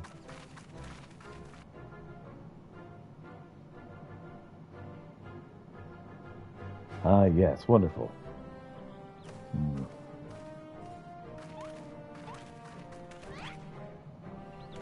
Ah. Yes. You took the full force of the destructive beam, and yet there you stand, somehow singed, but apparently unharmed. I've pondered and puzzled over this inexplicable fortitude of yours, and feel compelled to ask. Are you an alien? A fine guess, but I assure you, I am without a doubt an old unborn mandeville, terrestrian Huron stock. Bless you, by the way. Thank you. He's a Hildebrand, an agent of inquiry and inspector extraordinaire. Oh, what more do you need to know? Where to even begin? But never mind, we have more pressing matters. Such as locating Master Poo-Poo's missing comrade. It is time we reopened the case of the silent correspondent. Yes, exactly.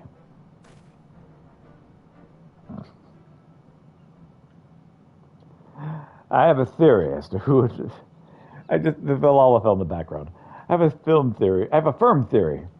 He's back there. I have a firm theory as to who it was that took the wreckage in its erstwhile plot. The Charlayans.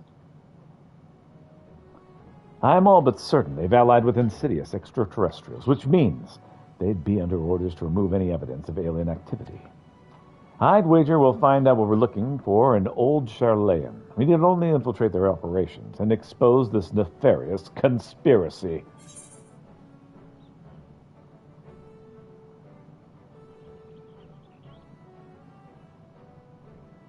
Trust me, they'd sooner flee the star than attempt to subjugate it.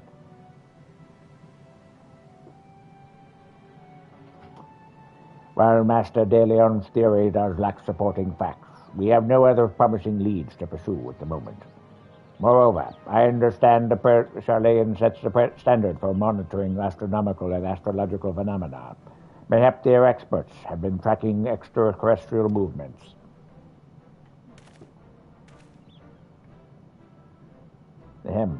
I have spoken out of turn. Please forgive my presumptuousness.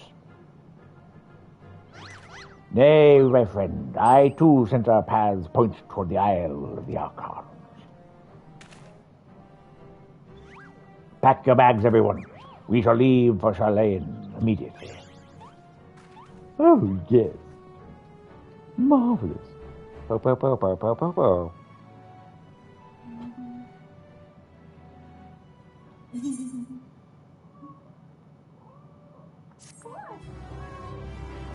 Kitty's like, Brad, I need you to pet me. You need some love? Come here. The event is key to embark on the next leg of your investigation. Charlayan awaits when you don't need charter a suitable sea vessel. Watch the clock. Of course, only, but does not the city lie many days to the north? Is there no swifter means to reach our destination? Though this experimental aetherite will allow us to teleport thither, even absent attunement. Splendid. Then let us avail ourselves of the technological marvel forthwith. The vomit stone. Yes. Could you turn on my computer? Thank you. Yes, Kitty. You're on screen. You're happy, aren't you? Yes, you're a happy cat.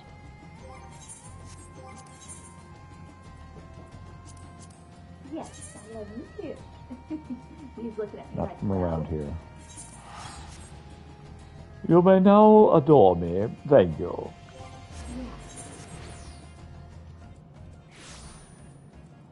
I know how you care for me so, said the kitty.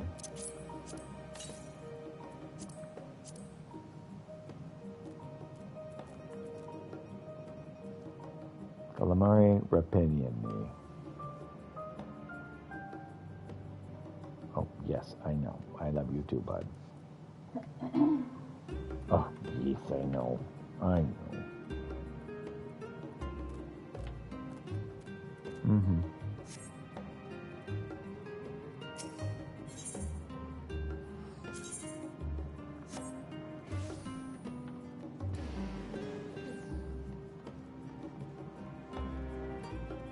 Feeling the purrs, are we? Yes, we are. So this is the city of learning, Sophisticated gentlemen should feel right at home here. Oh, how are you all not sick to your stomachs? Experimental aetherites make travel exponentially more fun. Sometimes I feel as though I'm the only normal person in this group of eccentrics. But this is not the time to succumb to nausea. Not here, in the belly of the beast. Rumor has it the Charlayan's secret agendas. The secret agents travel the star in search of specimens, though they collect and bring home in service of a confidential research project. Such project is conducted in a huge underground military facility. If we were to find answers, then that is where we'll need to look. Secret agents? You mean gleaners? These gleaner chaps sound like they might know a thing or two. Sorry. These gleaner chaps sound like they might know a thing or two.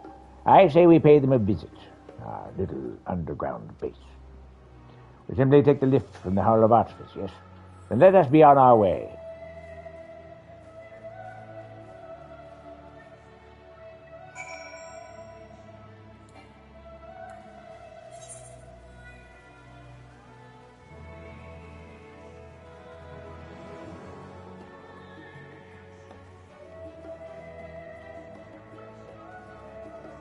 Yes, sir, I know. We're very furry.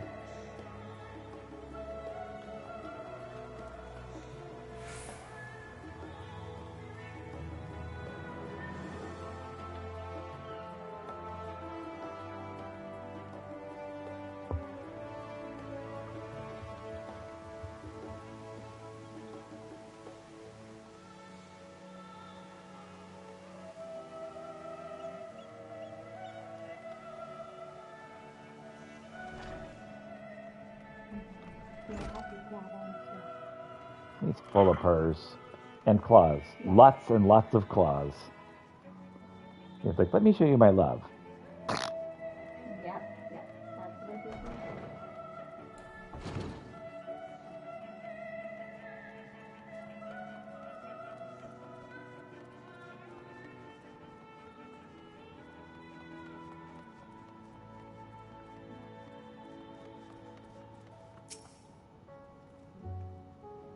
Ah, these must be the lifts in question.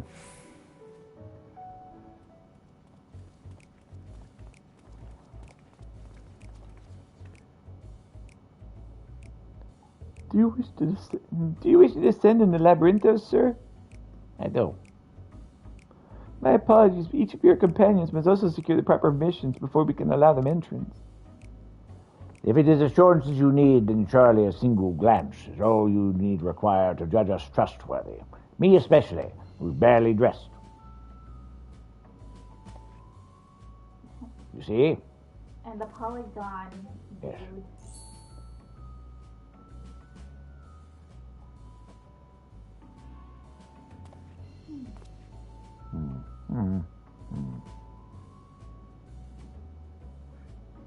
I would certainly make some judgments, but there's neither here nor there.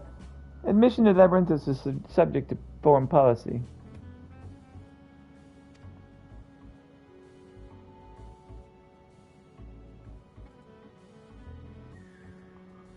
You're the ones who should be judged. I know you're hiding aliens and xenotechnology in the underground base of yours. Admit it!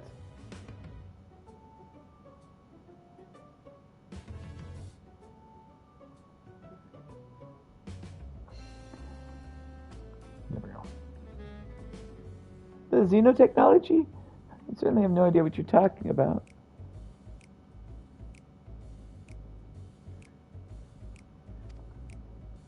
Oh, yet again do our paths cross in most serendipitous fashion. Ah, yes. Father, what business brings you to Charlayan? I'm in search of a certain object, one crucial to the continued refinement of the Mandeville weaponry. My investigations lead me to believe it is to be found here, in Labyrinthos. And it is, as you also see in your business down below. This is my son and his bosom companions. If I could vouch for their character, would you kindly allow them to board the lift? Master Godbert Mandeville, the Forum sent word of your impending arrival. As a member of the Syndicate, your ambassadorial status affords you the entourage of up to 5 members. Pray consider their permissions arranged. I know not your current mission, but for the time being, I suggest you accompany me to the Archeum. All right, sounds good.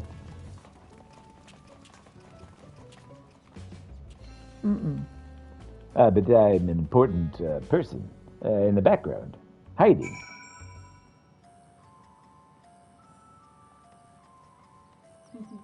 He gets to stay on camera a little bit. Showing how happy you are. Oh, yes. Very happy kid. So much so that you've got some joints that are trying to build into my leg. Yeah. Very squinty eyes. Claws out. Yes. So very, very happy.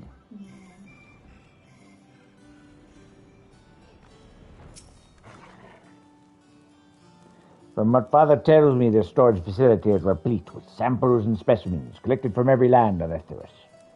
If anyone has information concerning visiting aliens and craft spaceships, it will be these studious folk.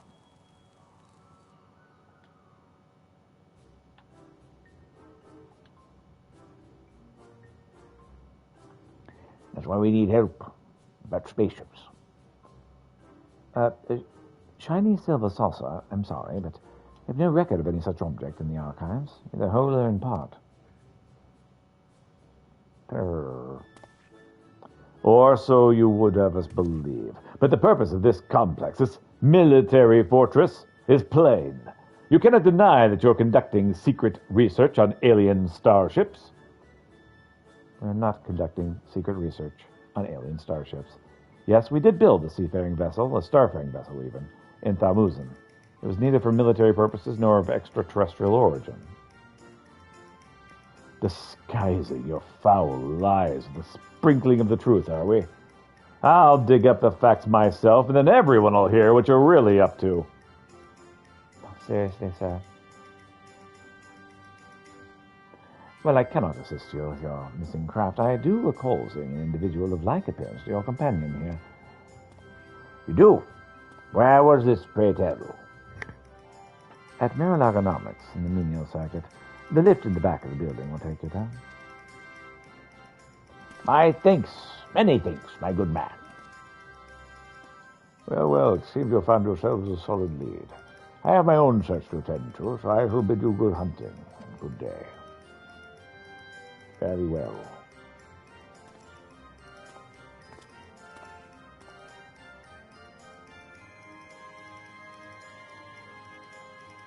Another round of in-depth inquiries by the agent of inquiry. And friends, in order. To Miralagonomics we go.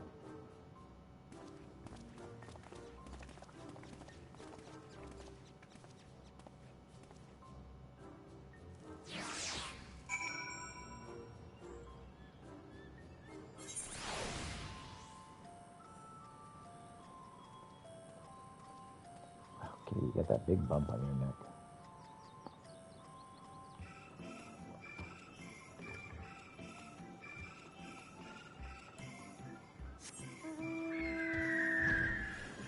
Let's gather some information, shall we?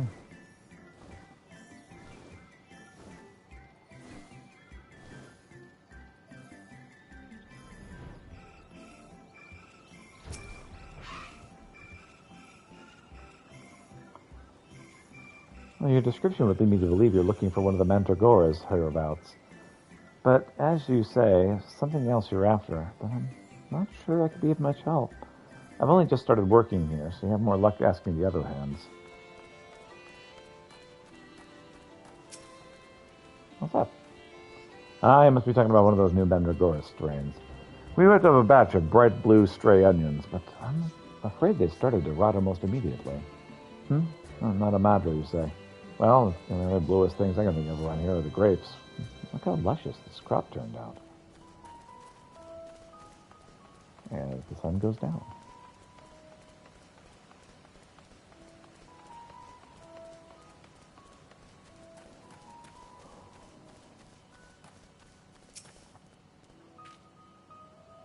Oh yes, the little blue man. I saw him with my own eyes, I did. It was no mandragora. A cleaner in the company of the outside visitor passed through a little while back. Nothing too unusual there, only this friend you described was scuttling along with them. I know not what purpose brought them to the farm, but whatever it was, they didn't tarry here for very long.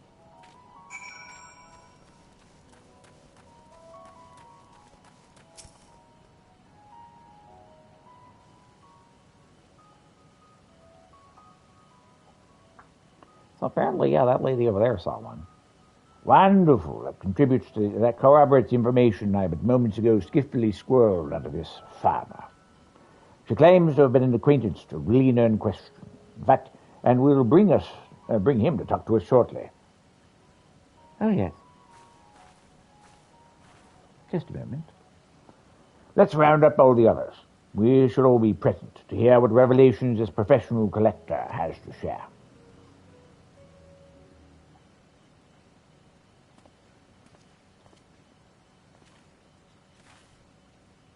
You're the folk asking for the little blue man, yes? Oh, you brought someone who's practically identical. You must be the same species, surely. My friend was really here then. They certainly were. If you'll give me a moment or three, I'll tell you the whole tale. To begin at the beginning, I was in Bavnair on a procurement mission when I crossed paths with an apothecary and his unusual companion. As I mentioned, the companion was almost your twin in appearance, and the wagon they rode upon bore a damaged vessel, the likes of which I'd never seen before. Gasp. Could it be? As a collector by trade, I have certain weaknesses for oddities, and thus did I hail the apothecary to inquire after his company and his cargo. The man was only too happy to share his story. He had, it seemed, quite recklessly plunged into war-torn lands of Gorlamol to shove his wares, reasoning that where there was conflict, there would be a need for medicinal goods. The state of affairs was rather more volatile than he'd anticipated, however. He was soon forced to abandon his venture, and so the apothecary began his long trek home, immediately shortly thereafter discover a strange, silvery ship, and its shaken pilot crash-landed in a snowfield. It cannot be a coincidence. Indeed. The story continues. After extricating the battered vessel and its occupant from the snow, he brought him home to Razatan, whose guest wished to make repairs to the craft. Yet even amongst the wonders of the bazaar, they struggled to find suitable parts. Hearing this, I suggested they bring the wreckage itself to Laverindos, and after they agreed to the idea, I escorted them here myself. Alas, even the Thamusian engineers who worked on the Ark were stymied by the exotic ship. Finding its technology impossible to comprehend, let alone replicate, the little blue fellow eventually resorted to drafting the schematics. While the engineers followed these step by step to craft the essential bits and bobs, the apothecary and his companions were waiting here in Miral. And then what happened? Well, once our industrious visitor had what they needed, they repaired the vessel to a twinkling. The pair they departed then almost immediately, and I've never seen hide nor hair of them since. I told the apothecary I paid a handsome sum for the engineer's services, but being typical Charlaians, I wagered they would have happily forfeited the coin for a chance to pore over every square ilm of that ship. Now, I'm no scientist. I'm beginning to think that such an incredible vessel must have been some kind of starfaring craft, and that little blue man, well, he must have been an alien from another world. Gasp. Or so I'd like to believe, as an avid reader of the Thirdenarian truth, you see. I love to entertain little idle flights of fancy. But I've rambled on too long. Errands to attend to, and I simply must take my leave. Good fortune to you.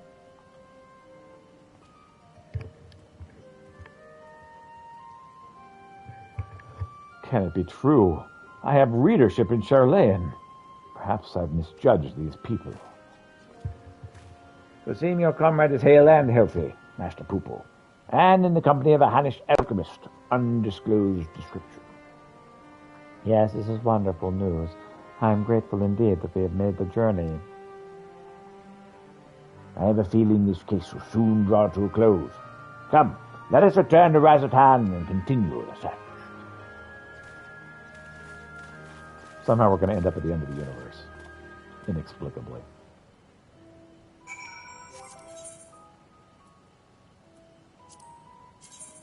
Not from around here.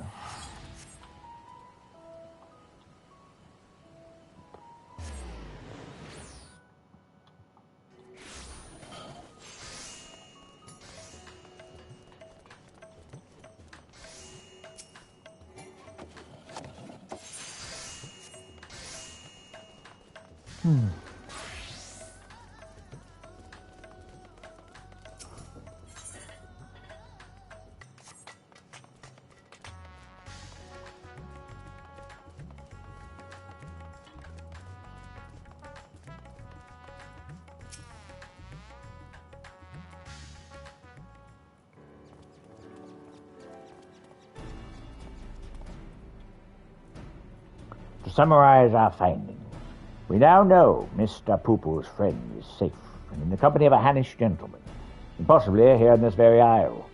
Oh, that does sound promising. Oh, that does sound promising. Father, you returned to the city. I trust this means your own investigation was successful. That it was, though laying hands on the object of my desire has been a long and frustrating ordeal, to say the least. Much painstaking research revealed to me the existence of a hereditary Mandevillian relic, within which slumbers the secrets of weapon augmentation. Yet though I turned our ancestral home upside down, I failed to unearth the artifact in question. The reason for its absence became clear when I chanced upon the journal of one of our forefathers. He wrote of a visiting scholar's keen interest in the relic, and how he thus surrendered it to Charlane's safekeeping for study.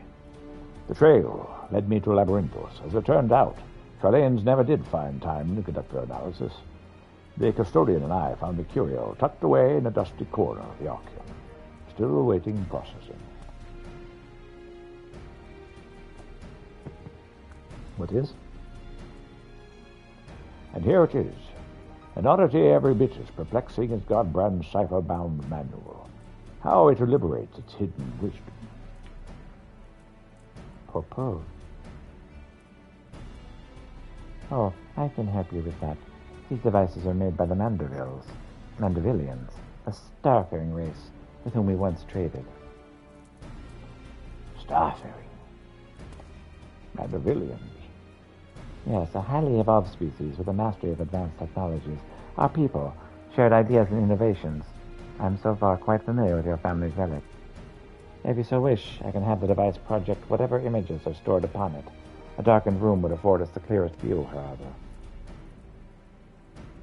Then let us retire to our rooms in Kama and dim the lanterns. We must behold these secrets in optimal condition. Mm-hmm. Yes, let's. Mandevillians. A coincidental naming, or is it some deeper connection?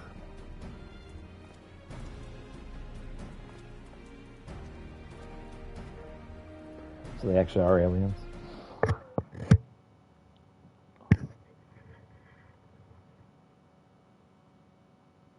Everyone comfortable? Let us see what the device has for us.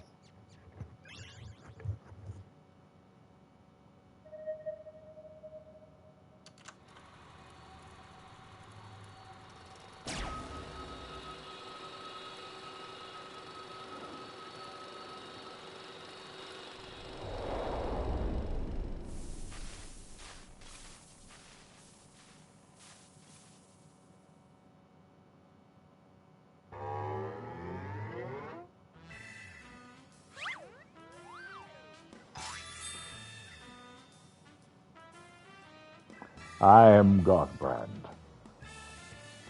Let's see, what voice? I am Godbrand, wanderer of the stars and weaponsmith extraordinaire. First Lord of House Mandeville. Oh. This is Godbrand, our founding father. I record this message that my descendants may know the truth of their cosmic origins.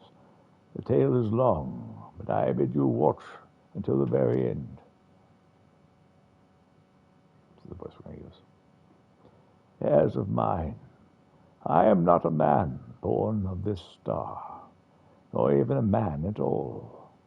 I am of the Mandervillians, a race which hails from the far side of the great expanse.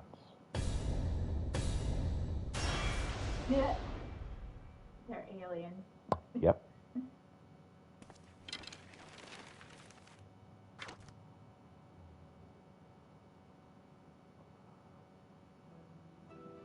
Mandervillians are parasitic symbionts. It sounds like he's just giving them some BS. Yep. We can only survive by bonding with other life forms.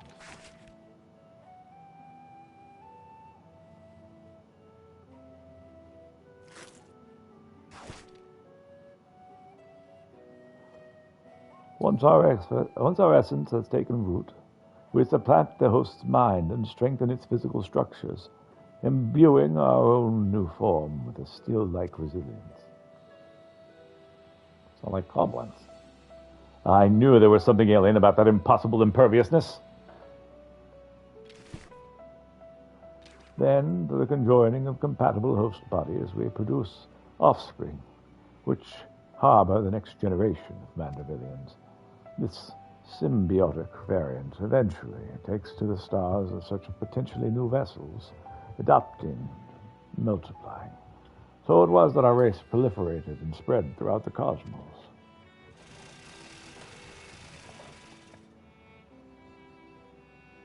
Until, tragically, our flourishing civilization was brought to an abrupt end.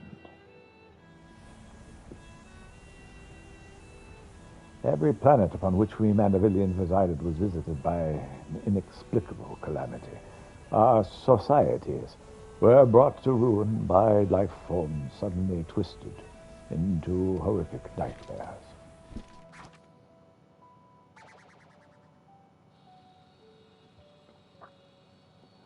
This sounds rather familiar. So even stars far removed in time and space were ravaged by the final days. It looks like the alien was embarrassed. Mm-hmm. Desperate to avoid the same fate, a comrade and I boarded a ship and fled upward in the starry sky.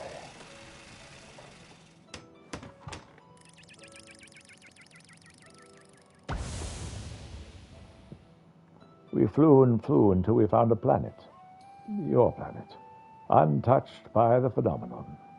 But the rigors of the journey were so damaged our craft that we were forced to make an uncontrolled descent. A crash. I alone crawled from the wreckage, badly injured, near death. But even as I resigned myself to perishing on this unfamiliar world, I was found by a man who had come to look for the falling star.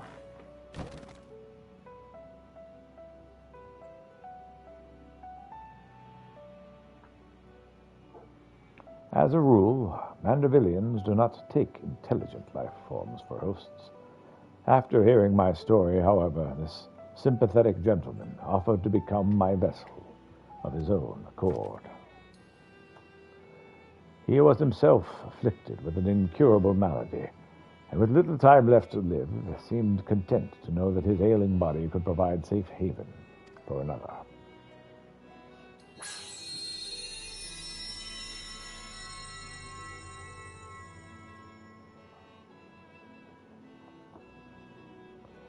With his blessing, I set about transferring my essence. The man's form was revitalized and purged of his fatal frailty. Yet the mind, which dwelled within, was now my own. I went on to build a new home for myself here, making use of my people's technology to play the blacksmith's trade. I wed a local lass, and together we had a child.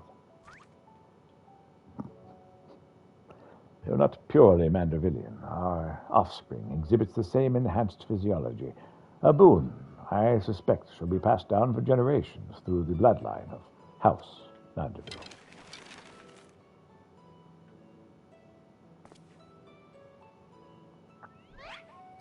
My dear descendants, the folk of this star are most fragile, Yet as the first man I encountered did demonstrate, they are nevertheless capable of surpassing love and generosity.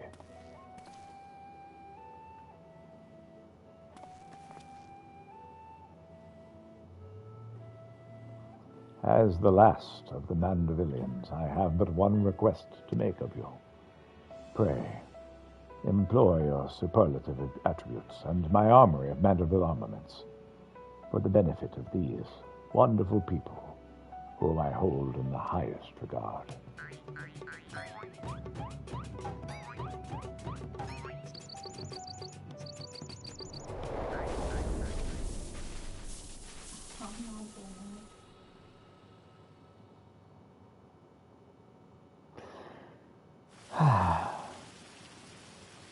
What an astounding development.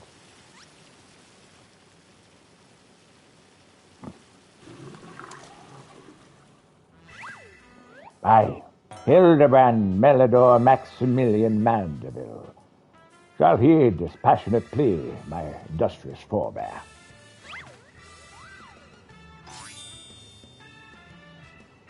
No case is too big nor too small, should it be in service to my fellow man. He learns he's descended from an extraterrestrial being, and it's still business as usual. Oh, but wait a second. Then why is Lady Julian so monstrously strong? Is she a descendant of aliens, too? That's the very first thought I had as well.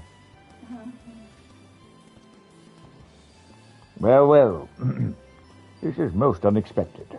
Never did it cross my mind that our esteemed ancestor might hail from beyond the heavens. But I do wonder if that self-same blood still runs thick in our veins. The family tree I glanced over some years ago suggests that is unimportant.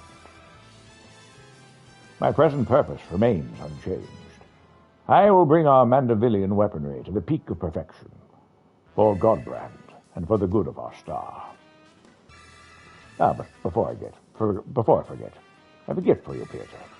Pray await me at the Aetherite Plaza, and I shall bring it to you forthwith. All right, thanks. This is kind of weird, isn't it? Oh, yes.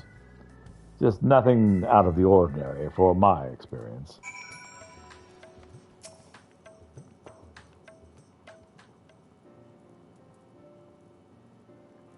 Some truths can shatter the foundations of our beliefs when brought to light, but I have to say this wasn't one of them. The more staggering discovery was that I had devoted readers in Charlayan. Those who peruse my publications are allies against the ever-expanding webs of lies and deception, without exception. I have misjudged the Charlayan people. They are not collaborators or architects of conspiracy. They are but seekers of knowledge, unafraid to plumb the depths of the unknown. Sure. And that Master Poo-Poo, though. That one still has ulterior motives. I'd bet my life on it. Stand ready, for we shall soon have need of your strength when he shows his true colors. All right, whatever. I hope you have not been waiting long. This is the gift I mentioned. Poo-Poo. Master Poo-Poo's earnest guest inspired me to indulge in a spot of clockwork craftsmanship between weaponsmithing sessions. I thought it only fitting that you should be the one to care for this diminutive simulacrum. Consider it a memento of your adventures together. Oh, I love having Poo-Poo along. As for our Mandervillian weaponry project, your assistance is still very much welcome, whensoever you can spare the time. Until then, my dear Peter. Oh, look, he gave me a Poo-Poo.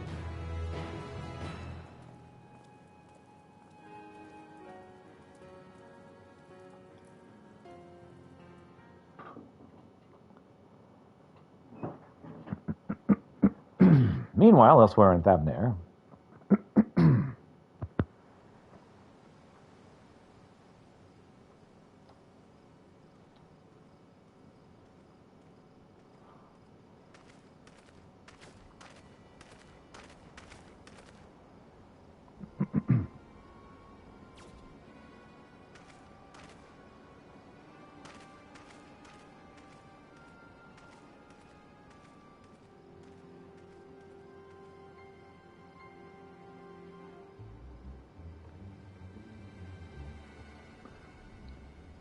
Lord Van Hoody, I come with ill tidings.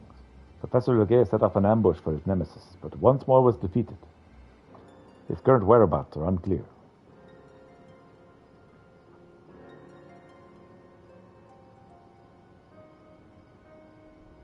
That blithering dolt.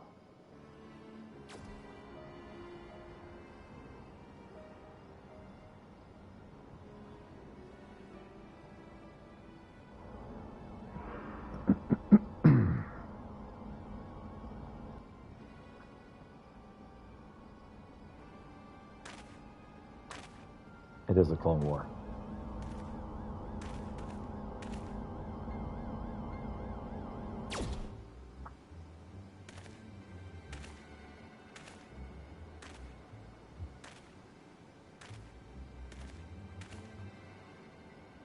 No matter.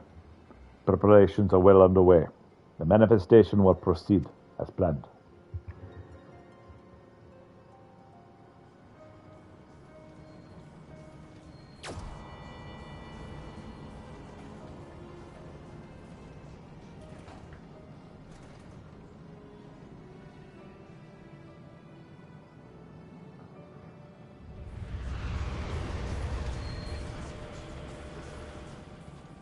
Okay then.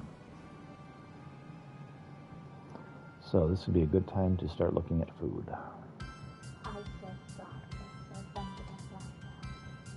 Yay!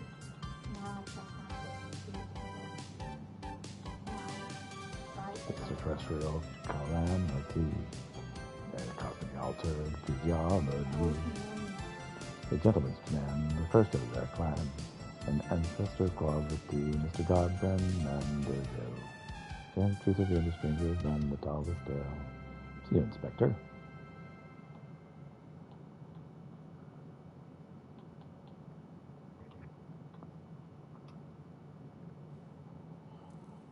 So to the edge of the universe, is that where we're heading next? Dion is ready to embark on the latest investigation.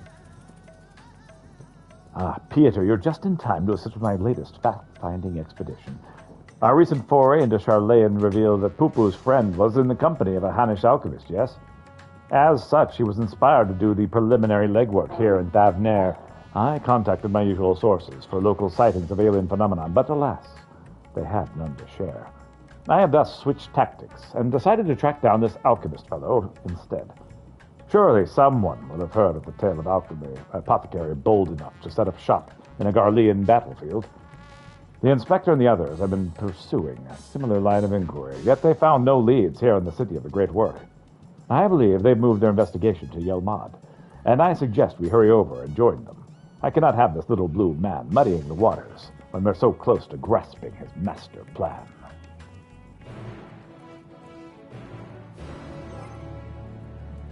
So,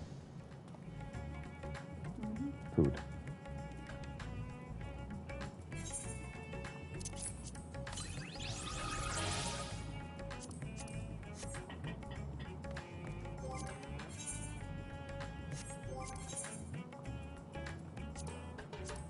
Of duplicity and duplication.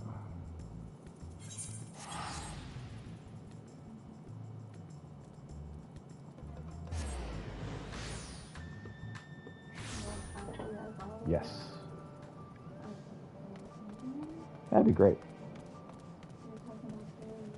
Yes, I were. I were. I were.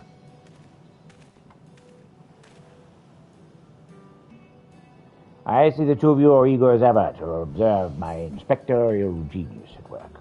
Ah, the long-term fans are often the most ardent. As a matter of fact, we are just about to continue our investigation into the alchemist we know to have been traveling with Master Pupu's comrade.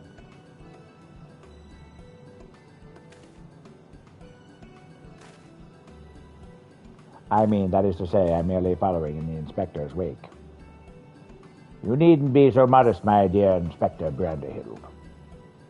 It is wrong of me to comport myself as equal to you in any respect, for I am but a copy, and a flawed one, at that.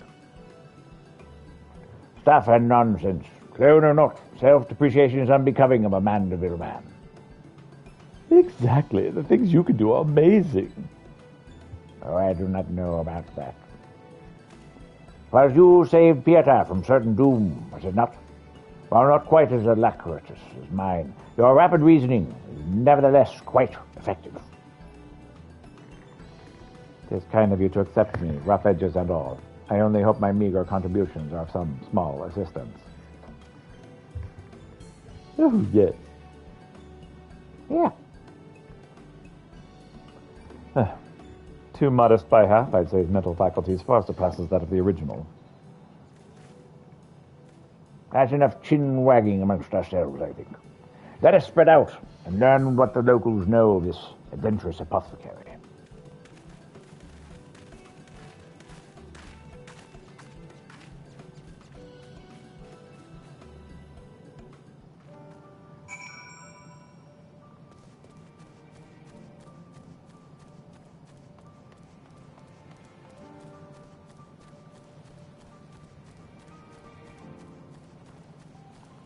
What's that, fisherman?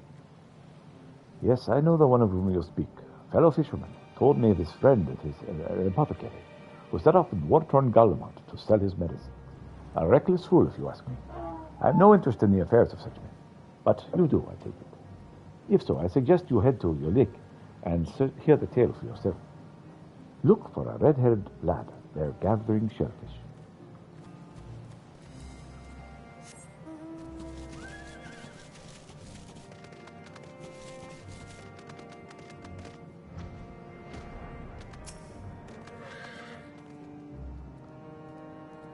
Do I know any apothecaries in Razatan? Of course, more than I can count. I've not heard tell of anyone peddling such goods as the heart of the Empire, though. That seems like a terrible idea to me, with the civil war raging and the world almost ending. The situation improved in recent days, but even so, the Radiant Host still has to improve security for cargo shipments. A lone merchant trading there, alone, impossible.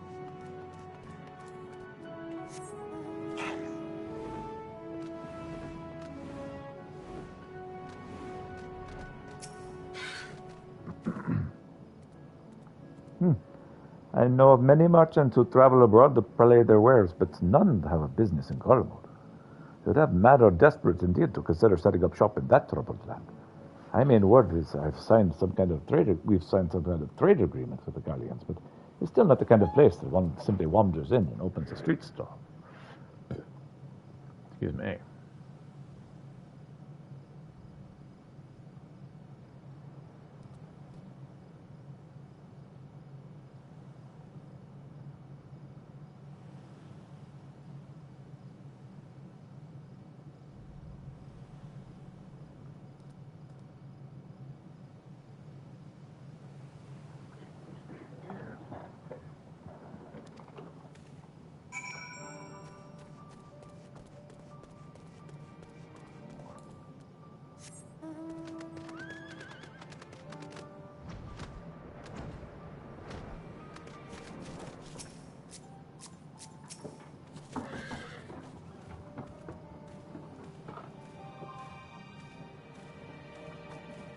Oh, yes.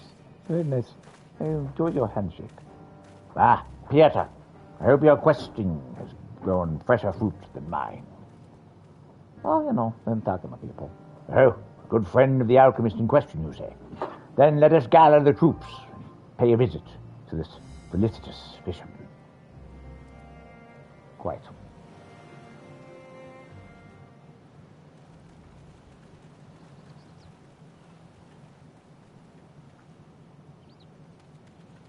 Hello. Get to staying conspicuous. We've questions for you, good man. The story of my apothecary friend. Oh, you must mean Basharaf. Well, I was near enough to calling it a day anyway. So, here's what I can tell you. Basharaf comes from a very poor family, and growing up, never had much in the way of money or possessions. I suppose those experiences are what led to his lifelong obsession with gaining wealth.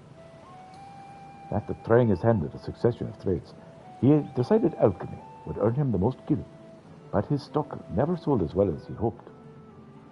So when he heard about the internal strife in Golomot, he saw it as a golden opportunity.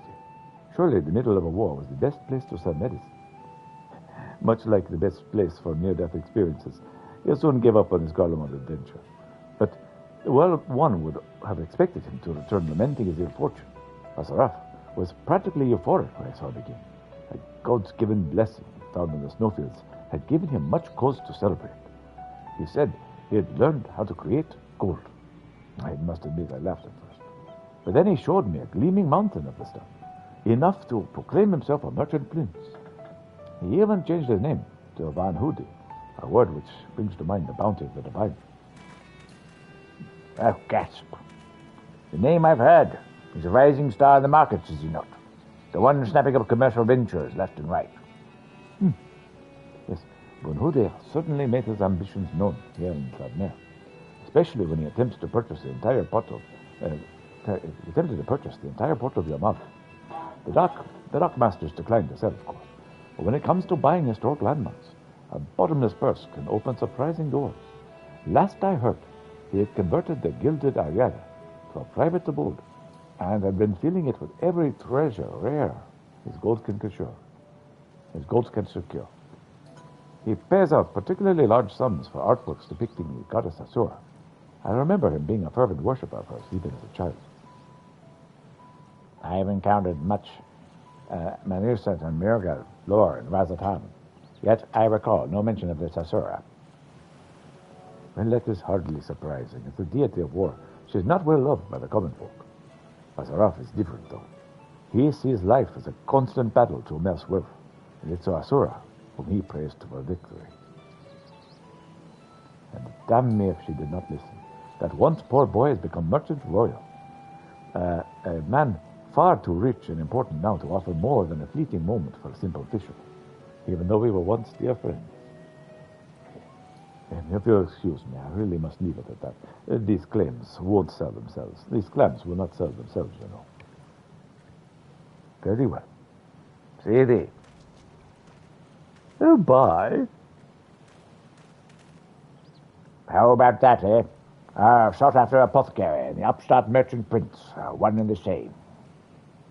Might we assume that this blessing he stumbled upon in Garlemald was a certain alien craft and its occupant? Sorry to intrude, but aren't you the hero who helped us folk when we were turning into beasts? Well, some nasty-looking creature just showed up outside town. One of our guards went to confront it, and I don't like our odds against that thing. It sounds like a case for Inspector Hildebrand. Come, friend, let us investigate forthwith.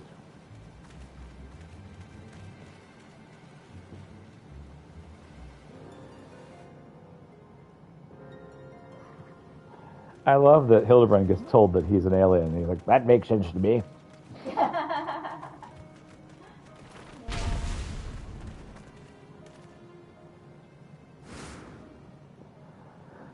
I thought you destroyed that monster.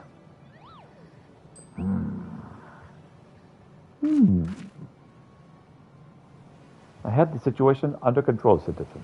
This individual bears a strong resemblance to a known fugitive, who I thought it prudent to investigate. Regrettably, he has proven less than forthcoming with his answer. How many times must we teach you the same lesson, you shiny skull man? Lesson, what are you on about?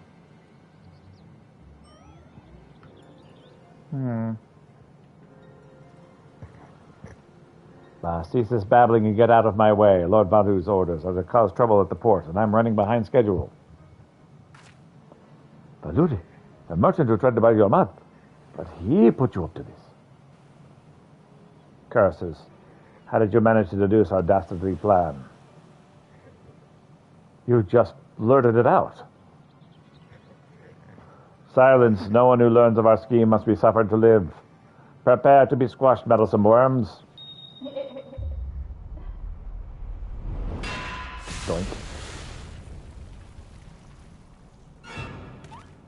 Gasp.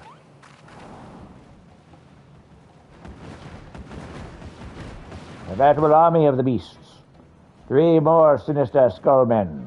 Was the doctor a quadruplet by chance?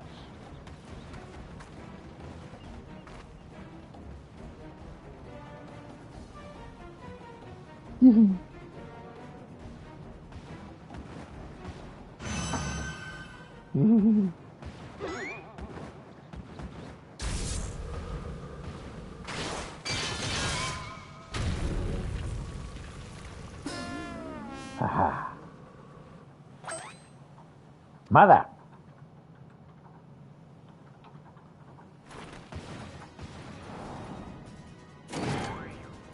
Vexatious vermin! This will soften you up.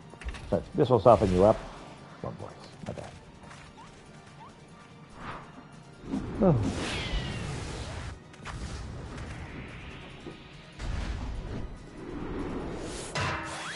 Doink. And now the baseball thing. Home run. Ah, lucky hit. Well done. Yes, good show, everyone. Gasp. Yeah, I'm pretty good at sports. Have another.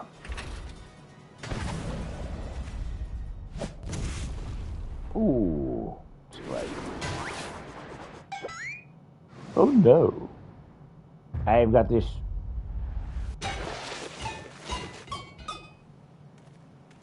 Ah, yes. Everyone get out of there. Except for Nashio. And Nashio just calmly walks away. Yes, I've saved them all.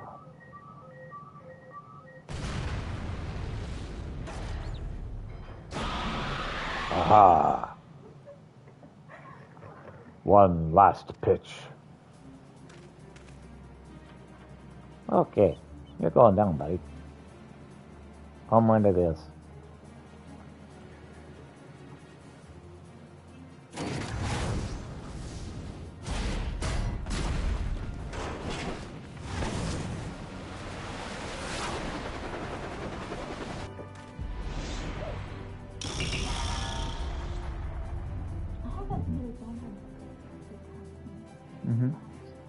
You want to join? You want to have me join your? But that was my fastball.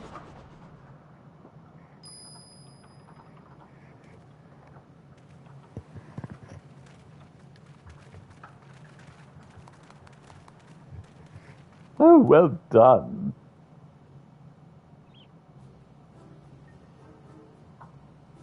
Thank you very much. I've come to expect father's sudden appearances, but what brings you here, mother? A proposition for your merchant, very good, as a matter of fact. I'm accompanying your dad as the manager for Manderville and Manderville, and we're just on our way for the bloke's mission. I've already refused Master Wilfred once before when he tried to buy out our commercial empire. This time, however, the deal concerns offloading the quality of gold at wholesale prices. It is quite an attractive offer, considering fine jewelry as our stock in trade. We ought to at least listen to his proposal. But if he were to purposefully command his lackeys to disrupt the peace of a public port... Can't do business with a thug like that. Absolutely not. It's true. Where did those lackeys come from in the first place? Is there a hulking weaponized brute manufactory around here somewhere? Oh. It's my friend.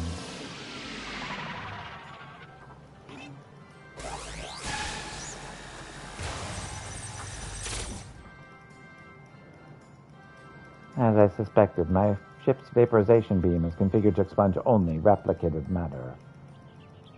So you can copy inorganic materials as well. How interesting.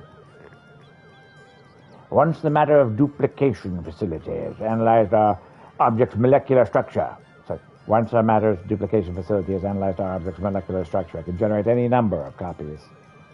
Yet it cannot create matter from nothing. A requisite supply of ether must be on hand to facilitate the process. Cool, you sure do know a lot about a lot, Inspector Branderhild. Even alien starships. Oh, well, that is no great achievement. As I've mentioned, the gaps in my knowledge were patched with data from the starship's own archives, which included the vessel's full schematics and functions. Assuming I understand this correctly, is it possible Van Hulde is using his replicated repaired alien craft to replicate piles and piles of gold. We share the same suspicion, Master Darion. To my knowledge, no other method exists that can reliably produce precious minerals. Of course, 'tis the obvious conclusion. That being the case, one might further assume that Menhudi is either threatening or deceiving Master Pupu's comrade in order to gain access to the vessel's superior technology. Our course of action is clear. We march right up to this gold spunner's front door and demand the release of his extraterrestrial hostage. Yeah, let's do it.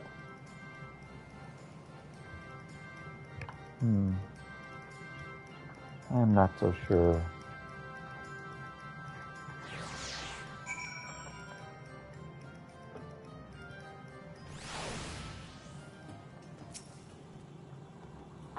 We must confront this malicious merchant at once. If your heart's set on confrontation, you may as well come with us. Vanhudi's invitation included a private airship, flight to his new estate.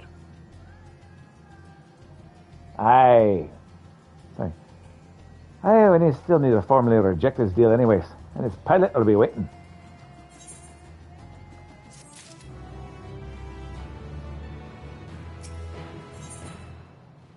Godbert's ready to lead you in Vanhudi's waiting pilot. Shall we be on our way? We're to meet Vanhudi's pilot atop the rise just south of Kaye's footsteps.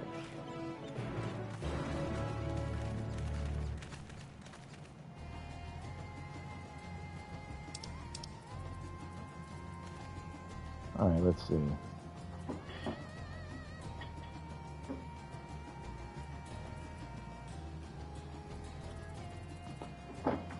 Well, I'm glad you got a full party.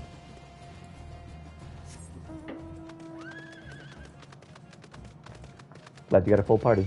Yes. Have fun. Thanks.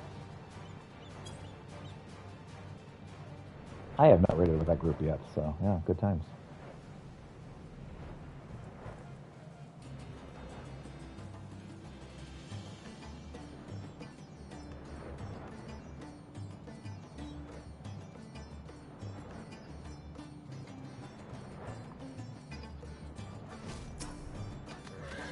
I'm like nervous. You do great, honey. Don't be nervous.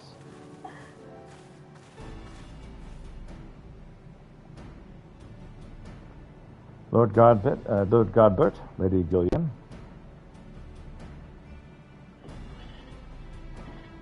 And entourage. Pray excuse our presumptuousness. My son and his companions insisted they come along, desperate that they were to meet with the illustrious Master Vanhudi.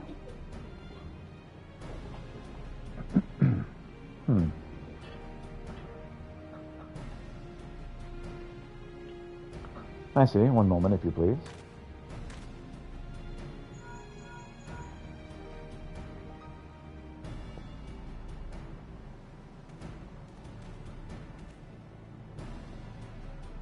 Lord Vanhudi should be glad to welcome you all to his home. Pray, step aboard, and I shall take you there directly.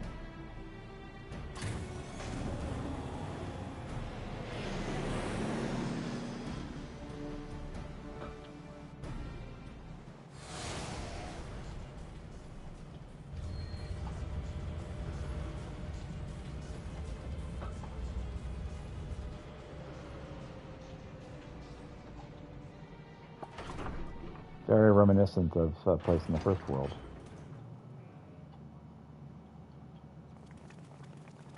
Welcome, honored guests, to my humble abode. I trust the views to your liking. Since you traveled all the way from distant Ul'dah, a pleasant backdrop to our talks was the least I could provide. And what an unexpected boon this is. I have been debating when to extend you a personal invitation, but now that you are here, it is like a wish come true. Save your acts for the magistrates, Vanhudi. We know the secret of your ill-gotten gold. You'll cease this exploitation of alien technology and release your hostage into the care of Master Pupu at once. Unraveled all of my schemes, have you? Good, good. I need not waste my breath on tedious explanations, then. This is Master Pupu, I presume. I know this fellow alien here with me, yes. As for exploiting the technology, I freely admit to duplicating A quite frankly obscene amount of gold, but that was merely the beginning. Imagine making copy after copy of the deadliest weapons in existence. Would not the world itself be yours for the taking?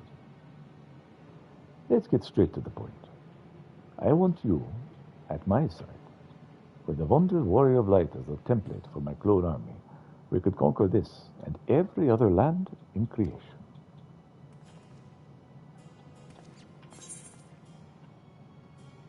I refuse, categorically and emphatically.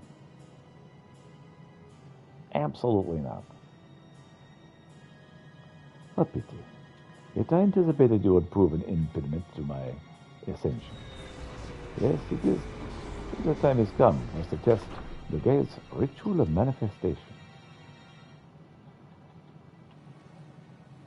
All was prepared long in advance for your coming. This tower holds not only mundane treasures, but also caches of crystals. As for a requisite congregation of worshippers, well, I had but to clone myself. After all, who is more devoted to my cause and to my goddess than me?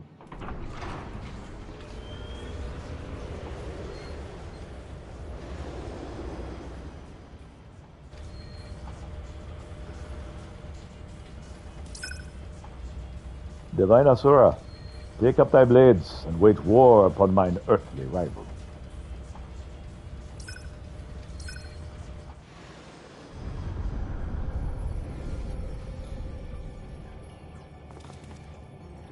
Gasp.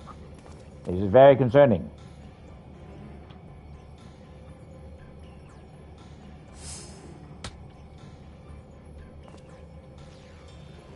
No, that's fine.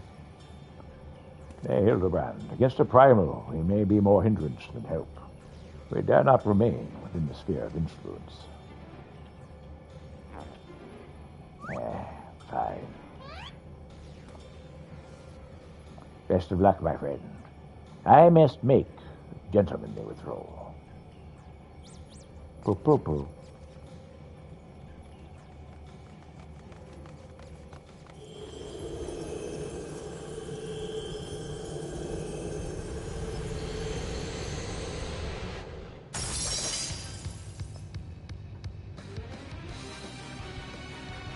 The music.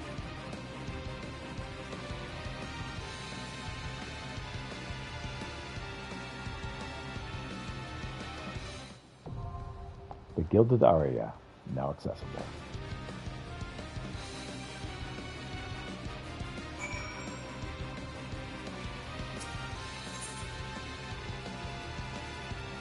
We'll get started on this.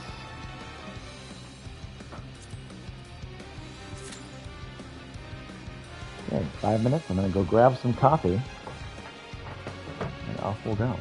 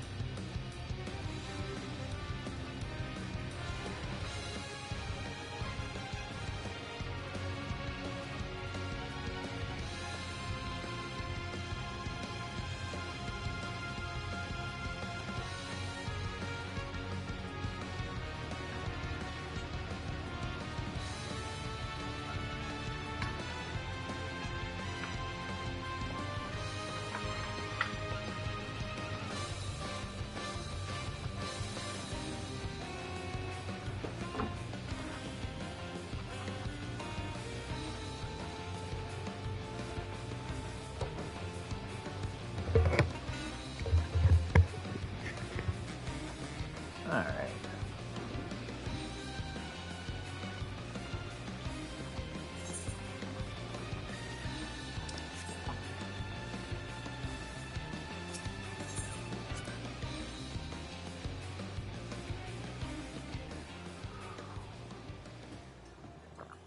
Three minutes into the 5-minute thing. You're also forced to make a gentlemanly withdrawal should you need to return to Vandudi's treasure tower. My starship and I are at your disposal. Not yet. Not yet.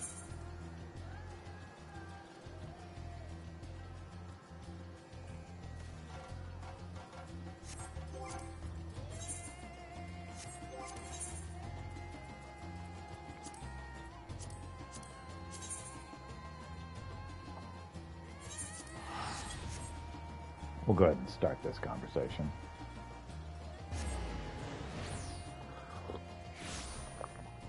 Got about 15-30 minutes before food arrives. So we'll do this stuff. This is probably our last thing before we eat. And I'll take my lunch break. About 30 minutes or so. I took the liberty of informing Ishtola of our arrival. She and her entourage should be here momentarily. All right.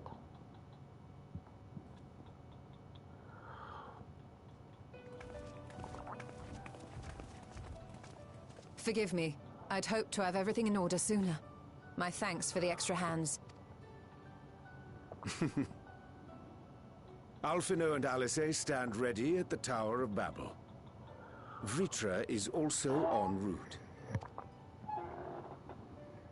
Excellent. You've done well, all of you. For my part, I've managed to prepare the ritual with help from the Watcher.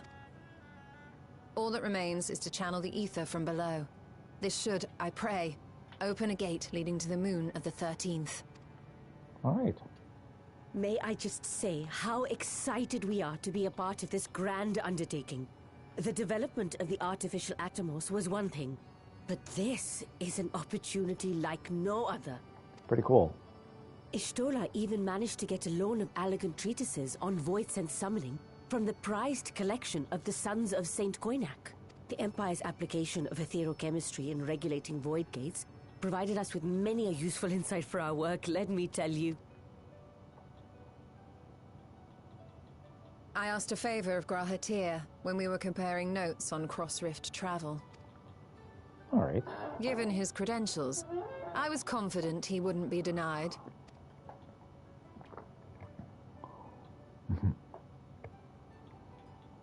Enjoy your scheming there, Ishtola.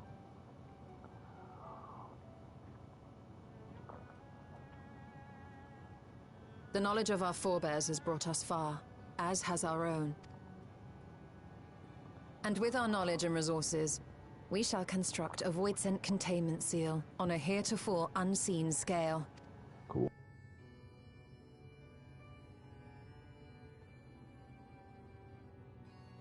Containment seal? Then thou wouldst make use of...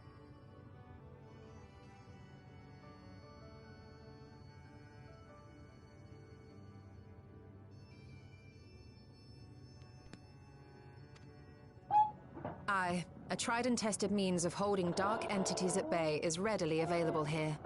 'Twould be remiss of us not to employ it. Right. We shall reforge the brands that Xenos and Fandaniel destroyed. Cool. That which held even Zodiac shall more than suffice for void scent of any persuasion.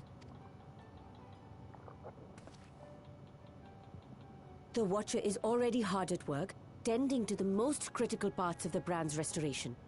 There are, however, a number of concerning factors that remain. With your help, I'm sure we can resolve them. So with this base on the moon, was this their Zodiac who escaped?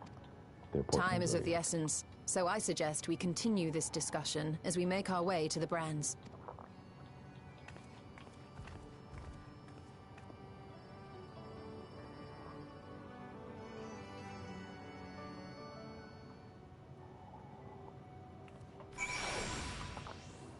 Zodiac has been added to the unending codex.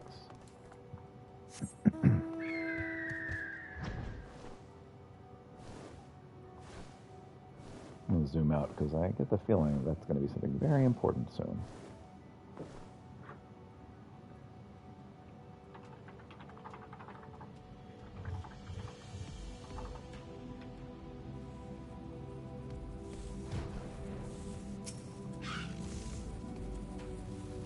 Now then, to the matter at hand. With the Watcher's assistance, we shall reforge each of Zodiac's brands, and use them to erect a barrier capable of repelling a void scent.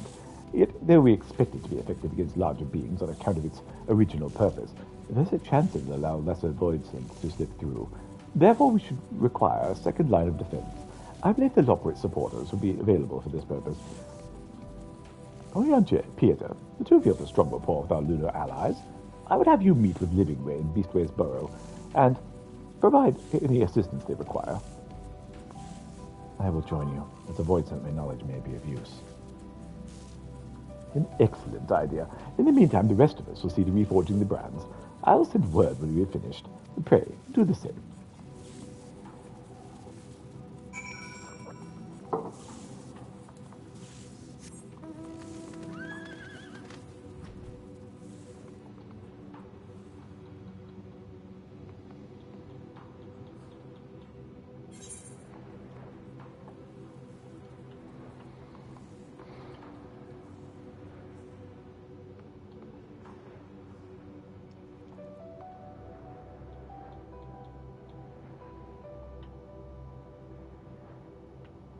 Less than 5 minutes whenever I joined, and now we're at 9 minutes. When it says 9 minutes is the time. I'm gonna pump those numbers up.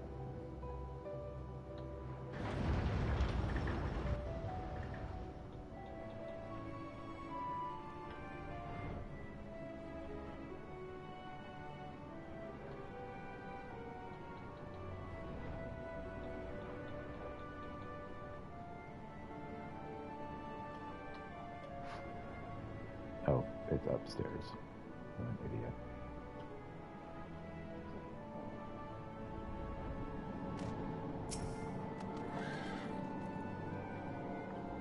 There you are. Miss Tolla surprised me for this present undertaking. I understand she wishes to deploy our pride and joy, the veritable carrots of our eye, our unrivaled combat supporters. It's a precautionary measure in case this void scent containing the seal of Earth proves lacking. As we speak, my fellows are rounding up what units they can, and will bring them to the northeast corner of the short order. Please, wait there. Sure.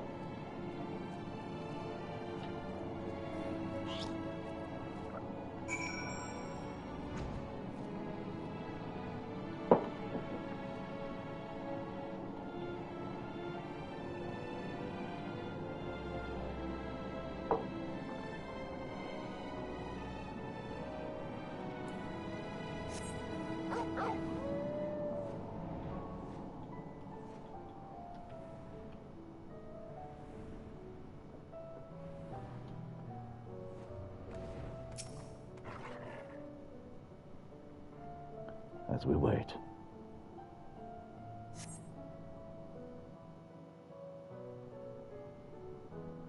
And so I said to them, that is not a carrot.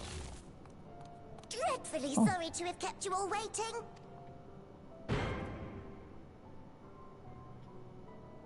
Hello there, friends. A new person. Heard there was a bit of a rush, so we gathered what combat-ready supporters we had available. It's quite a few, actually. A welcome contribution. Thine initiative never ceaseth to amaze. Oh, stop! You're making me blush. How can you tell? Though we have fulfilled the purpose given to us by Hydaelyn, aiding the people of Aetheris remains our greatest joy. So you can count on us, ever and always.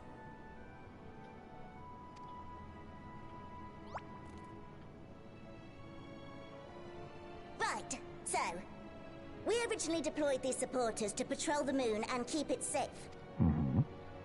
They've never tussled with Void Scent before, but with sufficient data, they ought to hold their own against the ghastly fiends.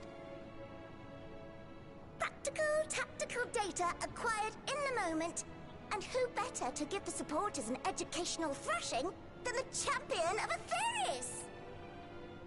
I believe I would make a better instructor. Not only have I fought Voidsent, I am one.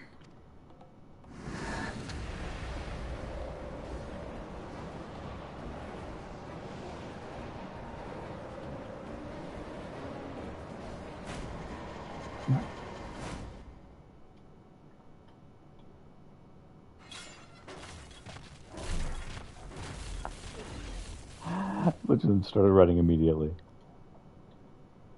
Oh, that's interesting. Well, don't just stand there. Engage! Engage! Engage! Engage!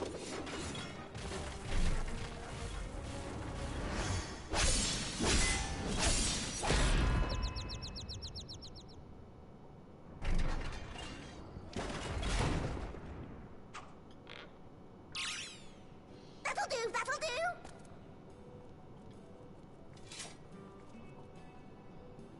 A defeat bitterer than the bitterest carrot. Using this experience, we must enhance the supporters and turn them into Voidsent slaughterbots! Indeed. Right after we've managed to put the poor dears back together. Pray forgive our comrade's enthusiasm.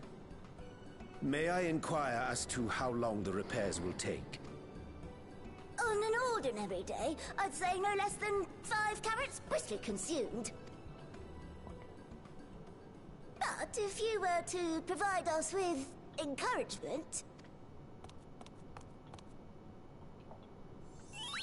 we just might be able to do it in 2.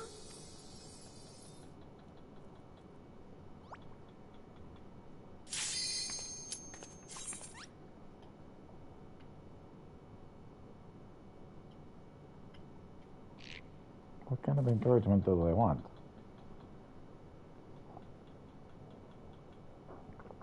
This I leave to you.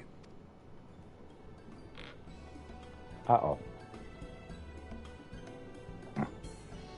Leandra pays his respects.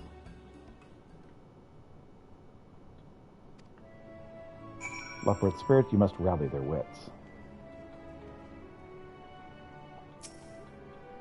4 minutes till food arrives.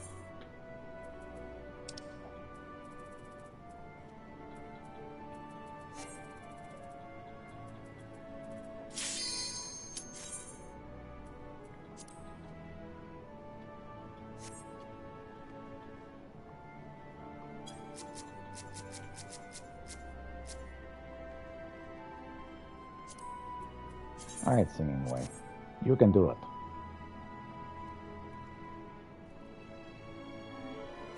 Never mind. No, you can't. We're about to fight instead.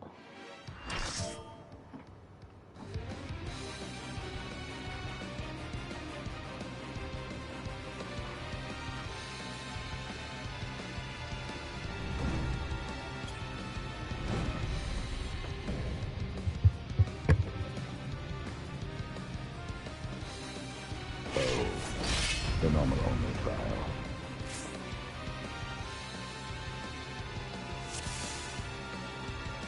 I am Asura, and on battle I thrive.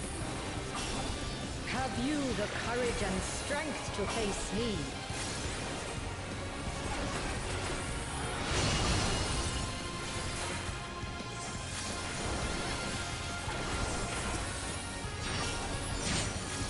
Will you dodge, or will you bleed?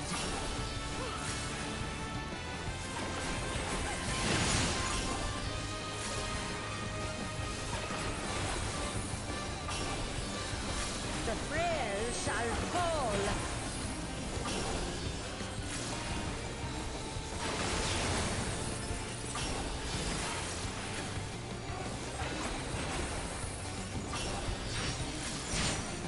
You've not time to blink.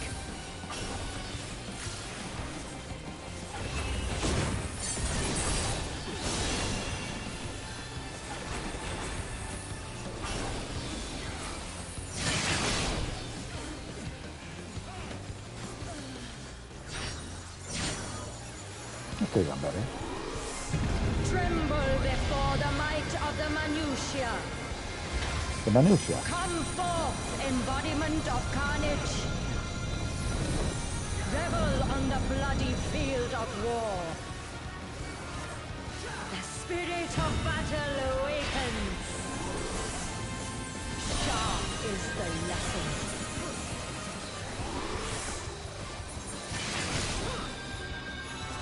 The weak shall perish.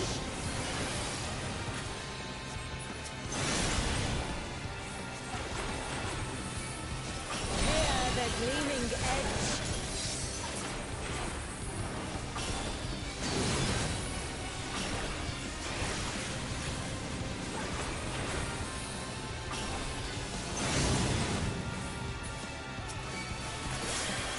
Unmerciful light shine upon you.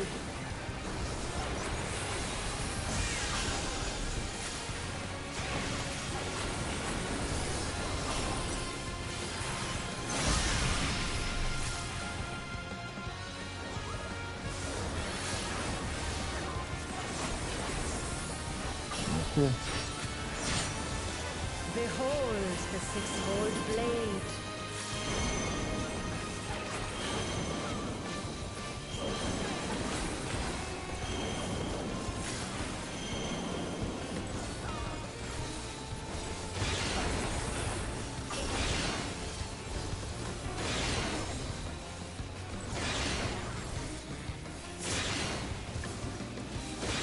So I was successfully avoiding, but whatever.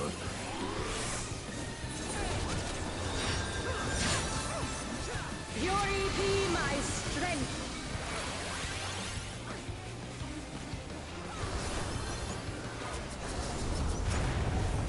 I will scatter your bones.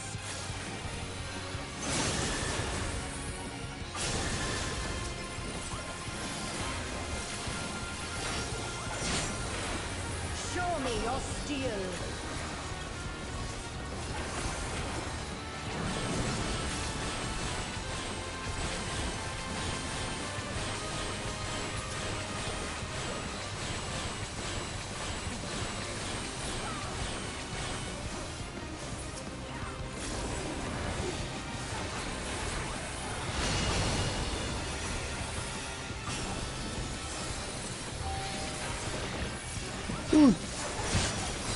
Get that as soon as I'm done with it. Battle awakens. It shouldn't be too long. Sharp is the lesson.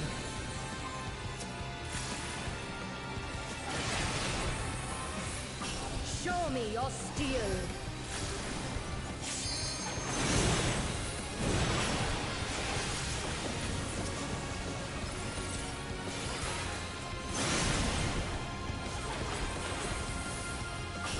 Hear the gleaming edge.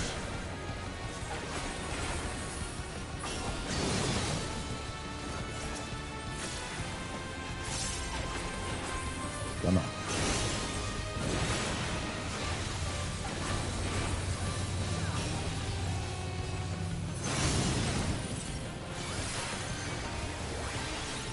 Unmerciful light shine upon you.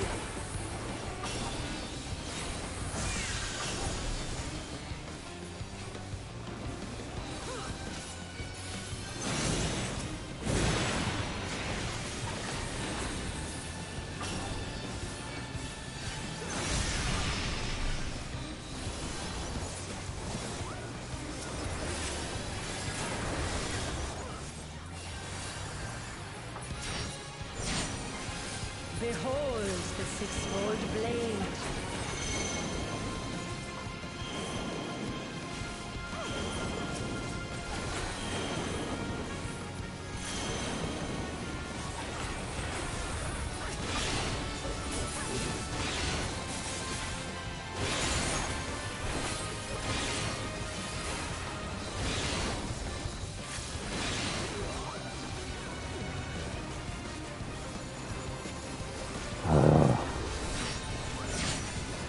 The face of battle is ever-changing. Joyful is your downfall.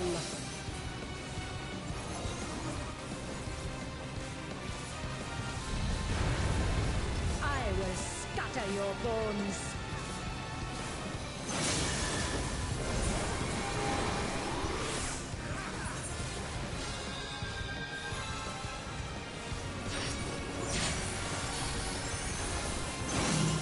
Will you dodge, or will you bleed?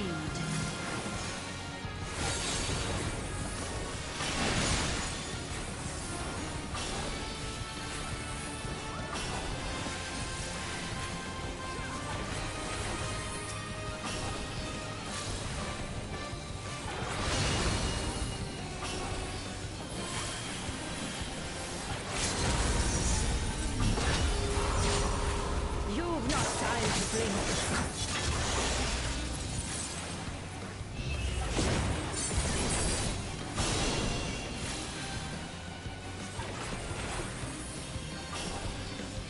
Show me your steel.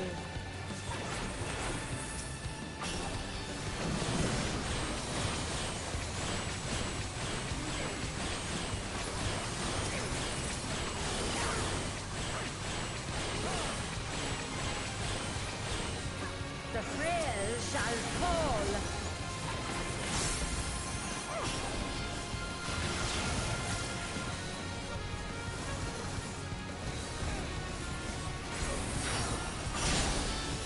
The spirit of battle awakens. Dark is the lesson.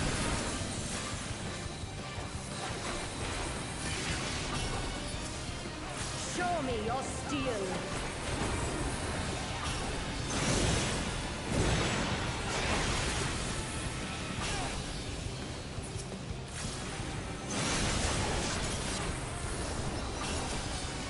Unmerciful light shine upon you.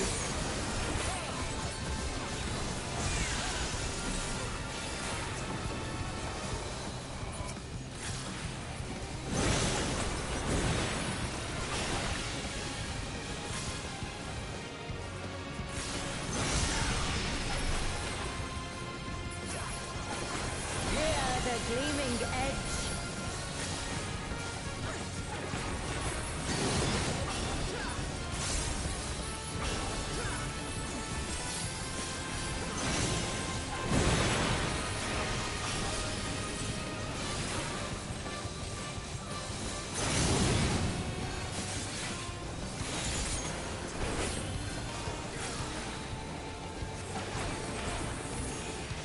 Got him.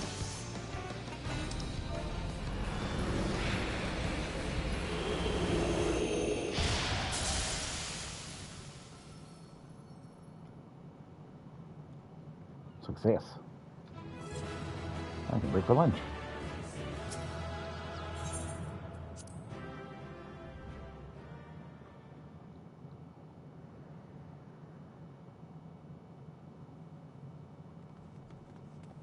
Good show, Peter. Could seem you thoroughly trenched that pesky primal.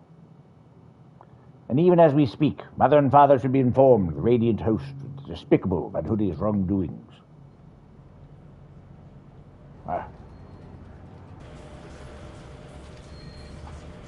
The Venusaur defeated. Turn the wheel. We flee for now.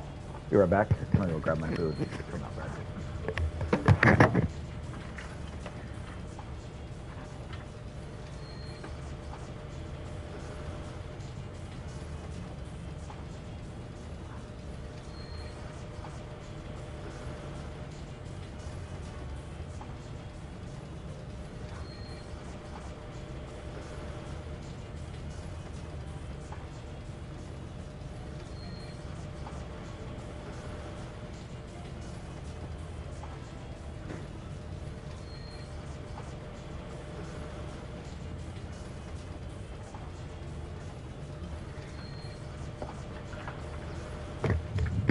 All right, let's get the end of this cutscene so I can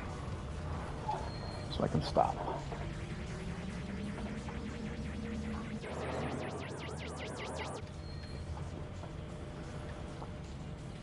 Who is flying the airship without my permission? That treasure is mine and mine alone. He called you a vessel, Master Poopo. No, I did not. It is my friend's ship.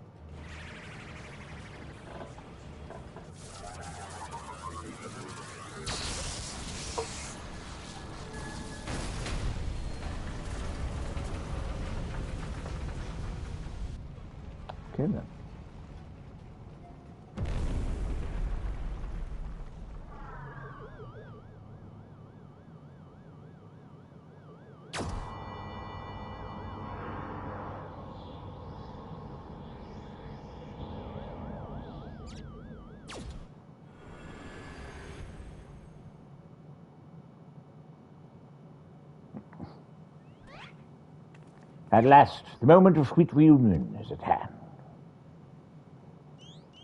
I'm so relieved to see you safe. Likewise, my friend. But why did you open fire on the airship? Did that man help you after your crash? He did at first. He pulled me from the wreckage and saw to it my vessel was repaired.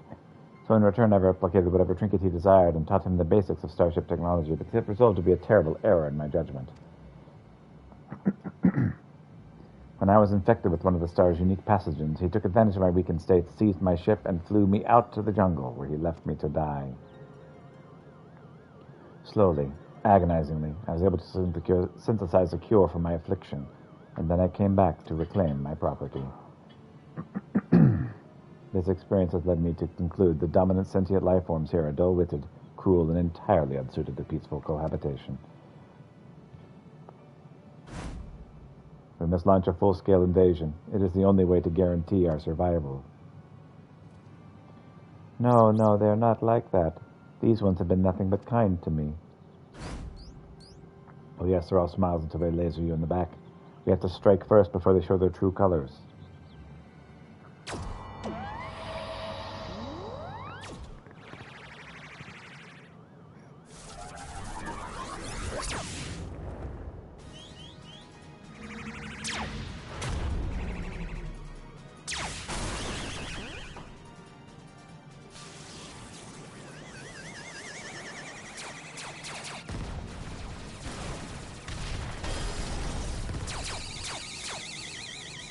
Seems like a problem.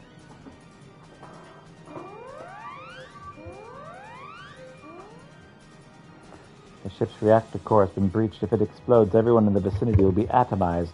We are all in the vicinity.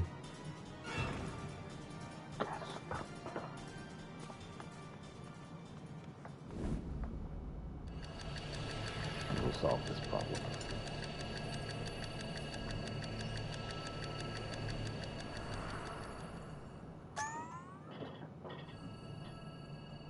Think.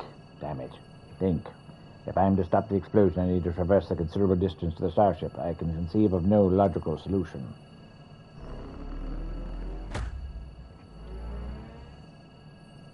Hehe.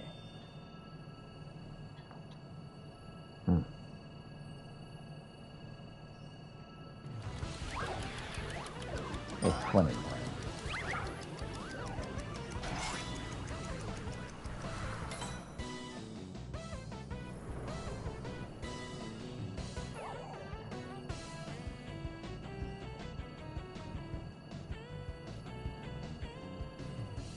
Inspector Branderhill, we must employ my father's mighty move to propel me to his vessel. I, too, have calculated Lord Goldberg's signature techniques are our only means of achieving sufficient propulsion.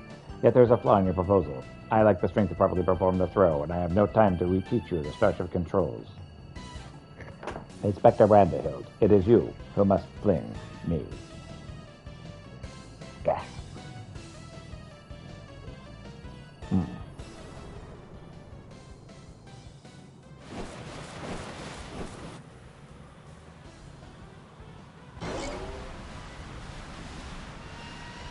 Skyward, there's only Amanda who can.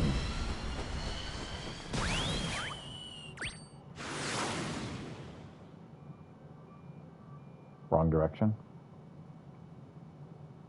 I lost my grip.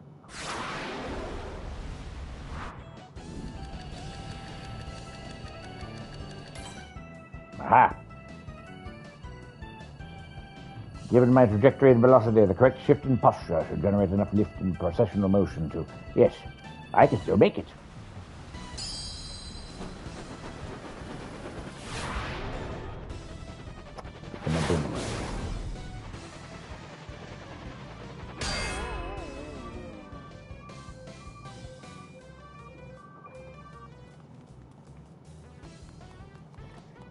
Yeah.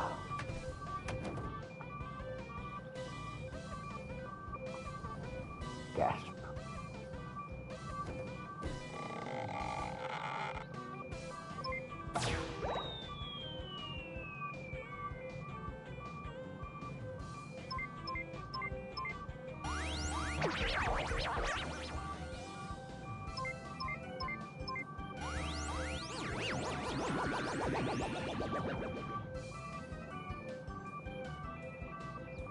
It is too late.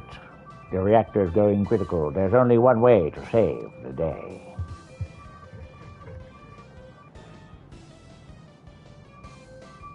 Upward.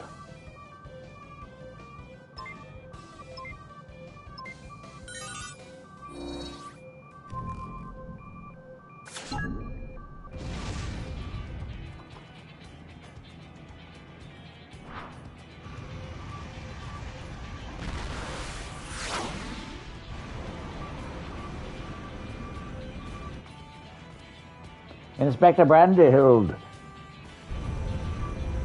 Our brief time together was more than any defective clone could ask for. Be well, my friend.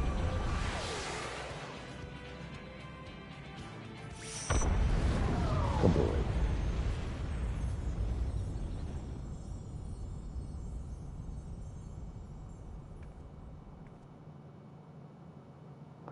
Is this the case closed for Inspector Brandyhild?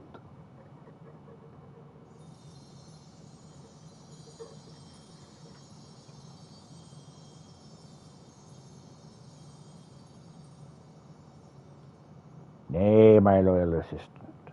As a chip off the old gentleman, our dear Brandyhild has surely survived to tell the tale. We shall see him again. Mark my words. Oh, good.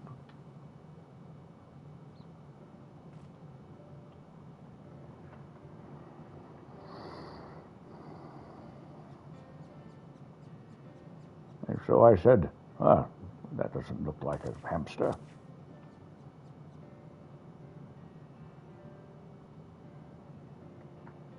You rescued me, even though I tried to incinerate you with high-intensity plasma blasts. Even at the cost of one of your own. If only I could make amends and earn your forgiveness. But alas. There's not to forgive. With his blocky constitution, Inspector Brandyhild will be just fine, I assure you. As a friend of Master Poople, you're a friend of ours. And what are a few minor plasma burns among friends, eh?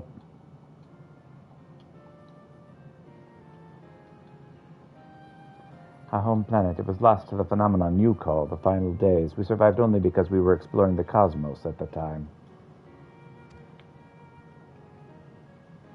Gasp. Our explorations, which heretofore served no purpose but curiosity, shifted to to search for a safe haven. We visited countless stars, but all had succumbed to the same insidious ruin as our own. Growing desperate, we decided to settle on any suitable refuge we could find, whether it was populated or not. If the native beings were hospitable, we would live peaceably among them. If not, we were prepared to claim the new home by force. So it was that I arrived on your miraculous planet. Lulled by the apparent absence of metaphysical chaos, I blundered into a mundane war zone, where I was promptly shot out of the sky. The rest you already know. Having fallen behind in our search, I hurried here. When my communication received no answer, it was then when I met you, Inspector Hildebrand. Those touched by the despair of the final days are reduced to beasts. Given our savage willingness to invade your star, it would seem that, in a sense, we fell prey to that despair after all.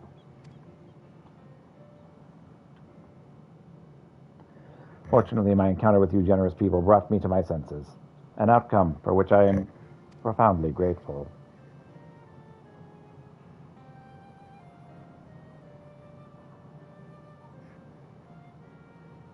That said, there's nowhere else for us to go. Would it be too much for us to ask to live here, on your star? Well, of course you may stay. You must stay.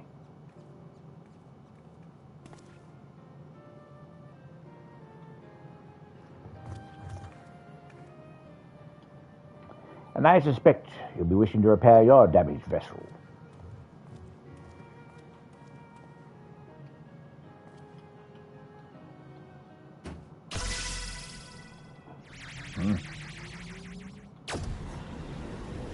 All right.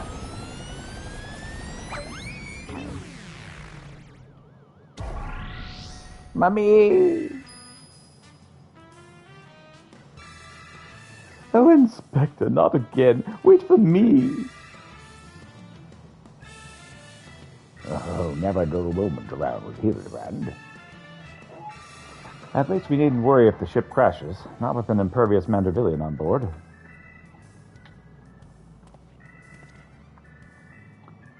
Funny you should mention that. Upon reviewing the Mandeville family tree, it was made clear that a lord without heirs of his own passed the name to an adopted child several generations ago. So you're saying you and your son are not direct descendants of Godbrand, the alien progenitor of the Mandeville line. Then how do you explain your unnatural sturdiness?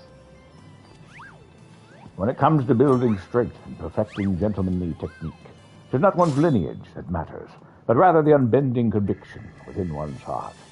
Though Godbrand's bloodline be broken, House Mandeville shall live on through us.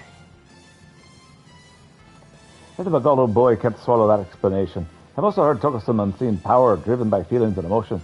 Could it be you and Hilde are tapped into that cosmic essence? Oh, if that is the case, then you must be positively swimming in it, my dear.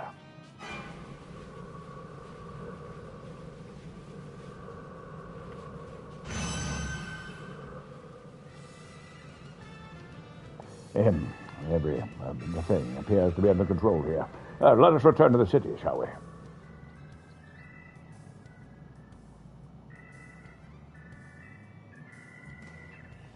Just trying to get to the end of the scene so I can eat lunch. And we're still going. We are 30 minutes over on time.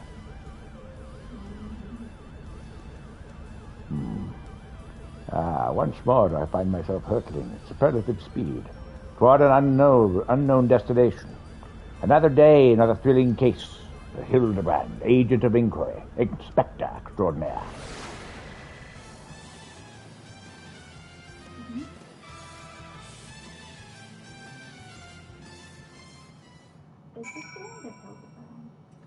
For a bit. All right. So let me stop here, and we'll come back after lunch in about 30 minutes. So thank you so much for watching. If I don't see you again, hope you have a wonderful day.